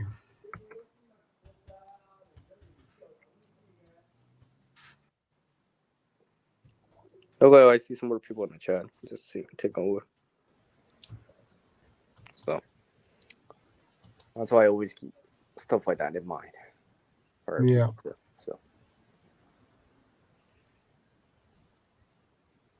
because a lot of the time it's just that that stuff is just been used or something.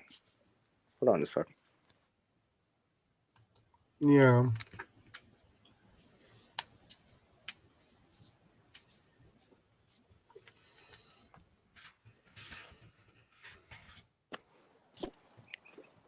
Well, at least I'm holding in here on the StreamYard side a little bit better now. It's not as bad as it was earlier. So,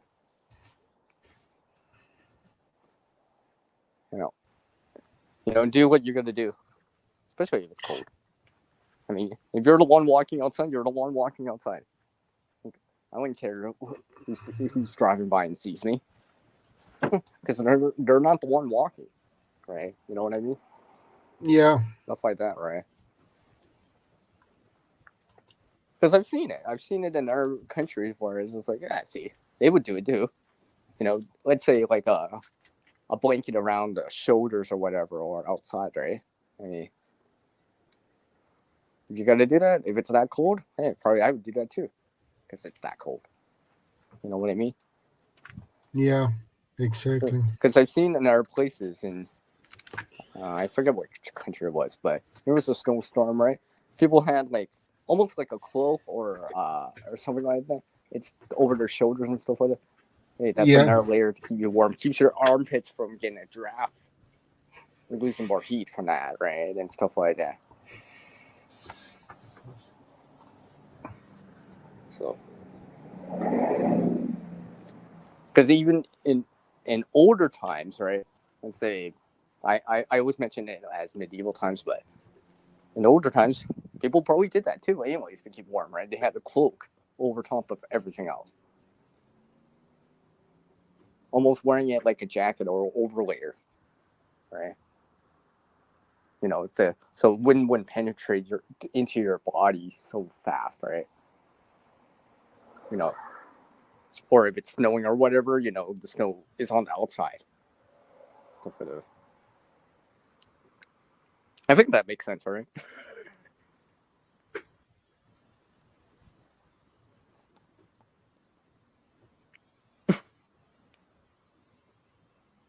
Well, I would call you by that other name, but we have someone else in there.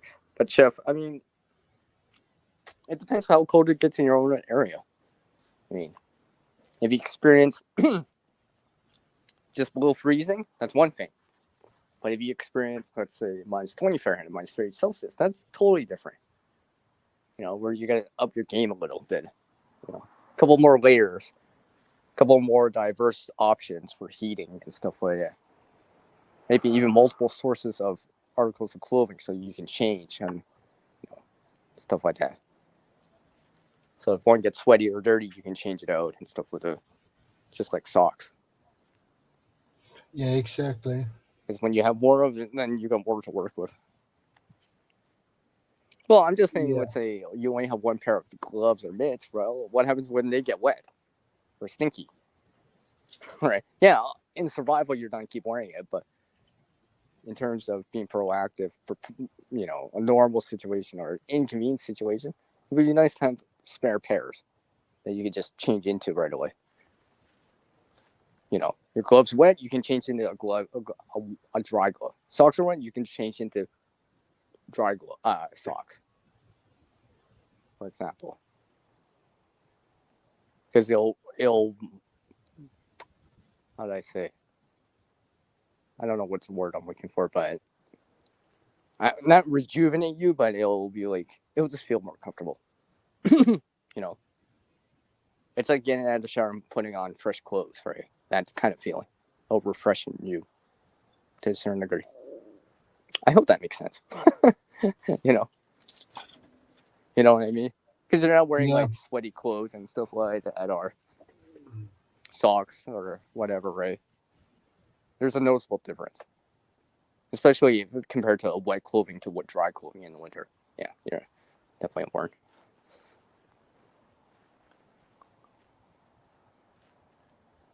So, especially if you're doing activities outside and stuff like that, strenuous activities, right? Stuff like that. Sometimes it's better to take off a layer of clothing, right? And be slightly cooler, but you're working. So you're generating metabolic heat because you're lifting stuff, moving your arms, moving large muscle groups, right? Then afterwards, as you're not moving anymore and starting to cool down, you can put on that warmer layer or something like that. And I just got startled by a black cat. Yeah, must be Halloween. Halloween's coming. Dang, that cat just startled me. I know where. Virtual hug? Oh, that's nice.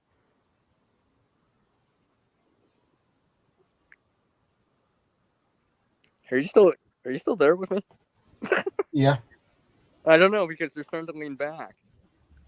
Yeah. Oh, come on, Shadow. You know I've been here with you how many times on a Saturday? I know when you're getting tired. It's like, I just know now.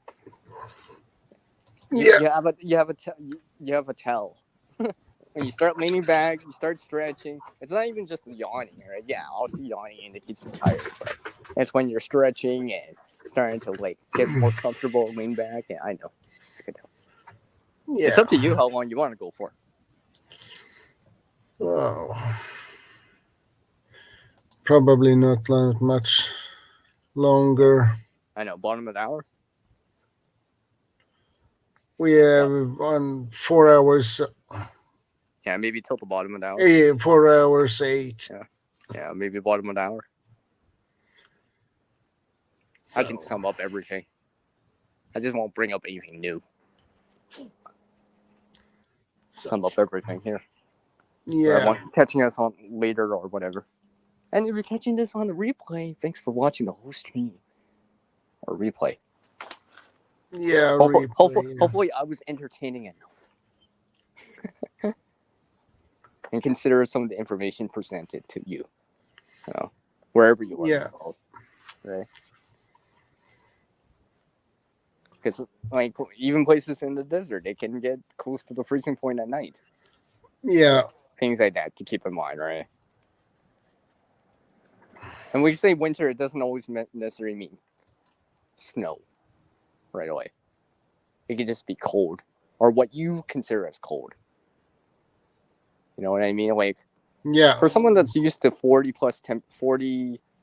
Celsius, let's say 40 Celsius, 104 Fahrenheit, if it dips down to the 50 Fahrenheit, 10 Celsius, it's probably don't feel cold, especially if you're not used to that or expecting it.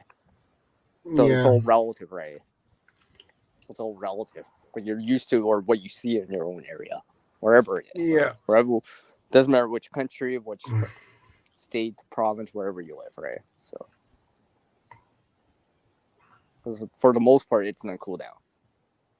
Yeah. Right? It's just the way it is. Less daylight hours and stuff like that too. So, you know, something like candles, flashlights will help during that time period if you need it. Initially, you know, that's the initial start. Especially if the power is out or whatever, you know, grid down, something like that. You know, you're probably gonna need to see what you're doing first. Especially if it's already dark out, you're gonna have to see what you're doing first before you even do anything else. Yeah. All right. You know, you can't go get that blanket if you can't see inside your place to go get that blanket. Because that sucks. Yeah. That's why I'm a big proponent of having like a light on you, your phone on you, a lighter on you for a light source, and something like a flashlight in a washroom, right? Next to your bedside or something like that, because scrambling in the dark is awful. I'm sorry, but until you've done it, stub a toe or hit your toe, step on something, it's annoying. And no one wants to step on the toy with bare feet, right? Or slip out or slide out or whatever on the carpet, right? Because when you can't see, injuries can happen because you don't know unless you've memorized everything beforehand. But if you just woke up to that, it's just like, you don't want to stumble in the dark. That's probably not a good thing. So, that's why I'm a big proponent of having those items around or on you, because it will help. Yeah. Because I remember I was trying to bring up this story before about a power outage during a winter time. It was very temporary, a couple hours, but when it initially happened, the building became, the room I was in became like pitch black. The only thing I had a light source on me. James Money 6155. Welcome to the James. stream. But I had something on me right away, so I wasn't stumbling in the dark trying to find a lighter or a flashlight right away or a phone, right? Yeah, not everyone always has that stuff on them all the time, but hopefully you have one of those options on you, so you can find that flashlight that you have in their room, stocked up on the closet, stuff like that. Because it goes back to like having a flashlight in the washroom that doesn't receive daylight, like downstairs or in an apartment, right? You have washrooms that have no windows, right? Yeah. So even during the power outage during the day, it's pitch black in that room, in that washroom, right? And the thing is, what happens if that's happening while you're in the shower? You have a wife, but what happens if she's not home at that time? Yeah. It would be nice to know that you can get out of the shower still, rinse off that shampoo and change and, deal with it. Because you can actually see in the shower. Yeah. As you thought ahead, right? And having a flashlight in the washroom just means that you're ready for other things too. You can use it for other things too, right? During the winter, for example, and stuff like that. So, simple things that most of us can do. Increase your level of preparedness. Even if it's a dollar store flashlight, hey, like I said, if you're caught in the shower and the power outage, and you're trying to finish up, as they say, right? Get the shampoo out of your hair or whatever. It would be nice to be able to see, right?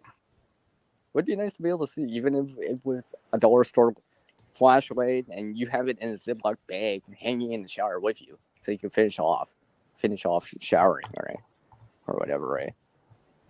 Because unfortunately, that has not happened to me. Knock on wood, that hasn't happened to me yet, but I can imagine that can happen to someone. You just have the worst timing. Oh yeah, now I take a shower. Now the power goes out, right? Like I keep one in the shower next to the shower too, all right? So just in case, I can still get out, get changed, and do the things I have to do. Because I don't know how many people actually have finished off showering, rinsing off their hair with the shampoo out of their hair, and changing it in the dark. Yeah. How many people have actually tried that? That might be more difficult than you think. Yeah, it is. Right? It's like, I thought this was a shirt. No, it's actually an undergarment. Oh, I'm right. I thought this was a muscle shirt. No, it's not. CR. Oh, right. Or you realize, oh, great, my shirt's backwards. Whatever. Alona, good to see you. Hi. Nice to see you again. Yeah, Alona. Alona is awesome. Nice to see you again. Yeah. Indeed. Can't get enough of ShadowScoutSwede. That's why I'm here like every weekend now, almost. I'm so dedicated for this Saturday now. Yeah. And besides, I had a lot to talk about anyway. Yeah. That So, too. yeah. So.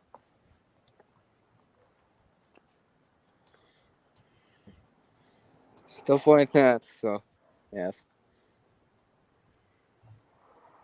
Because, like I said, I've seen things in the past happen, either directly to me or indirectly, or through people I know, right? So I like to pass by those stories because Yeah. those are experiences in the real world to keep in mind, right? Yeah. Like I said, I've never experienced a power outage while in the shower, but I do know that I don't want to experience that because that'd probably be an strong inconvenience to me at that time. I know it would be. Yeah, definitely. All right. Besides, I don't want to, you know, I wouldn't be wearing my glasses, so I don't want to, run into something accidentally or something like that in the dark, amongst other things. And besides, the floor might be wet. My feet are wet because I just got out of the shower, so I don't slip. It'd just be inconvenient. So it's something Yeah. as simple as some batteries, a dollar store light could. To me, that's a no-brainer. That'll be worth it. Just make sure the light's good to go every time I go in the shower. It's like, yeah, it's good to go. Yeah, I'm good. I'm good on it. And I also realized too, because you can't put on dry clothes when you're still wet. No, you need to get dry first. You have to dry off first so you can slip on the shirt, the pants. Anyway, so right. Yeah, I could do that in the dark without looking, but grabbing my clothes and it's just easier because you can actually see what you're doing. You don't have to guess or feel your way out of it, right? Yeah. And not everyone brings their phone into the washroom with them all the time. You might not. Well, because sometimes you're charging your phone on the side, right? No, I'm down to 5%, so I'm charging it, hopping in the shower, kind of deal, right? Next thing you know, something happens, your phone's not in the same area as you. Yeah. So, yeah, that's why. It's an independent thing. Yeah, if you have your phone with you, yeah, use it. But do you always bring the phone into the shower, into the washroom? You sit down on the counter while you have a shower. How many people actually do that all the time? So, yeah. Of course, you are alone now.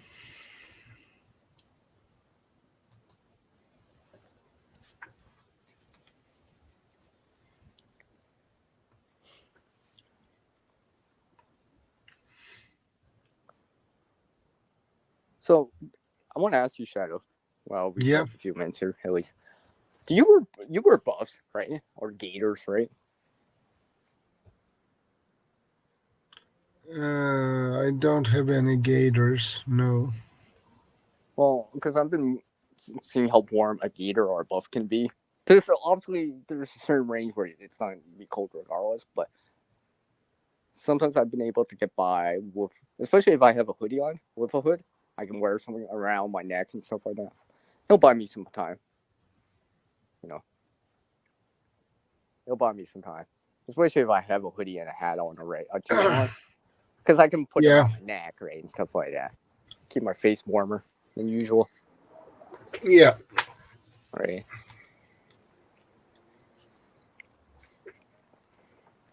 Because I've been reconsidering on articles of clothing at time.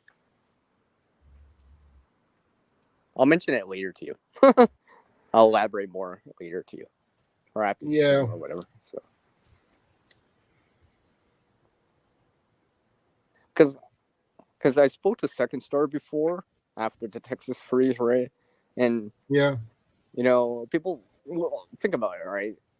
You're not used to this. A lot of stores don't carry the winter clothing and all that stuff, right? So, what do? Right? You can't buy a jacket because it doesn't exist. You can't get it shipped in because it's not going to arrive on time. You don't have to wait weeks. By that time, it'll be warm again, right? You need the jacket now, kind of deal, or articles of clothing to keep you warm now, whatever it is, right? So that's why I'm a big proponent of like buffs and stuff like that, because you can do stuff with that still. I can layer that in. You know what I mean? Yeah. Like I can layer like 4 buffs over my head if I had to, if I really had to, right? Yeah, if you really had to. You know, with some sewing skills, you can make that go right. So. And that's why I've been looking towards stuff like that lately. Right. That's all as a transition piece of article of clothing. Yeah. And something that I can use in conjunction with like toques and hats and scarves too if I want to. Because you can like, let's just say you had like the polyester nylon type of shirt or whatever that got rips, stains, whatever, right? You can convert that into a winter piece of clothing. Let's just say, so keep your ears warm. I don't know, keep your neck warmer, right? And you can layer those things with other things you might have, right? A hoodie or something like that, sweater, sweatshirt, Yeah, exactly. jacket. All right, you can layer that in. So, because I know Second Store mentioned that it was hard for some people to get stuff because it doesn't exist in the store, and you can't order online because it's not going to arrive on time for you. I'm sorry, but you need it kind of today, not wait a couple of days. And the roads are bad, so you're not going to get a vehicle shipping someone to you right away. Stuff like that. Because he mentioned to me that certain places don't even carry that stuff, right? You're not even, because it's Texas, right? There's seasonal stuff. They don't have winter seasonal stuff because it doesn't exist, right? Well, you'd be lucky. He said you'd be lucky to even find it, let alone buy it, right? Yeah. Sleepings? No. Maybe you're lucky. You might be able to get like, let's say, a free season one, right? But hey, if you find a free season one, layer that in, right? You could layer it in. You'll have to layer it in. It's just like a wool blanket over a sleeping bag that you're in, or something like that. Yeah. Or you're in a vehicle, you have a sleeping bag and a blanket. That's gonna layer that in, right? And stuff like that. And maybe you have other additional clothing options, right? Because I think I said to Second Store, I'm like, well, if I can't get mitts or gloves, I'll use socks then. Yeah. Right? Surely I might be able to find socks, right?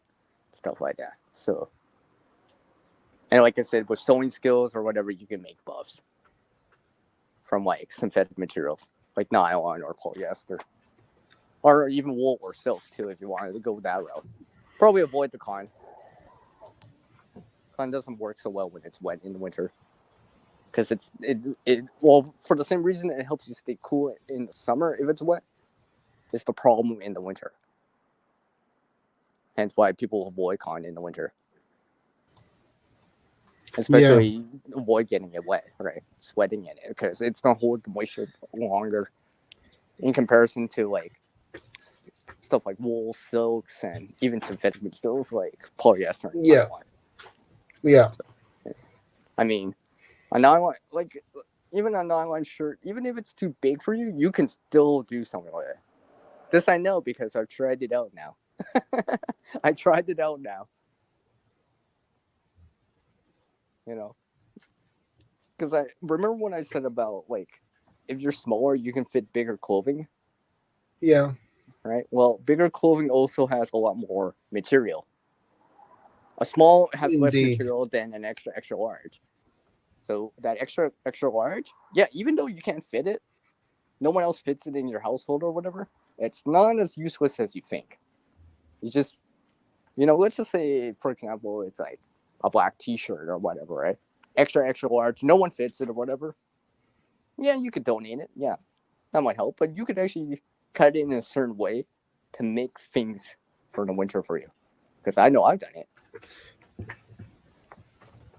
Yeah, I agree. Like the cuff, I shouldn't say the cuff parts. You can make a buff out of it.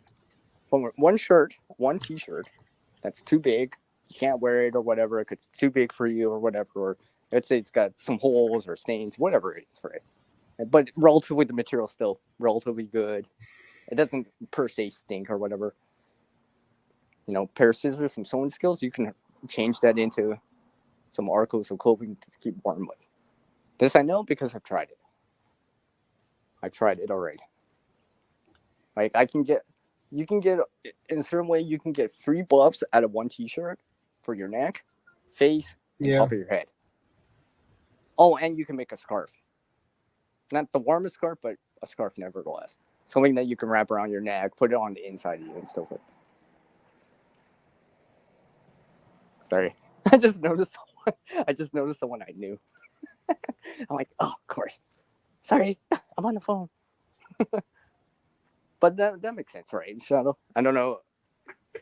Yeah, I don't that have an makes example sense. nearby, but something I would consider for some people, anyways. That's an option. You know what I mean?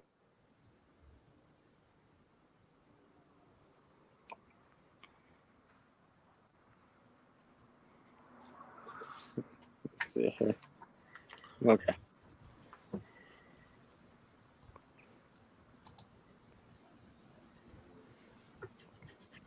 Like, you know how you have one on right now, Shadow?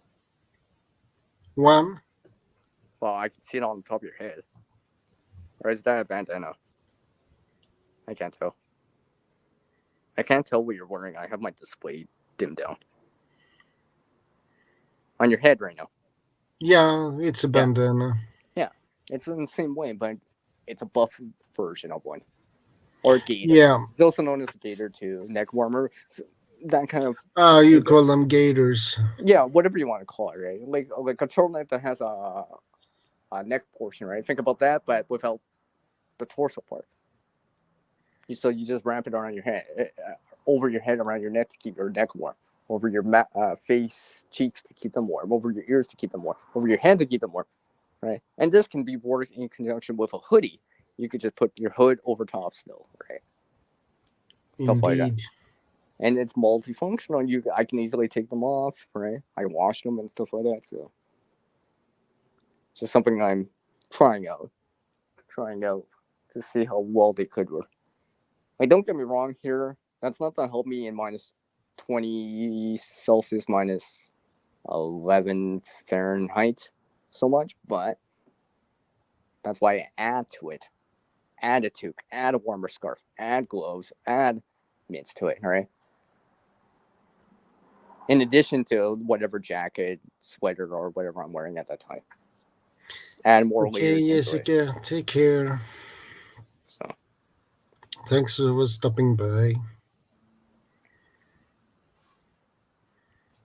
it's nice. It's nice to have. So something to just keep in mind, Indeed. right? Because, like I said, Second Sword did a video on this before. I wanted to bring this up too because you know, some places you don't get it, right? I mean, like, let's say if it got cold in some place that doesn't usually get cold, you're not gonna find articles of clothing pre-made already for winter, like, because stores and stuff like brick and mortar stores and local stores won't carry that because it's not in season. Yeah. Or so you gotta look at other options if available already. Indeed. Because, like I said, Second Sword told me, yeah, blankets, no, not available because it's not necessary in Texas.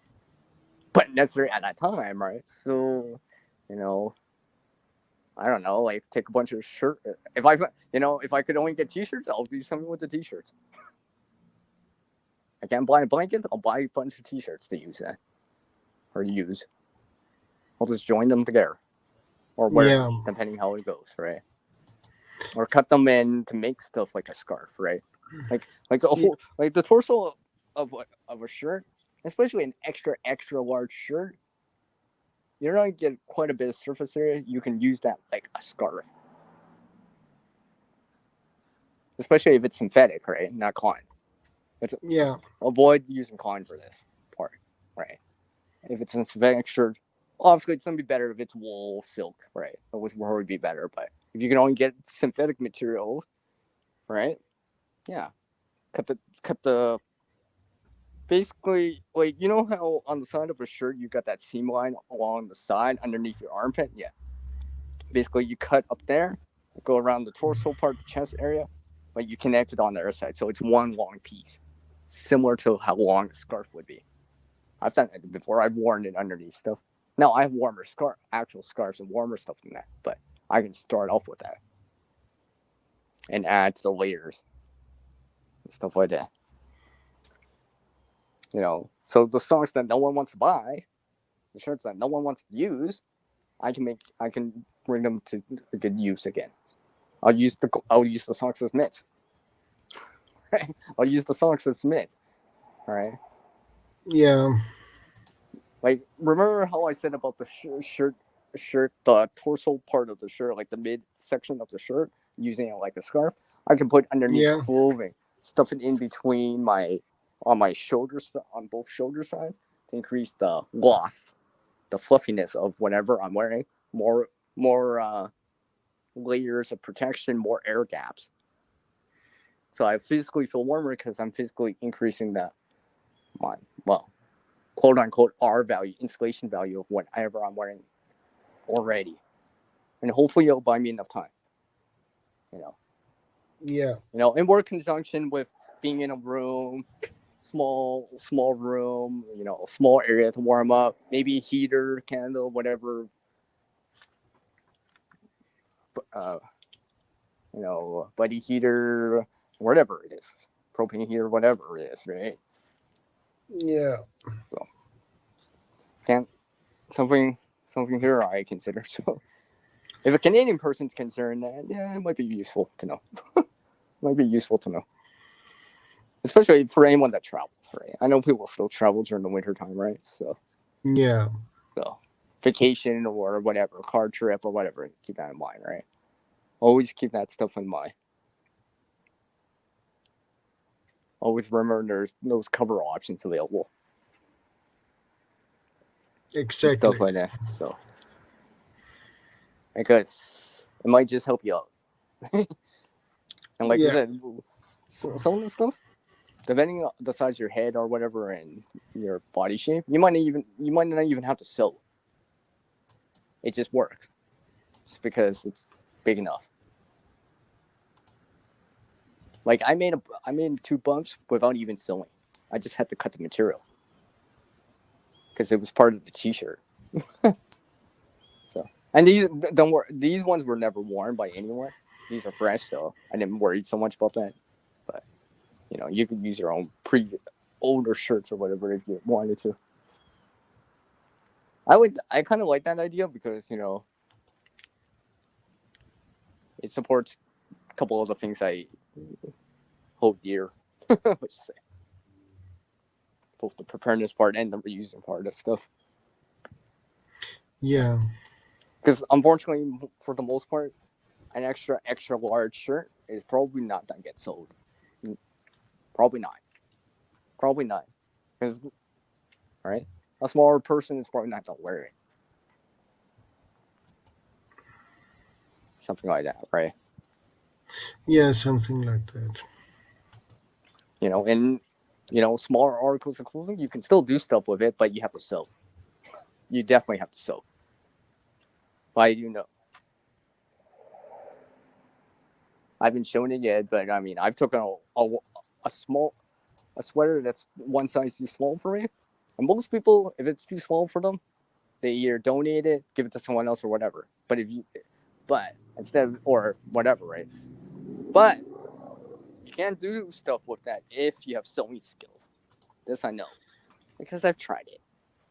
Exactly. I tried it out. Now, some of the stuff I'm just like, oh wow, this is like the best idea I came up with all year, right? And just like, but I'm quite serious about it though. Yeah. Because sometimes you can actually, if let's say, okay, I'm gonna bring this up. I don't have a sneak peek of it because it's inside, but let's say the sweater's too small for you or whatever, right? One size too small, you might be able to, and that it's, let's say it's wool, right? And we know, everyone knows 100% wool, vinyl wool, all that wool is warm, right? You're not allergic to it. You can wear it. It's not itchy or whatever, right? But you don't want to get rid of it. There's holes in it in certain parts, so probably no one's gonna buy it, right? So instead of wasting Yeah. that material, that resource, you do something with it so you can use it again. So basically what I did, I took the sweater that I couldn't fit, but the sleeves, I can still fit my arm through the sleeves, only to a certain degree. So basically what I did was I just cut it by the armpit area, and I made wool sleeves for my arms. That way I could just roll it up with just like, I can wear it over articles of clothing or under a jacket. It keeps my hands warm. Well, it keeps my arms warm. Yeah, Yeah. that's something I did, and it wasn't even that hard to do. But I know how useful it is because my arms feel warm. I could roll up the sleeves higher on my hands and put it over my hands if I'm just wearing gloves if my hands are cold, right, and stuff like that. Let's just say I'm out by a campfire. I can wear those too. That's actually what I did Yeah. the other night, by the way. So to me, it was a no-brainer. And then there's a few other things you can do with that. If you want, you can make like you can make a wool version of a gator or a buff. That would be really warm. And it goes back to that knowing if you know how to sew, you can do more. That small sweater, Indeed. most people would just be like, whatever, right? I made 3 or 4 things out of that. 3 or 4 things out of that. Whereas I know you can make a gator from that. It's not that difficult. You just need sewing skills to connect it in the first place. Scissors or something like that to cut the material and stuff like that, obviously. So, anyways, I think now is a good time to segue out here. Yeah. Thanks everyone for dropping by Shadow Scout stream. Remember to give a thumbs up on your way out if you haven't already. And take over. Take care, guys. Stay safe and God bless and be prepared. And I will see you guys in the next one. Peace out, everyone. And peace. Sleep tight. Have a nice breakfast if you are in that part of the world. So, thanks for hanging on, guys. I appreciate it. Thanks for having me on. Thanks for dropping by, CR. Always nice to have you. Mm-hmm.